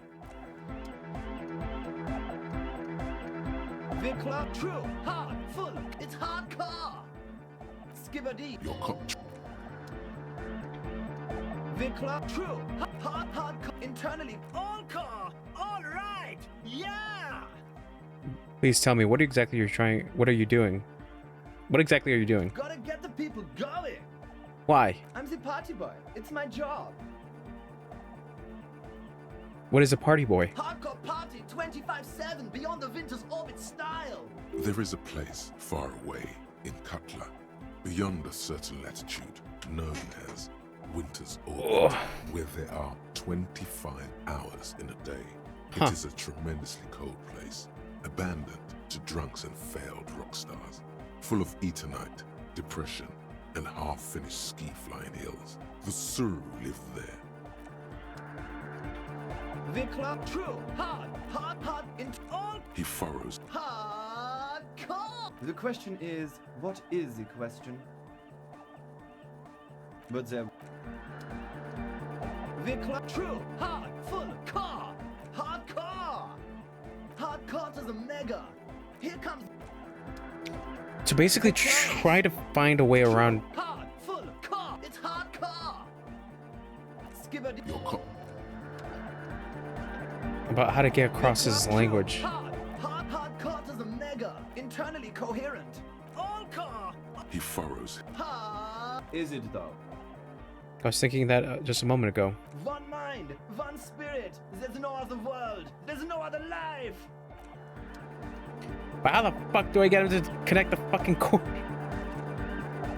We're close. True, hard, full, hardcore. Yeah. This young man, or maybe it's yeah. The Y to the E to the A to the A to the A to the A to the A to the G to the H to the exclamation mark. Yeah. He missed one A. You missed an A there. I yelled mine with 6 A's, so you have to yell it with 6 too. I'm the hard rhymer, the track attacker, the mic enforcer, the sixth checker. I am the law. The club true, hardcore, all car, all. He furrowed. Hardcore. Ah. The question is, but the... The club true. Hardcore to the mega. Internally coherent. Good morning, yeah. 1, 2, 3. Yakokata. It's the message, so listen. I don't know how to get through to him. The club true. Internally all car. Gotta get the people going. I see. Yeah, request. I want everybody as close to the stage as possible. We're close. True. Hard. Hard. Internally. All. He furrows. Hard. Is it though? But is it? I mean, really? Oh. Question is, what is the question? No, but seriously, I'm a bit worried it isn't. He frowns, then starts bobbing his head back and forth once more. Don't be alarmed. Everything is okay. He isn't actually worried. Everything is still super hardcore. What he probably means is, it could be even more so. Egg, can you please route Suna's signal through your speakers? To the mega! Yeah! I can route it through auxiliary. What kind of a cable does she use? 3.5 or 4.5? It's 3.5, no doubt about it. It's on the ground. Point to it. Oh, she uses 3.5. Yeah. The auxiliary lining is 4.5 millimeter. These two don't mix. Oh, God. You're going to be in this church forever. Forever. Don't worry. I have an adapter for it right here. He searches for the cable on the ground and picks it up, looking at the jack. Hang on. This is a 4.5. We're all good, people. With a grin, he sticks the plug into the auxiliary line. You hear a satisfying click. Whoa, thank God. Adapters noticeably degrade the sound quality. Great! Someone got through to him. Okay, let's get it all set up. Can we turn the music off, please? Egg, the music? Everybody! Everybody! Don't panic! I'm going to turn off the on for just a sec. For a special scheduled event. The Arno will be back, but we're doing something else for one moment. All right, go tell her that Egghead is ready to rave to her tunes, and then I'll turn off the music. You said you were worried. What do you think is wrong with the music? There's nothing wrong with it. I'm still in love with the hardcore. He turns pensive all of a sudden. Sometimes I just feel like anodic music is in its infancy, you know? For example, take this Arno van Eyck jam I've been pumping for the last months, and will continue pumping for the rest of 51. Isn't something holding it back from being hyper? He thinks for a moment, then his expression clears. It's like it's only ultra. I think it's super hardcore, but you're right. It's not hyper hardcore. If anything, it sounds a bit proto, like it's not fully formed yet. You might be a moribund alcoholic and a failed cop, but you are pretty certain a thing cannot be both proto and hardcore. It's proto, not hardcore at all. Wow! Culture cop! For a moment, You almost think he's going to put his hand down, but that would be ludicrous. I think you might be right, but how could it become hardcore then? I know it in my heart, but cannot think it in my head. If this is not hardcore, how could anything be? Sounds suspiciously like a question. I thought the question was, what is the question? No! This is the answer!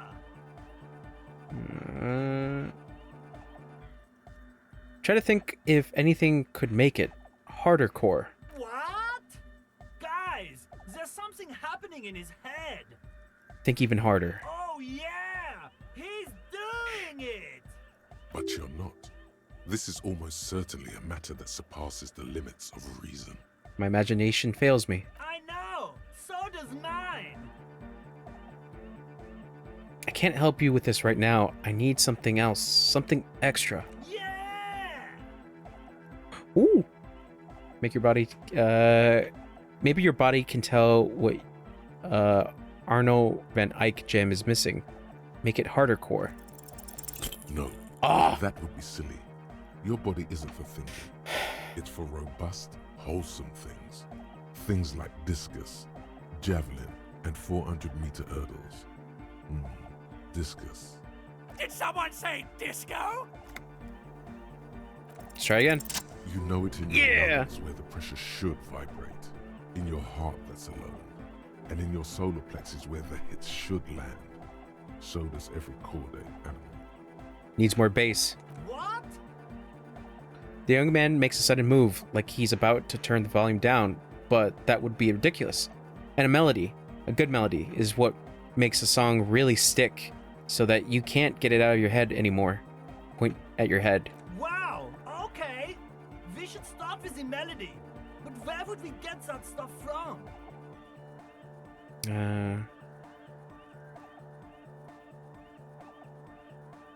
I don't know. I was thinking you would know. I'm sorry. I don't know anything about Nordic music.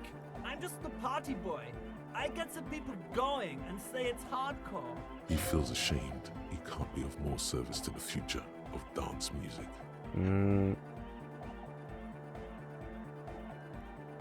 Okay, I'll look into it. In an official capacity, it's up to the police to make the beats go harder. The young man falls silent with appreciation.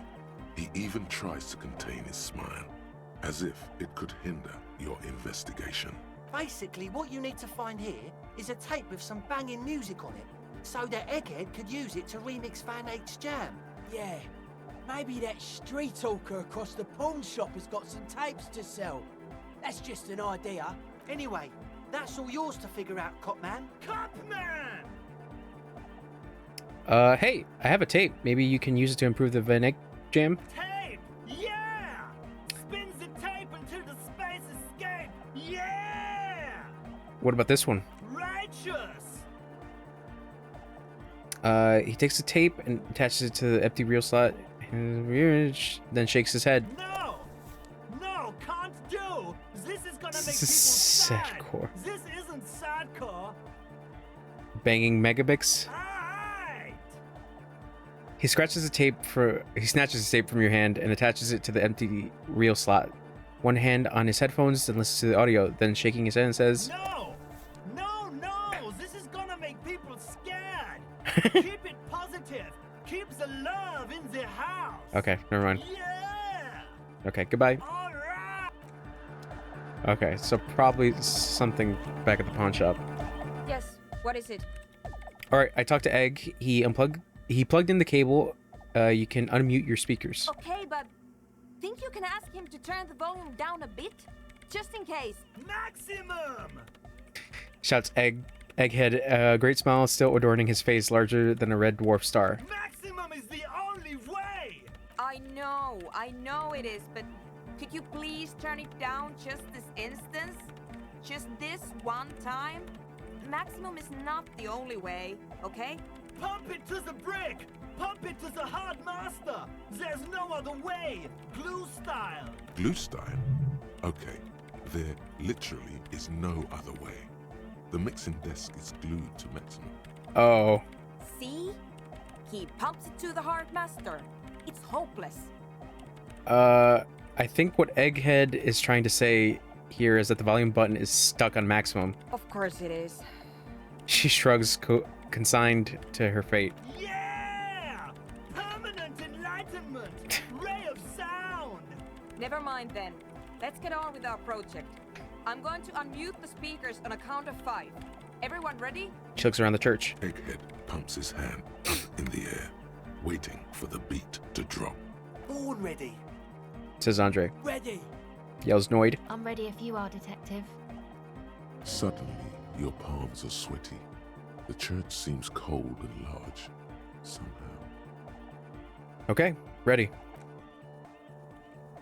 5, 4, 3, 2, 1.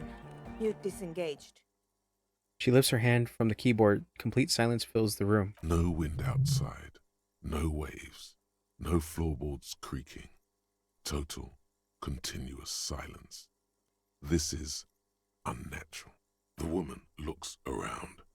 In the silence, you see dust move on the floorboards. The driver of the speaker vibrates in the air and then stops. Plasterwork begins to crumble down the walls. In the silence, a low hum starts creeping up your spine. It's a song inside you, not in the speakers, not in the room. A great bass sigh in the basement of your mind. Slowly, it builds until the air around you starts to vibrate. It's out there now, in the world, made manifest. It will devour everything. The floorboards, the glass, the streets and the people. Nothing will remain. Guys, what's going on? There's alarm in the man's voice as he steps back to scan the surrounding. A slight rattle like crystal clattering in the cupboard fills the air, joining the chorus. It's getting louder. Says Noid, his eyes riveted on the strange circle of water basins. In the basins, the water looks like it's boiling. Hosiana! Mother of Mega! You hear Egg yell, then something else, but his voice is growing faint. In his mind, a tidal wave approaching from afar, swallowing entire coastlines on its way. Salvation. I've never heard anything this hardcore in my life. The beauty and the beast! The future of dance! Planetary! No, Egg! It's the window! The glass shards around Dolores Day's vacant heart appears to be vibrating from the sound. It almost looks like she's alive. The window is going to come down. No, the roof! Oh shit. She looks up, a screech fills the air, a scream of wood and nails. The pillar of the church twists and creak above and around you. Cracks appear on the stained glass window. Cracks run up the wooden pillars in the dark. Come down to us! Love! It's shaking the building's foundation. The floor twists. A great pulse arises in your flesh. That's it. I'm muting it.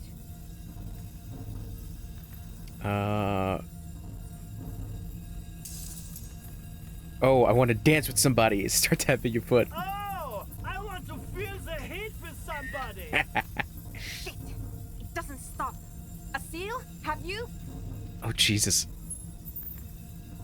Yes, I've turned it off. She yells, holding the contact mic in her hand. Andre, pull the compressor. The place is gonna come down. Fuck! I can't shut it up. The signal's passed. It's not in here. It's... In the mixing desk now, building into a positive feedback loop. This is it. A great roar. The vault of the roof twists above you. Glass shatters somewhere near the door. It's coming down. Egghead, it's in the desk. And then it stops. Totally and utterly. As if there never was a sound. Only your ears still ring from the shock. Everybody is staring at Egghead, holding a dangling cable in his hand. A black 3-pin connector. Egg. I pulled the plug. It was getting too hardcore. You did good, Egg. Most of the place seems to be intact. Fucking hell. Programmer lady, tell me you were recording that. 4 years. 22 people. Millions of reals. All that time? This is what we were up against. Just erased it. Suliswolf isn't gonna believe this. Yeah, but did you record it though? It was dope. I think we can use it. Yes, Andre. I recorded it. Damn, I need to send some letters now. Thank you all for doing this. Eggman, you too. And you, officer. I don't know what we've discovered, but I know what it sounds like now. That's a start. What was that? I never heard anything like that. It was mathematical information from the anomaly, presented as a waveform. That's what it was technically. Theoretically, She shakes her head. I have no idea. I've never even heard of anything like this. Her voice seems muffled in the silent church. It's your ears adjusting after the exposure. You're going to write to Sulislaw? Yes, our lead designer. And maybe some of the producers too. And some of the writers. If they're sober enough to open a transmission. They need to hear. That it wasn't her fault. Or theirs. They need to hear about this. Don't worry, I won't send the recording. Although I doubt they have the speakers to produce the frequency anyway. What happens now? Are you going to... Stay here. I'm going to stay here with these lunatics. Send letters, maybe meet Suliswolf. Also devise further measurements. I want you to know that's totally chill with us. I don't care, but thank you anyway. Now, I have a theory to come up with. Some kind of preliminary explanation to all this. Or the letter will sound like I've lost my mind.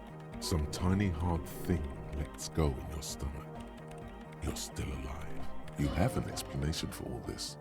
Somewhere deep in you. You just don't have the pieces yet. You don't know enough about the world. But that Joyce, if you knew all she knows, could put it together. The Pale Unknown. Right.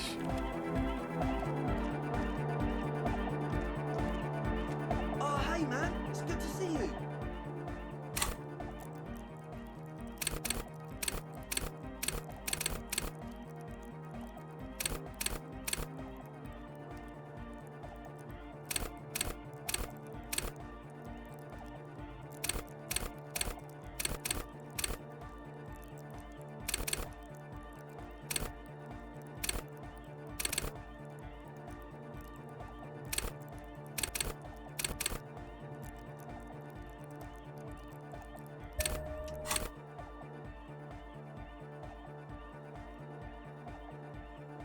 Ah.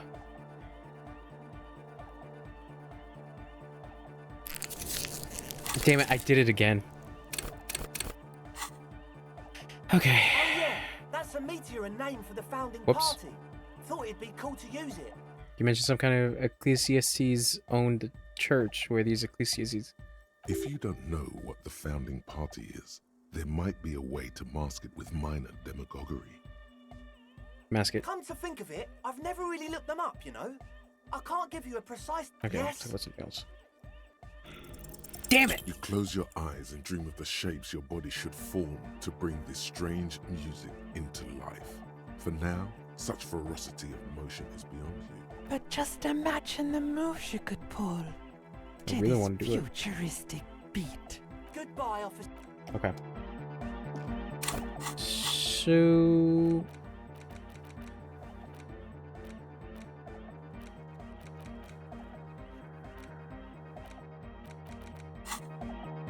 I wonder if the pawn shop is still open.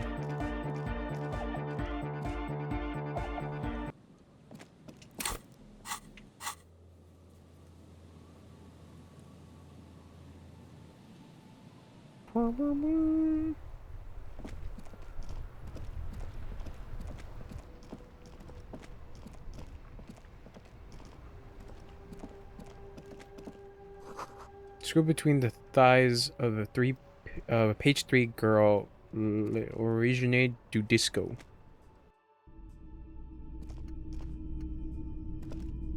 Hello again. How can I help you? Is Roy high? And if yes, then what is he on?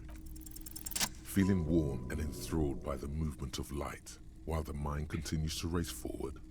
Lucky bastard. He's probably on Pyrrolidon. It's tough to come by on the street. Pyrrolidon? What is that? A drug developed by the military to treat and prevent radiation sickness. It has psychedelic side effects, and it makes your eyes turn yellow. Sir, could you take off your sunglasses? I like to check your eyes. Why on earth? These are prescription. I can't really see without them. There's a note of indignation in his voice. Interesting. No judgment, just curious. I probably did loads of Pyrrolidon before I lost my memory. I've had to take it. You know, since the People's Pile cleanup. I was with the Emergency Relief Brigade. He's taken it for mental and emotional, not physical pain these days. The People's Pile? What's that? A bad idea. Some poor leftist built a particle decay generator in hopes of bringing affordable electricity to underserved communities. It malfunctioned. Radioactive waste everywhere. Probably some of it in you, too. Tell me more of this Emergency Relief Brigade you were a part of. We were an all-volunteer force. Self-organized. Tried to help the fire brigades contain the spill. On the patch, gamma radiation lines crossed with a red drop of blood. I lived by the river since I was a small boy. The Esperance. Didn't have the art to let it all go to shit without trying to do something to help out. There wasn't much the volunteer force could do, however. We wasted years in the river mud. Years getting sick. He looks at the spiraling light and stops. It must have been tough. Radioactive cleanup? There's a reason why everyone's tried to forget any of it ever happened. And why no one has tried to repair or replace the pile. So much disappointment. And early deaths. Cancer mostly. And we knew all that was coming even as we were cleaning up as best we could. And whose fault was it that the generator failed? No one's. Everyone's. He sighs and shakes his head. So much bitterness. A bunch of poor people built themselves a primitive nuclear reactor, hoping for the best. What do you think is going to happen? How did you end up running a pawn shop? The cleanup happened 15 years ago. I was young then. Later, my second aunt died. Left me this shack and all the assorted junk in it. So I came to Martinez. People told me don't go there. It's a shithole. I said, people, we just had a nuclear pile meltdown. I'm gonna get as far away from Forburg as I can. Still in the same city, but... He shrugs. Thank you for telling me. I like the theory more than the story. Outward movement, not vortices. Yeah, you gotta get in on those vortices, my man.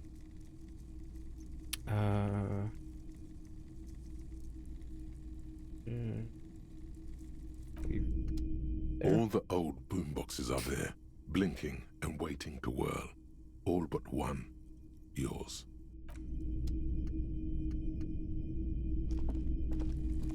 You see rows of toy soldiers guarding the rest of the trinkets displayed on the table. Some on horseback, others in rags, others yet in bright blue uniforms. All are stern and unyielding in their duty. Try to find something pretty and cool here, then use it to win her back. Dig up a truly cool figurine in the box under the table. Why? What's this? A headless man riding a horse? A headless man wearing futuristic tracksuit trousers that say foul. What is this? Oh, that's the Headless Phone Rider. Who? The Headless Phone Rider. It's an urban legend. About a man who rides the streets of Revachol sporting a fawn tracksuit. As you see, he's missing his head. He points at the decapitated figure. 50 cents. Bargain price. I'll throw in the tiny cap too. I think he's looking for it, or something. That part of the story has many interpretations. He lost his cap when he lost his head. Perhaps he's looking for the head. Sure. Did I mention that this figurine is supposed to be lucky? Always carry it with you. He grins. That was a very smooth salesman's grin that almost comes off as earnest. You should learn from him. Win her back? Yes. Buy something nice. A figurine. Step away from the table. A typical Martinez streetlight sits among assorted floor and table lamps. Hello, hello. Let me know if I can help you with anything. I doubt it, but... The pawnbroker's gaze is already fixed on the Don. Sure, let me have a look.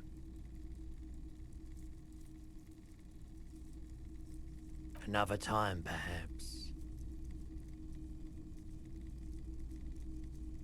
Someone else came here earlier to... This is a pawn shop. God damn it. Did feel as if you've met before. Yeah. Have Oh, people... God. Have people from Everett Clare's union come here to track that gun? Maybe.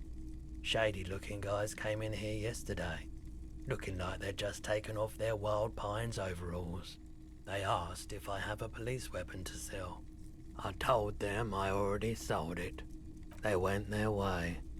It was a trip, but you know, all sorts of people come here, asking for all sorts of things. People as oleaginous as Everard seem like they're lying, even when they're really being truthful. Okay, thanks. Sure, man.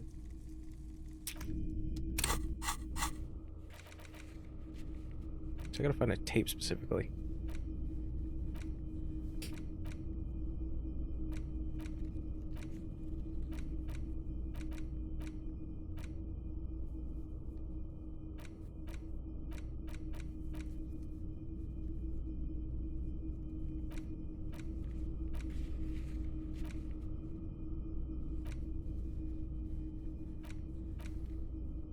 Alright. Can I mimir now? Can I go to sleep? Go to sleep? Go to sleep, little baby. Nope.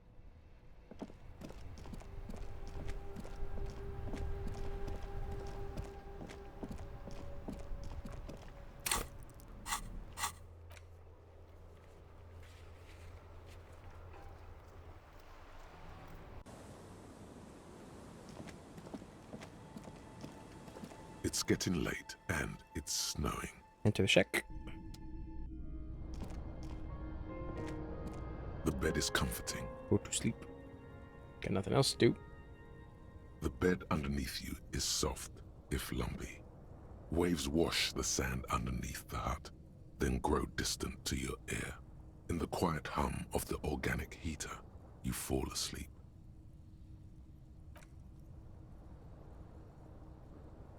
Like a deftly cast fishing net, sleep pulls you out of the world and into its dark shore. The rough mesh chafes, tightening around you, it digs into your brain. Great. This is gonna be really chill. How have things been going for you out there? Helped anyone lately? Saved anyone lately? Murdered anyone lately? This bastard isn't even listening to you. Because you know you are a murderer. A disco music listening psycho killer who offs poor people and then forgets about it. Okay, so I'm a murderer, and that's bad. Hear that? He doesn't even flinch. Iceman doesn't care about killing people. That's nothing to him. Blackwater, under the bridge. The thing he's really scared of is much, much worse than that. What is it? Don't tell him, sister. It's too bad. Why are you doing this? I just want to sleep. I can almost see the dark. We're trying to help you. All these processes, these tortures, voices and tremors are all just distractions, flares and countermeasures to keep you from the last dream. The worst of them all. The last dream? The last dream will be total annihilation. Cinders peeling off the fuselage. We won't be there to help you anymore, Harry. We will be dormant. You will be naked and alone. And the air will smell like apricots. Of hell. An ancient sadness, brother. 10,000 years later. In front of the video rental. There is a warm breath on your face again. Everything is okay again. Everything is so okay. Doesn't sound like it would be okay. Your eyelids flutter open for a moment. When you close them again, you sense the light of the room around you. You're back. In 2 seconds, the alarm will ring. The last thought in your head before waking is, maybe you shouldn't have seen that stained glass window in the church.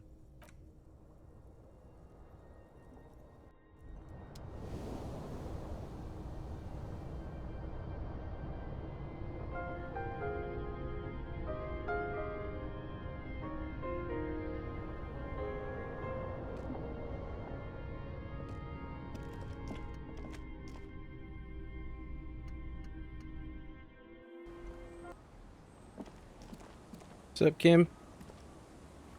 Yes? So, point to your face. I shaved. Yes. I don't know what to say. Perhaps, I know. Stunning, right? I'm really not sure about this turn of events. I may have preferred the mutton chops. They sort of seem to cover up the... He stops. Yeah, damage. He means damage. Either way, good on you. You were saying? Let's see, nothing. Alright. The bullet. The bullet is still safely sealed away in a plastic bag bearing the RCM stamp. Kim, take a look at this. It's a jacketed bullet close to a 5mm in diameter. A jacketed bullet. Okay. It would have been shot from a military-grade breech-loading rifle, not from a muzzleloader like those typically found on the streets of Martinez. Highly unusual. The people of Revachol haven't carried breech-loading weapons like this for nearly half a century. Even the RCM uses ordinary unjacketed conical bullets. This is strange. Very strange. I like this, officer. Strange means unique. Unique means incriminating. We need to find the gun that shot it. Something tells you that won't be anytime soon. This'll have to be one of those epic tasks that's open for a while. Have a rifle similar... Oh, okay. Aware of the name of the antique rifle you found, Encyclopedia said this came from a breech loader. Try to determine what type of weapon shot this. A rifle. Revolutionary period. Your bullet looks to be an old 4.46mm from the surplus left over from the turn of the century. Probably an antique, or a retrofitted antique. Make? The 4.46 caliber was widely used with the Belmargrave rifle, a Revacholian manufacturer. The BM dominated the battlefields of the Insulindian theater of the anti-centennial revolution 50 years ago. Incidentally, you have just such a rifle with you, the dusty old thing you found hidden in the basement below the commercial area. It's unusable, sadly. If it were, the bullet would probably fit the chamber. No, but Zeliger, a major firearm manufacturer, ended up with a surplus after the war. So there are still a lot of these old military rifles floating around, usually broken.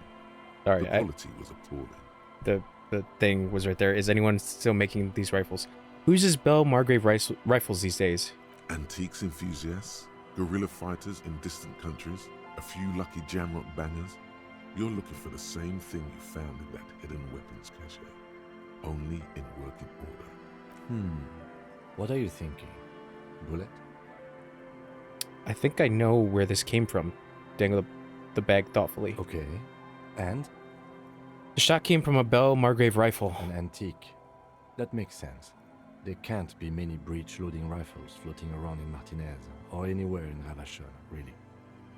That's probably a good thing. I have to hand it to the monarchs. It's quite admirable that they took the advice of criminologists last century and banned the use of breech loaders in peacetime. Some new RCM recruits get impatient with their muzzle loaders once they've trained with military-grade weapons, but they realize it's worth it in the end. Prohibiting peacetime law enforcement to front-loaded rifles is a policy enforced by the Moralist International in all the nations of the Real Belt. With what? Getting shot? Imagine if everyone, cops, citizens, had access to firearms that could shoot multiple rounds without pausing to reload. After the first shot, the second, third, and so on come much easier. But back to the investigation.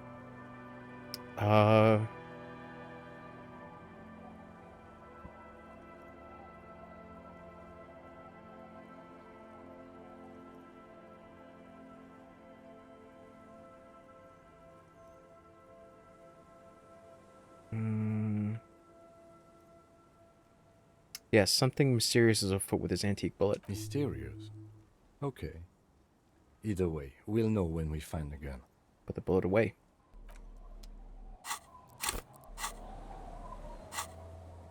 Okay, so we do still have to find the murder weapon.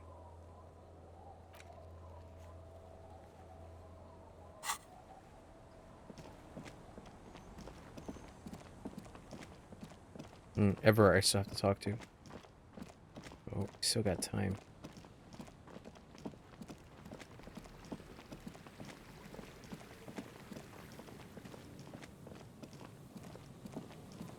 Hold on. Wonder if Kim being here will help my disco abilities.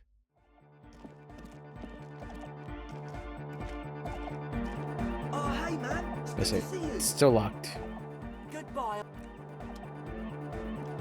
Yeah, Kim, never mind.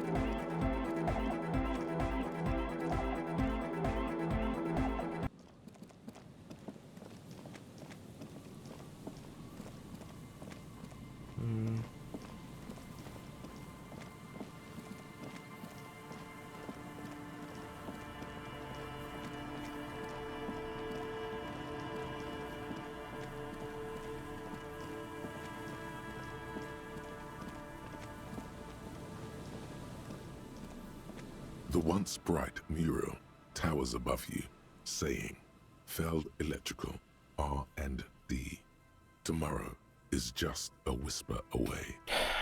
Found the empty trap, heard Lena's true story, reconstructed execution, established the nightclub, discovered the anomaly. Huh. Shivers. Listen to the wind.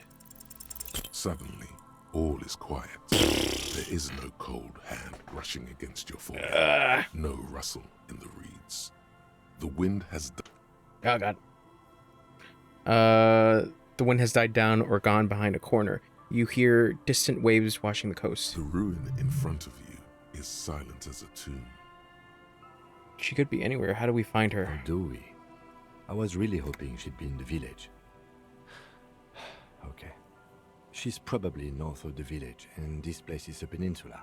We already scanned most of the outdoor areas on our wild cryptid hunt, so we have an understanding of the geography, at least. And then there's the church. We've already searched that and can rule it out. I know it doesn't feel like progress, but exclusion is a step too. Anyway, we do it the old-fashioned way, sector by sector. Go over the whole peninsula, ask the locals, enter the places where we can enter first, like we did in the village. What was I attempting to do here? Trying to talk to the wind, the city. Whatever you thought would happen did not. And now you're just standing there, in the pale of the morning, with your hands fallen to your side. Is trying to talk to the city something you've done before? Is it in your secret repertoire? A trick for when you're out of ideas? A prayer of sorts? to Revachol. And if that fails, if we don't find her? Then, if we're desperate, we can look where we can't enter. Bunkers, storm drainage, this place. I'm sure it won't come to that.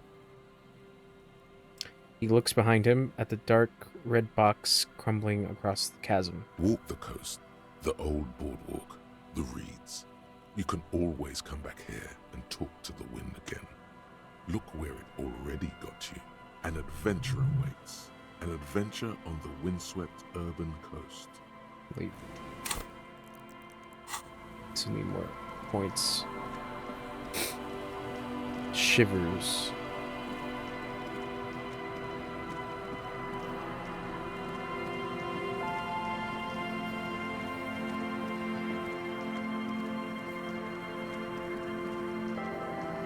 So the only thing I could think of is if we would be on the coast. Return to the Feld mural and consult the wind. Find the murder weapon. Sunday friend. Rosemary.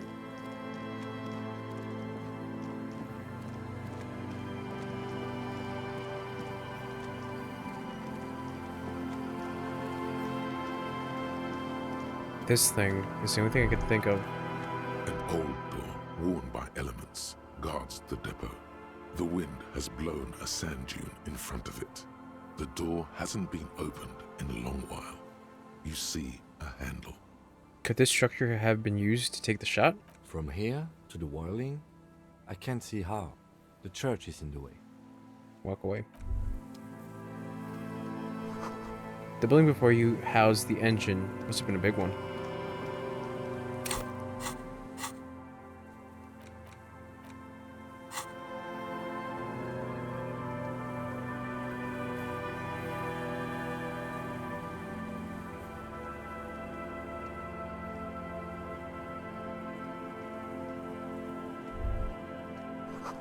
Boardwalk rises to your south and casts a long shadow over you.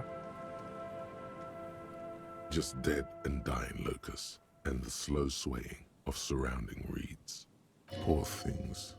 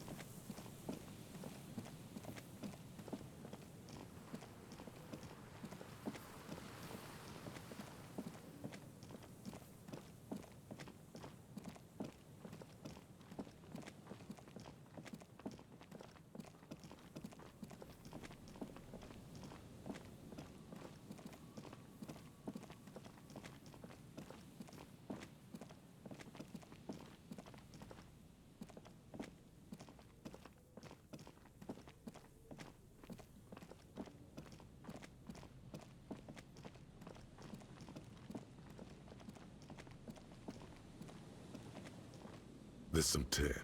And you see, it's hard to whoever read Act 2, no. That's right. He shakes his head with...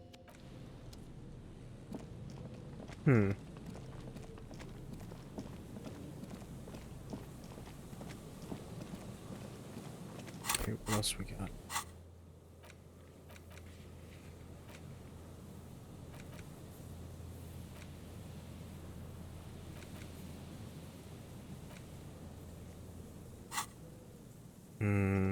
Could head back. Nope. I guess there's certain spots on the map that I can't fast travel on. Yep.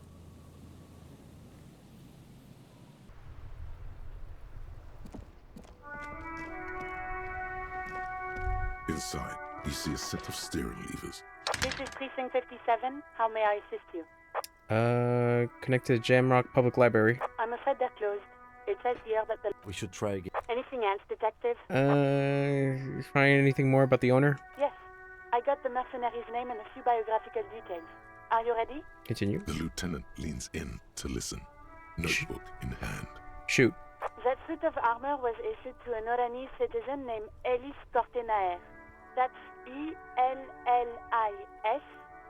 K-O-R-T-E-N-A-I-R.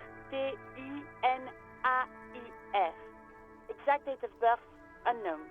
He was signed into the Lelystad County Neonatal Care Unit on 28th of February 09. Neonatal Care Unit? He was found as a newborn in a leaf compactor near an abandoned farm. He spent 4 months in the neonatal unit, survived apparently, and was assigned to a foster family at 2. According to Klasia, Lele said his real name wasn't really his. Perhaps that's because he was fostered. This is what the ICP knows about him. He was raised by foster parents, entered the Eastbrand Military Academy in Vredefort at 17, then served in the Oranese forces till he was honorably discharged in 41, just a year before the Seminese conflict. Then the armor followed him to Seminine, or at least I assume it did. And that's it. There are no records of his employment in Crenel, or any of its other incarnations, or him even entering Revachol. Wait, he was found in a leaf compactor? It's a garden tool used to press leaves into these cubes. It's a detail the hospital had, the only detail in these files. So I thought it would be good for you to know. It is. Thank you, Alice. Any information on his foster parents? None, officer. Sorry. So, all we have to connect him to Crenel is the armor? Even that is a small miracle. These organizations usually double-check their inventory. Thank you, Alice. Great work. No problem, Lieutenant. A compliment from Lieutenant Kitsuragi. Not bad. Well, we have his name and service record now. A name. This is very good. Ellis Cortenard. He says to himself. Sometimes police work is about human dignity, about giving back names to anonymous victims. I'm glad the inquiry was helpful to your investigation, officer. Did you have any other questions? Did I put it to shivers? Thank you. Let's see. Drink booze, pissing competition, borscht and karaoke. Yeah, boardwalk.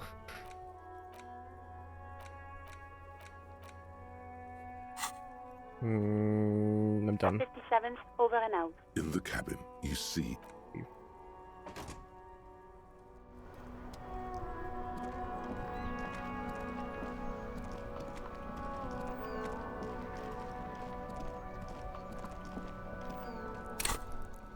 Okay, headed back over there.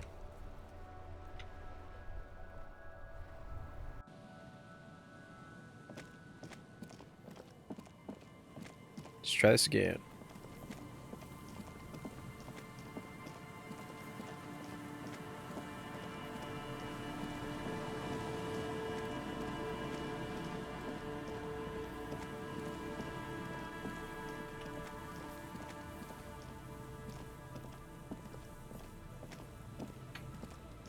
The once All right, bright you bastard. mirror towers above you, saying, Feld Electrical, R&D.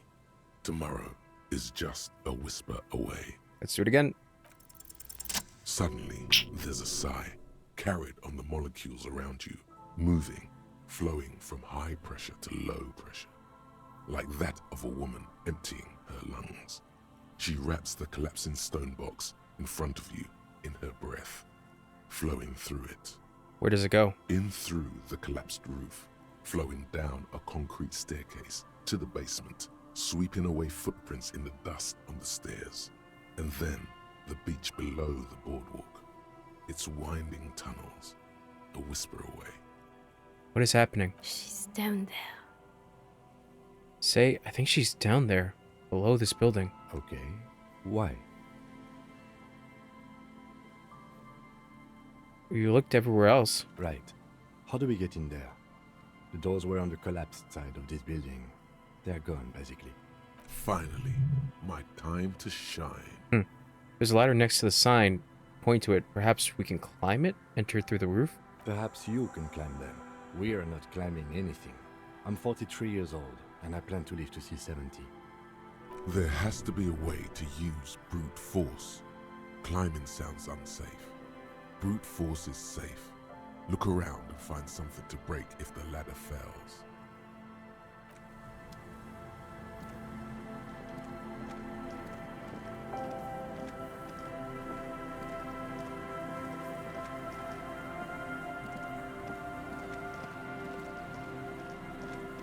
Pipe. An old pipe peeks out from beneath the rotten boards of the boardwalk. Could this be an alternative path into the felled building? A building like this must have multiple doors serving various functions. Perhaps a basement access. Come closer and look in. Your eyes slowly begin to adjust to the darkness inside the drainage pipe. The lieutenant looks over your shoulder. What's in there? A thin layer of snow gleams inside the pipe. Okay, what else? As your eyes adjust, you see some trash. Crumpled up newspapers, cigarette butts. Someone has half-heartedly spray-painted skulls on the right side. And nothing. Broken glass from bottles thrown against the walls of the pipe. A syringe. Could we get into the felled building through this pipe? Given that this isn't a martial arts thriller, it's highly unlikely, and not without risk to our health either. However, the pipe suggests there may be an entrance to the basement around. The lieutenant pushes aside the reeds and looks around. The lieutenant's face lights up. He doesn't usually notice these little things. And it's right here, a maintenance door. Try to pull the door apart. You and the lieutenant lean all your weight into pushing the doors apart, but you're not quite synchronizing your efforts. They slam shut again before you can enter. Let's take a breather and try this again later. Leave.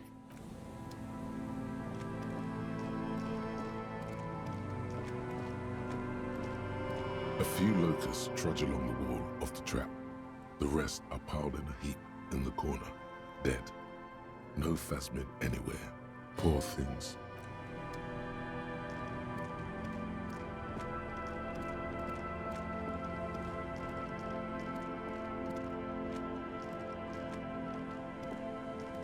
The trap is filled with dead and dying locusts. Most of them aren't moving anymore.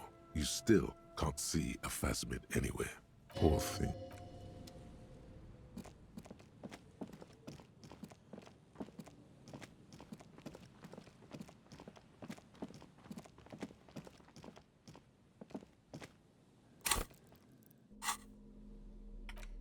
I thought I had clothes that would help physical instrument.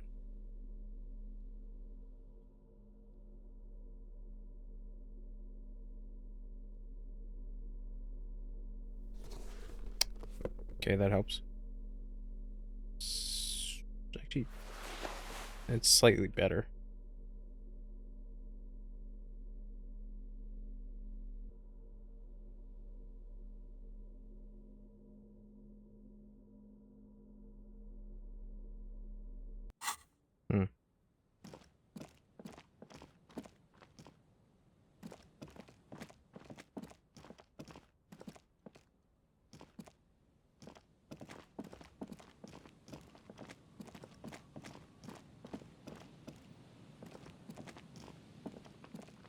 Oh, we're so close.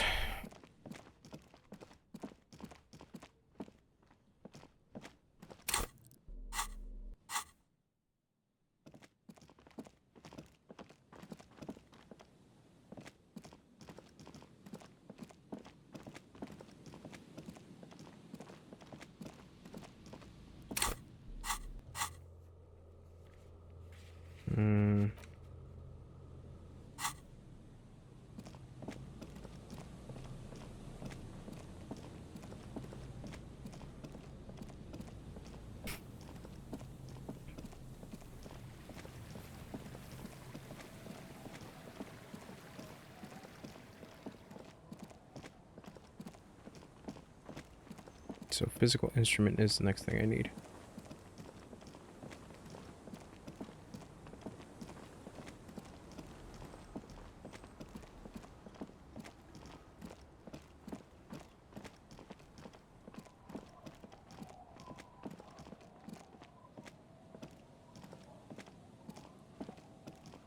trap is full of locusts, but they seem weak and unhealthy. A few lie on their backs with their legs twitching. Still, no phasmid. Poor thing. The trap, poor.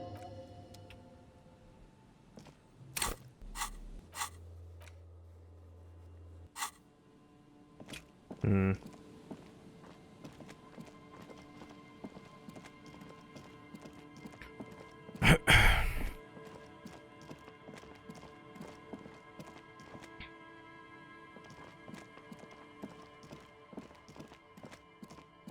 And says Everett in.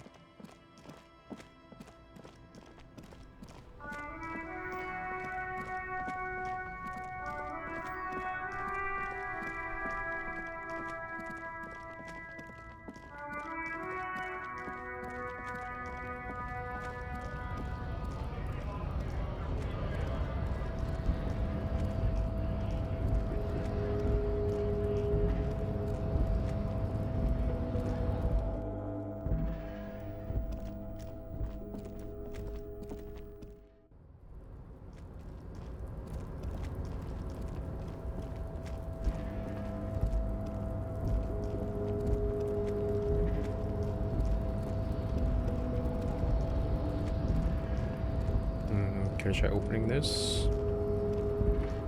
You're back before the cargo container.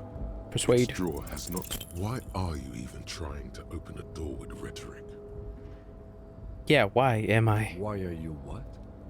Never mind. Are you satisfied, detective? Leave. I tried.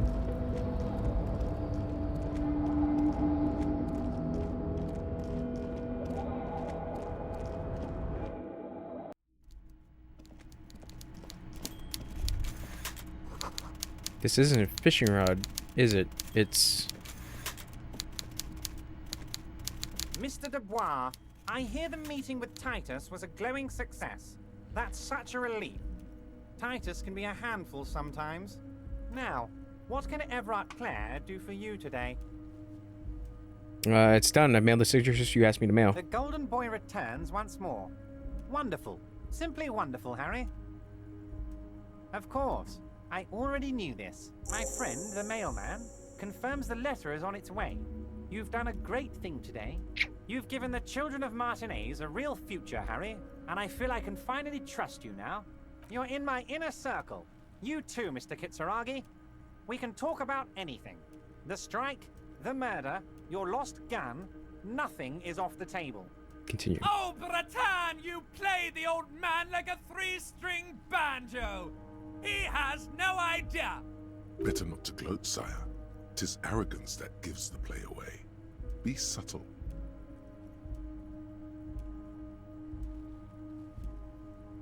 Can I get my gun now? Harry, I've got to be honest with you. Your gun was found 2 days ago. Withholding this information weighed heavily on me, but it had to be done. Fine. Where is it? An old woman has it, and let me tell you, Harry, word on the street is she's a character, so watch out. This must be the woman who bought the gun from Roy. The one he described as terrifying. So the gun was still with the woman who bought it from Roy. Yes, the same one. I see you've done your research. The pawn shop made the gun easy to track. Crazy stuff, Harry. Selling your gun like that? Wild. Anyway... Union Boy's gonna help you fix it. He winks at you. Don't worry, Harry. The neighbors of this old woman contacted my men because they trust me and the Debardeurs Union. Apparently, she was waving it around at the entrance to her building. She was waving it around at people? As I said, she's a character. I didn't have time for details. It sounds like she's unstable, but don't worry. No one got hurt.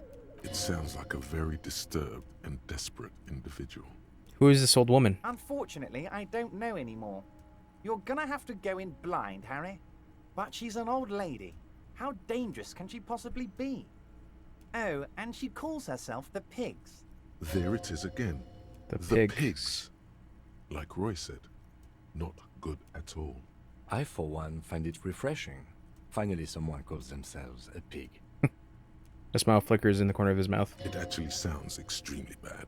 but let's not give him the satisfaction. Can you set up a meeting? I already have. Tonight, starting 10 o'clock, near the old fish market on the coast. The one on the boardwalk, a little past the fishing village. Be careful, Harry. I would never set you up for anything dangerous, but you did ask for this. Now, back to the fun stuff. 10 o'clock. She will be there from 2200 hours till 0200 hours. More fun stuff. Seems like we already have fun stuff to do. Did you order the hanged man killed? Order it? You know my men didn't kill him. They told you.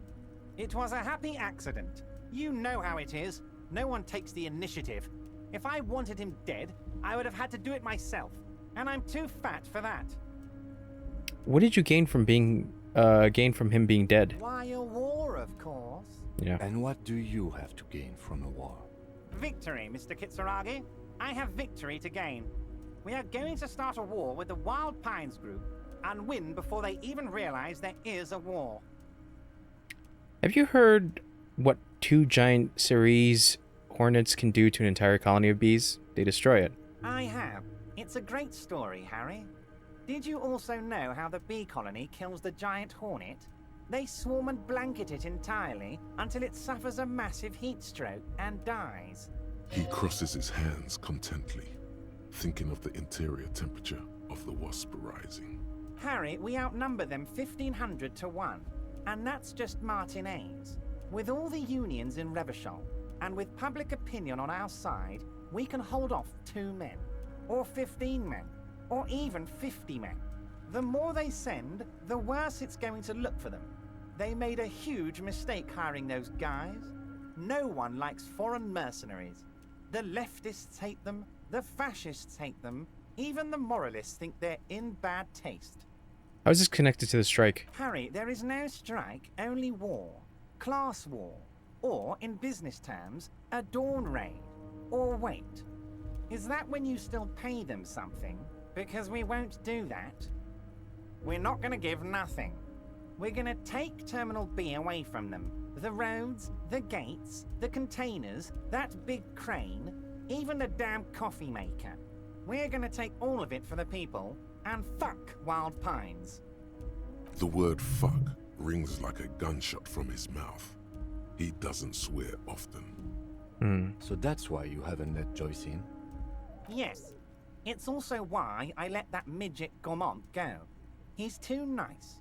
I can't put him through this. Plus, he knows how to get in here. That woman can't tell her tits from her arsehole. She has no chance. What? Tits from her arsehole. It's a local saying. Actually, no, it's not. Why are you telling me your plans? Because we're friends, Harry. Besides, it doesn't matter now. You can go tell her if you want. It won't change the course of events. We have a significant head start. It's already happening.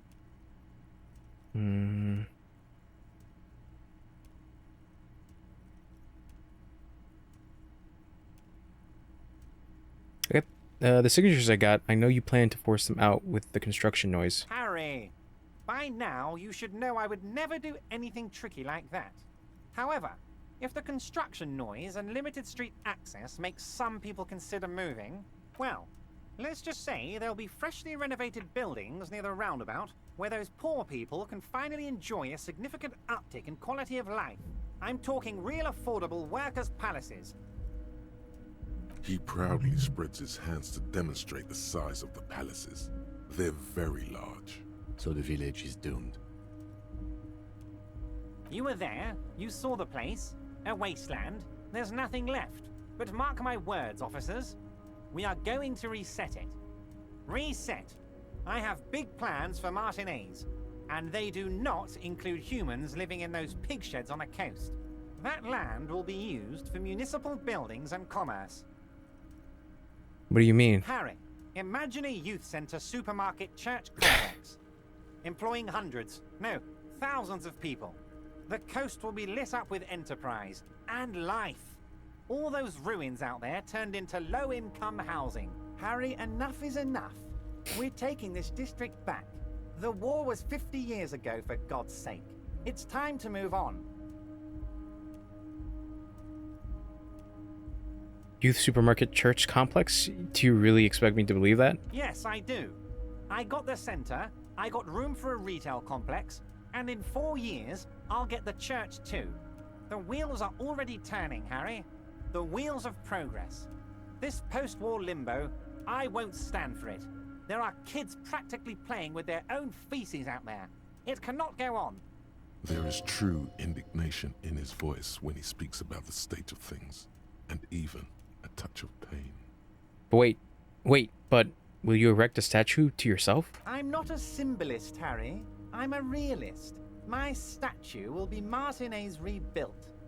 5-story building complexes, workers on welfare, and landowners in a zone hating me. That will be my statue. And yours. We're doing this together. You would look nice as a statue. Sounds like you got this. You can rely on my vote. Oh, I do, Harry. I really do. Alright. I'm gonna make the working man as rich as Joyce Messier with that vote of yours. That's my job. Just like yours is to keep the peace. That's it for now. Great, Harry, great. I think we have truly built a bridge between Martinez and Jamrock today. We have united the RCM and the Debarders Union. Telling you there's sadness in his tone. This has been so great. I'm sorry we don't have more fun things to do together, but if you ever feel like bouncing something off me, my door is always open. I'm gonna leave. Alright, let's go try to open that door again. Door. Can I fast travel from here? I cannot. Shit. Alright. I have to go out.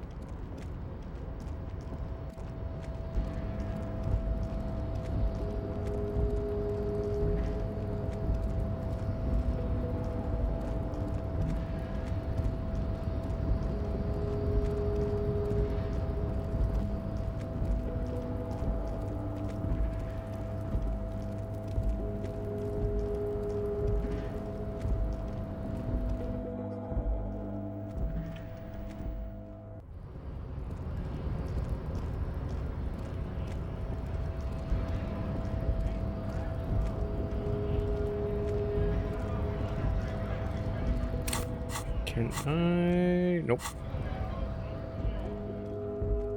Oh, actually, I should probably submit one of these. The yellow roses in the window. Those aren't the flowers that were left for Classier. The tear machine. Your bottles. $1? Yeah, right. Fair enough.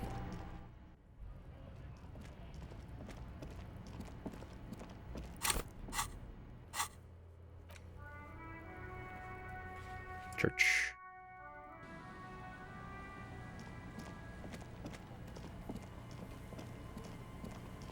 Okay, what do I need again? Is physical instrument? The light vanishes inside the concrete slit.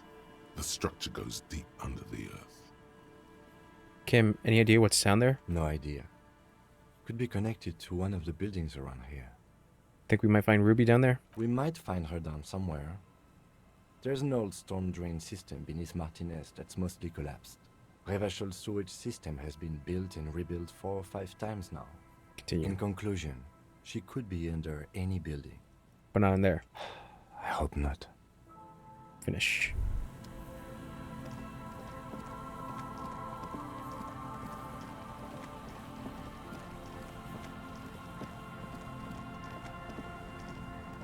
Behind the pipe, the maintenance door, rusted shut and half sunken in sand.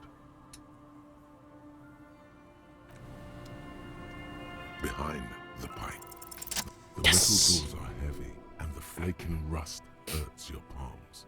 But together with the lieutenant, you manage to slide them open just enough to squeeze in. Good work. Shall we?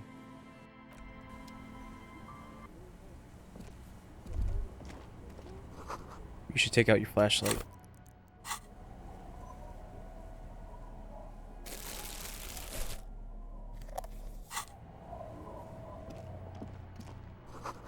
This overturned table is covered in orange mildew, crawling with something. This collapse nearly sealed the basement. One can barely squeeze by. Antiquated office furniture, last century maybe? Brought down and forgotten so long ago. Oh, now we're upstairs. Hold on. I'm gonna keep checking downstairs.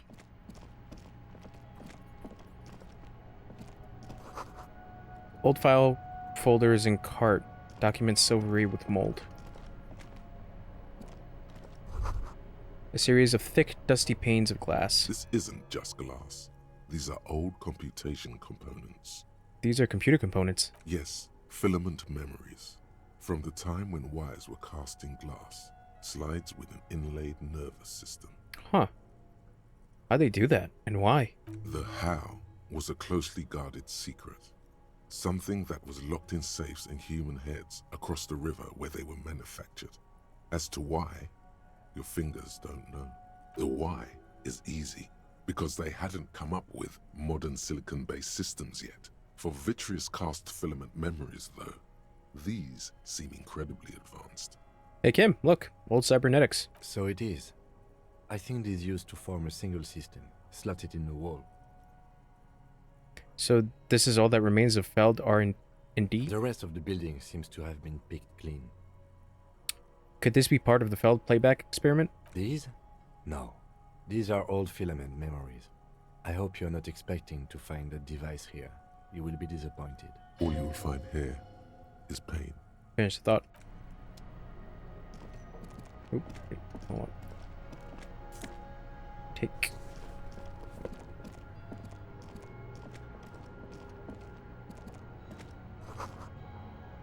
The beam of flashlight, a crevice in the wall.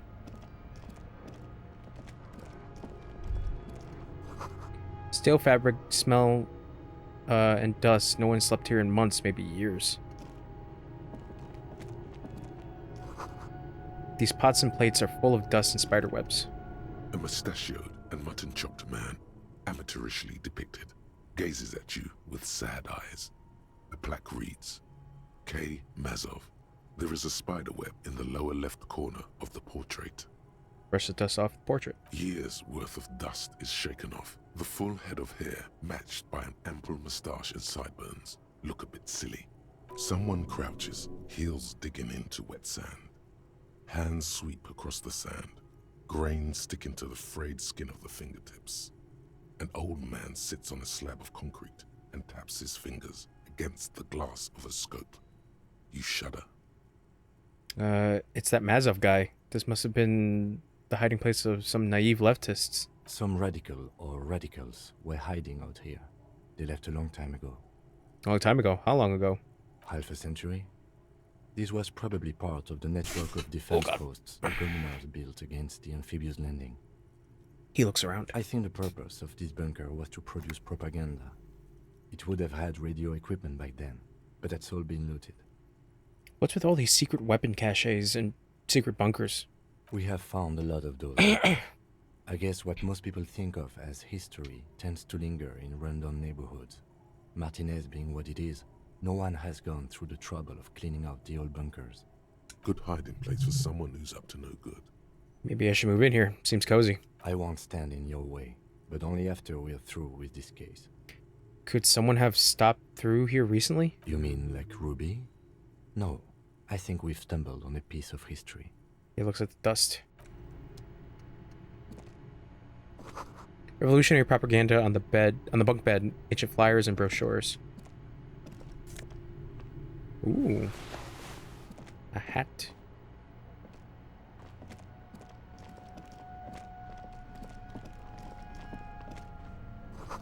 Boot prints in the sand. One of the soles appears more worn than the other. There's something in the air, an unnatural buzzing. The tunnels collapse, you have to find another way around.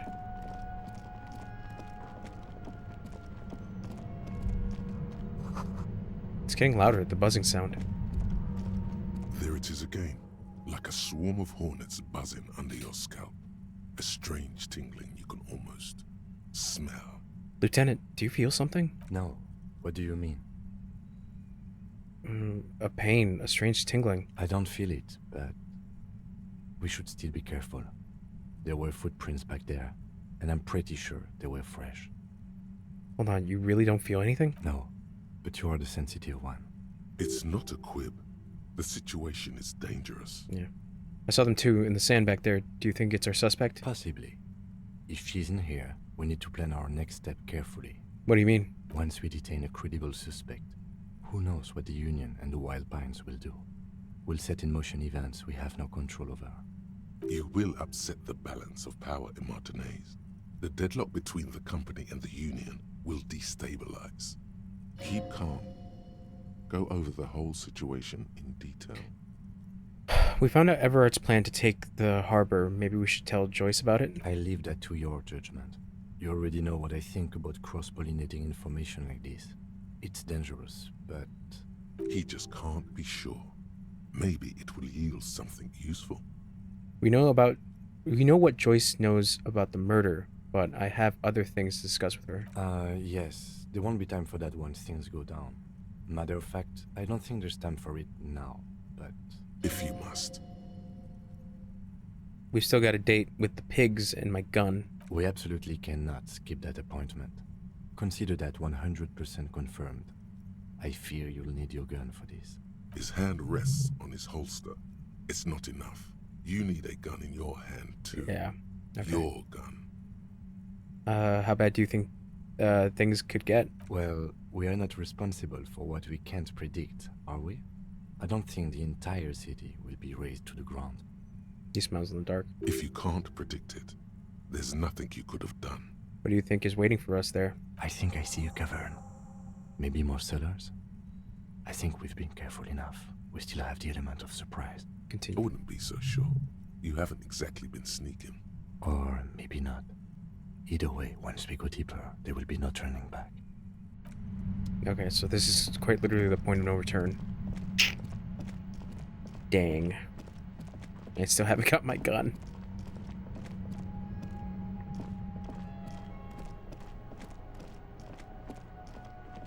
We can check upstairs.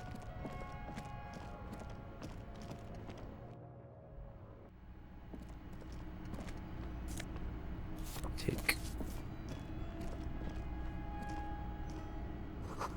Glass is covered with grime and dust. You can barely see out of it.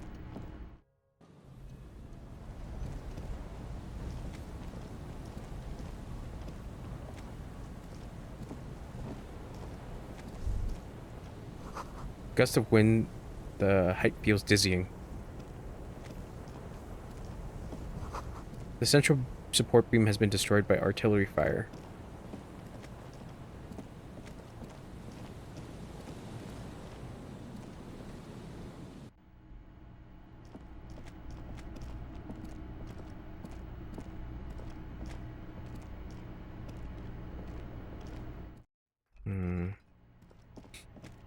Alright.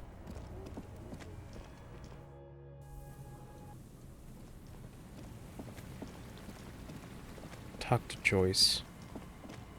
Damn, I do need my gun though.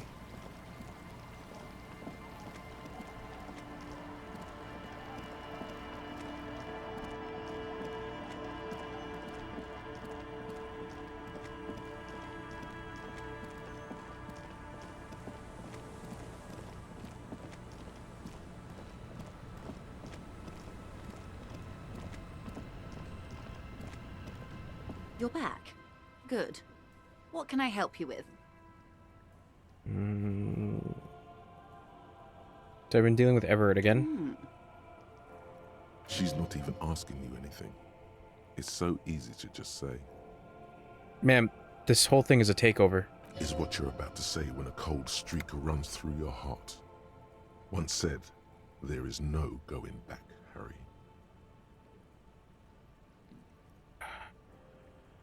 Yes, there is still reality-based knowledge I can glean from Yes. her.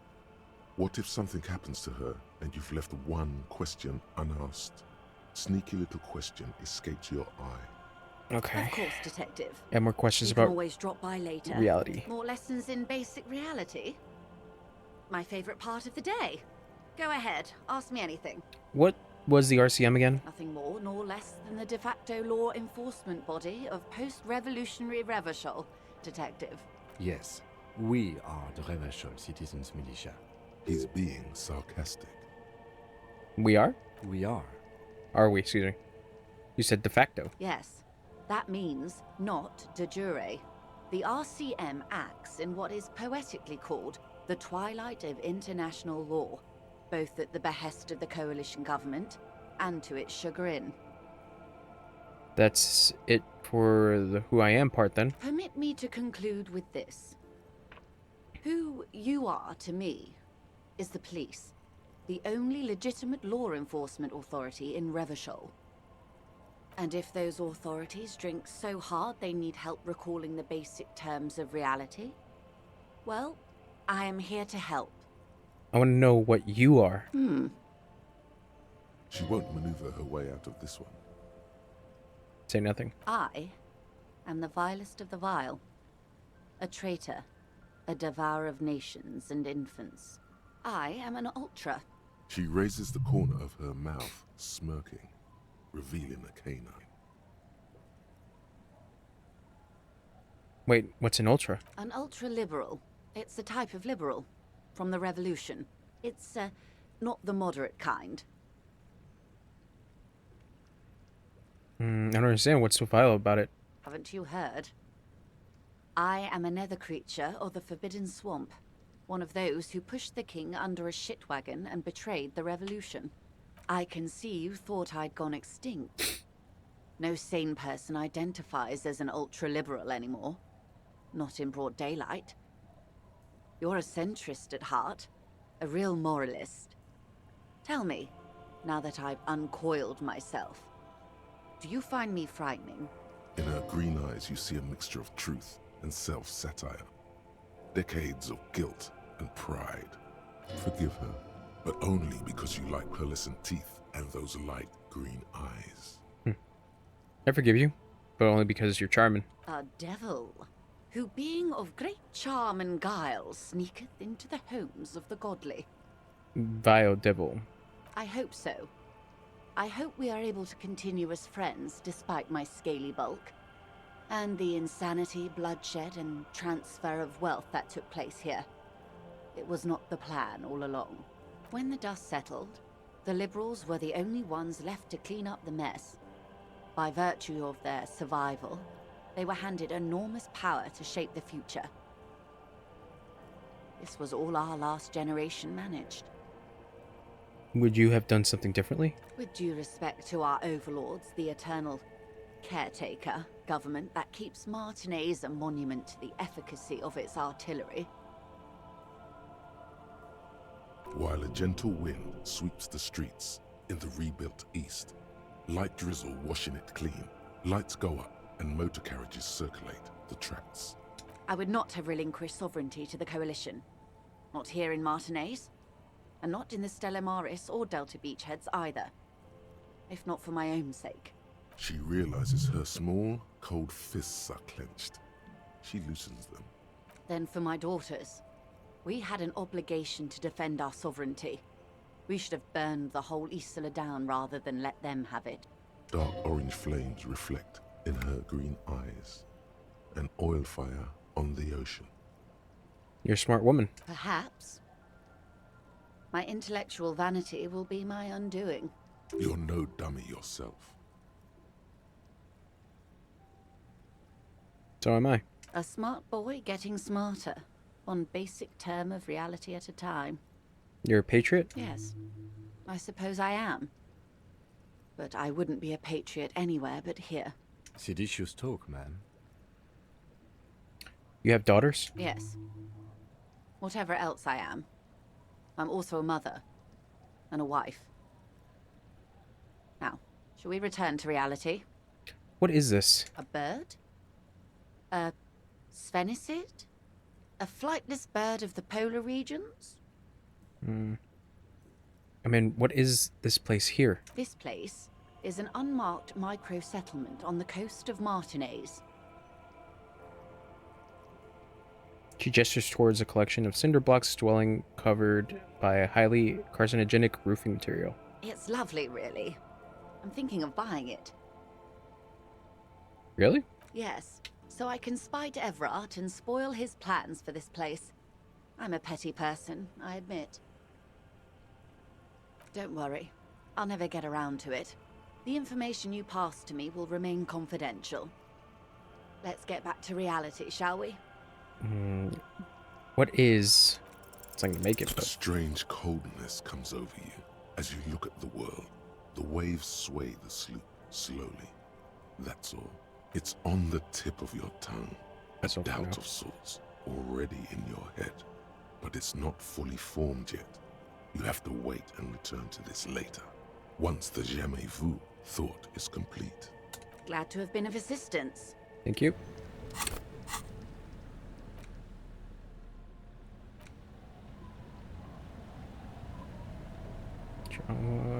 Empathy.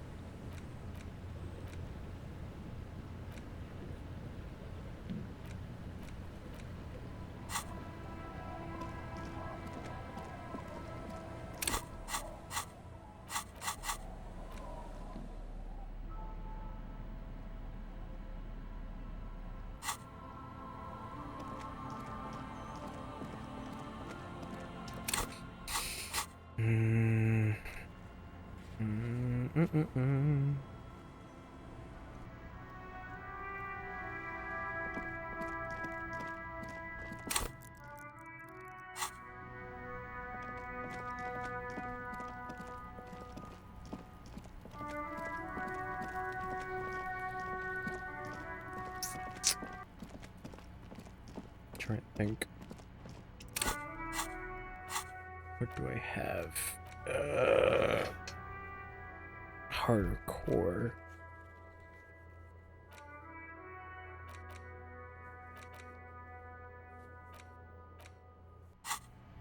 Could sing karaoke.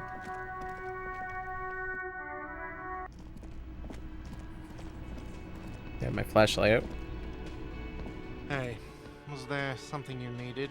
Gart, I need to sing karaoke now. No, you don't. It's not happening. He tries not to look at you. It's dangerous to acknowledge the karaoke man. You need to approach this situation logically. Ask him why he has the PA system installed if you can't use it. Why do you even have the PA system if no one's going to use it? It's for no one. It's a prop. I'm not letting anyone use it after the great karaoke catastrophe of 44. What happened in 44? A lot of people got killed because some arsehole wanted to sing karaoke. When was the last time you had a band play in here? It's not for bands, it's for clients. Some clients, okay? Not you. I'm a real client. I've paid my bills, and I have the right to use the karaoke machine. Ha! Well, we don't have any tapes. They all got stolen. It's alright. I have my own song with me. The man in the vest and the violet shirt stares at the tape you've just given him. He begins to frown. Shining light. This is the look of a man who's defeated. He knows he's out of excuses. Fine, fine. Climb on that stage and do your thing. Just get out of my hair. I'll plug it in for you. Damn this karaoke machine. I'm having it uninstalled, he mumbles to himself. Oh yeah, time to do the damage. Goodbye. Let's do it. Karaoke time. This feels right. You belong here. The stage is all set up for your performance. Feels silent. You can hear the pellets creak under your feet. You feel a little dizzy, a little unsteady suddenly. So, are you ready for your thing now? Let me know when I should turn on the karaoke carousel. Hold on. Let me put on my drama-related stuff. Logic. Physical instrument. Drama. Drama. Ooh, conceptualization is one of them. Composure, paintbrush, drama.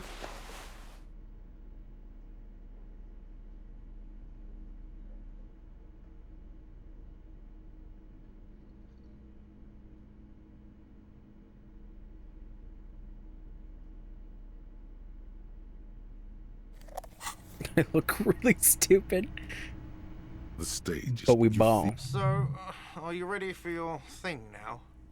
Let me know when I should turn on the karaoke carousel. Look, him. I'm gonna sing karaoke. I can see that. Put your lips against the microphone. Test it. Immediately, a loud feedback noise startles the room. You feel like an amateur. How are you supposed to hold the mic? Should you just sing into it? Where should you stand? Hands. Where do you put your hands? Oh, damn. Look around the room first. It's still early here. Faint daylight is seeping into the dining hall. All the tables have been wiped pristine clean for the customers to come. Someone's making coffee in the kitchen. The air is thick with anticipation. The tape clicks into the carousel, and then the music starts.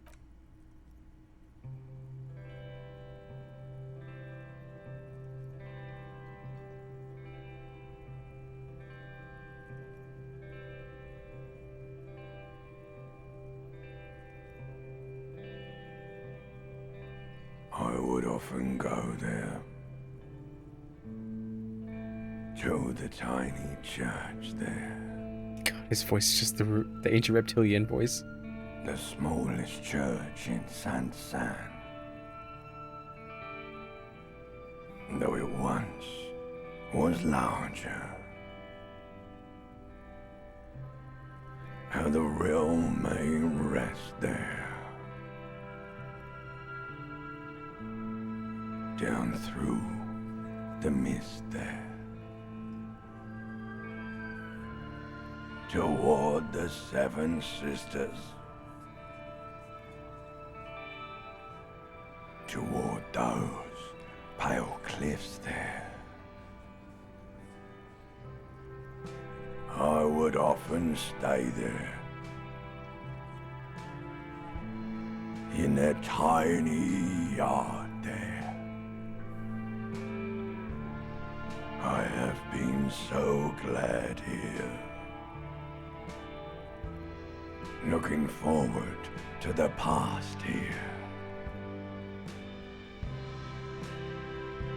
But now, you are all alone. None of this matters. No, none of this matters at all.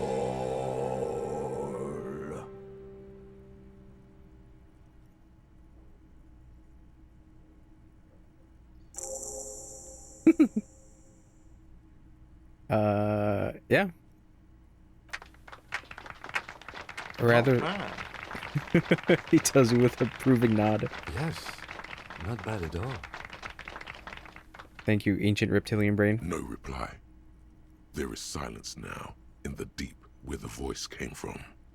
It has receded into you, to return only in dreams and nightmares. Thank you. I don't need big crowds. I just need my friends. Okay, yes. I'm going to unplug the microphone, so you can get off the stage now. Nice.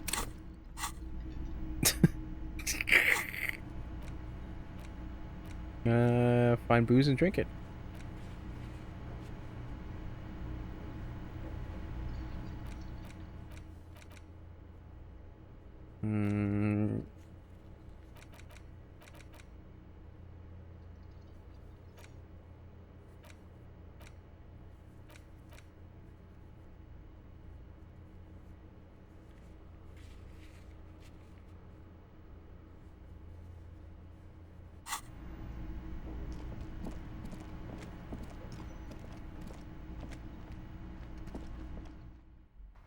Find a working one.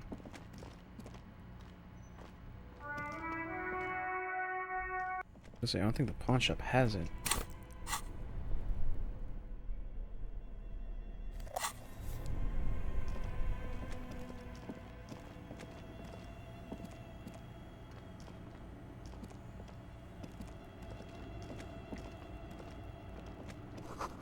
Someone has stuck some busted guns underneath the ceiling. A few bricks have fallen off. No.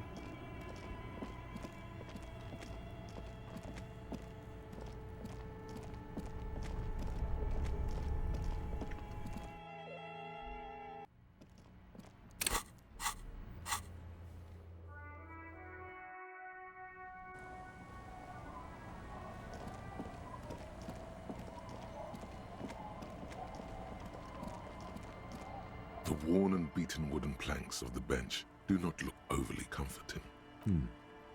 We can sit on benches after we've solved the murder. You can revisit the bench if you ever need to pass the time when Lieutenant Kitsuragi is gone. Damn it.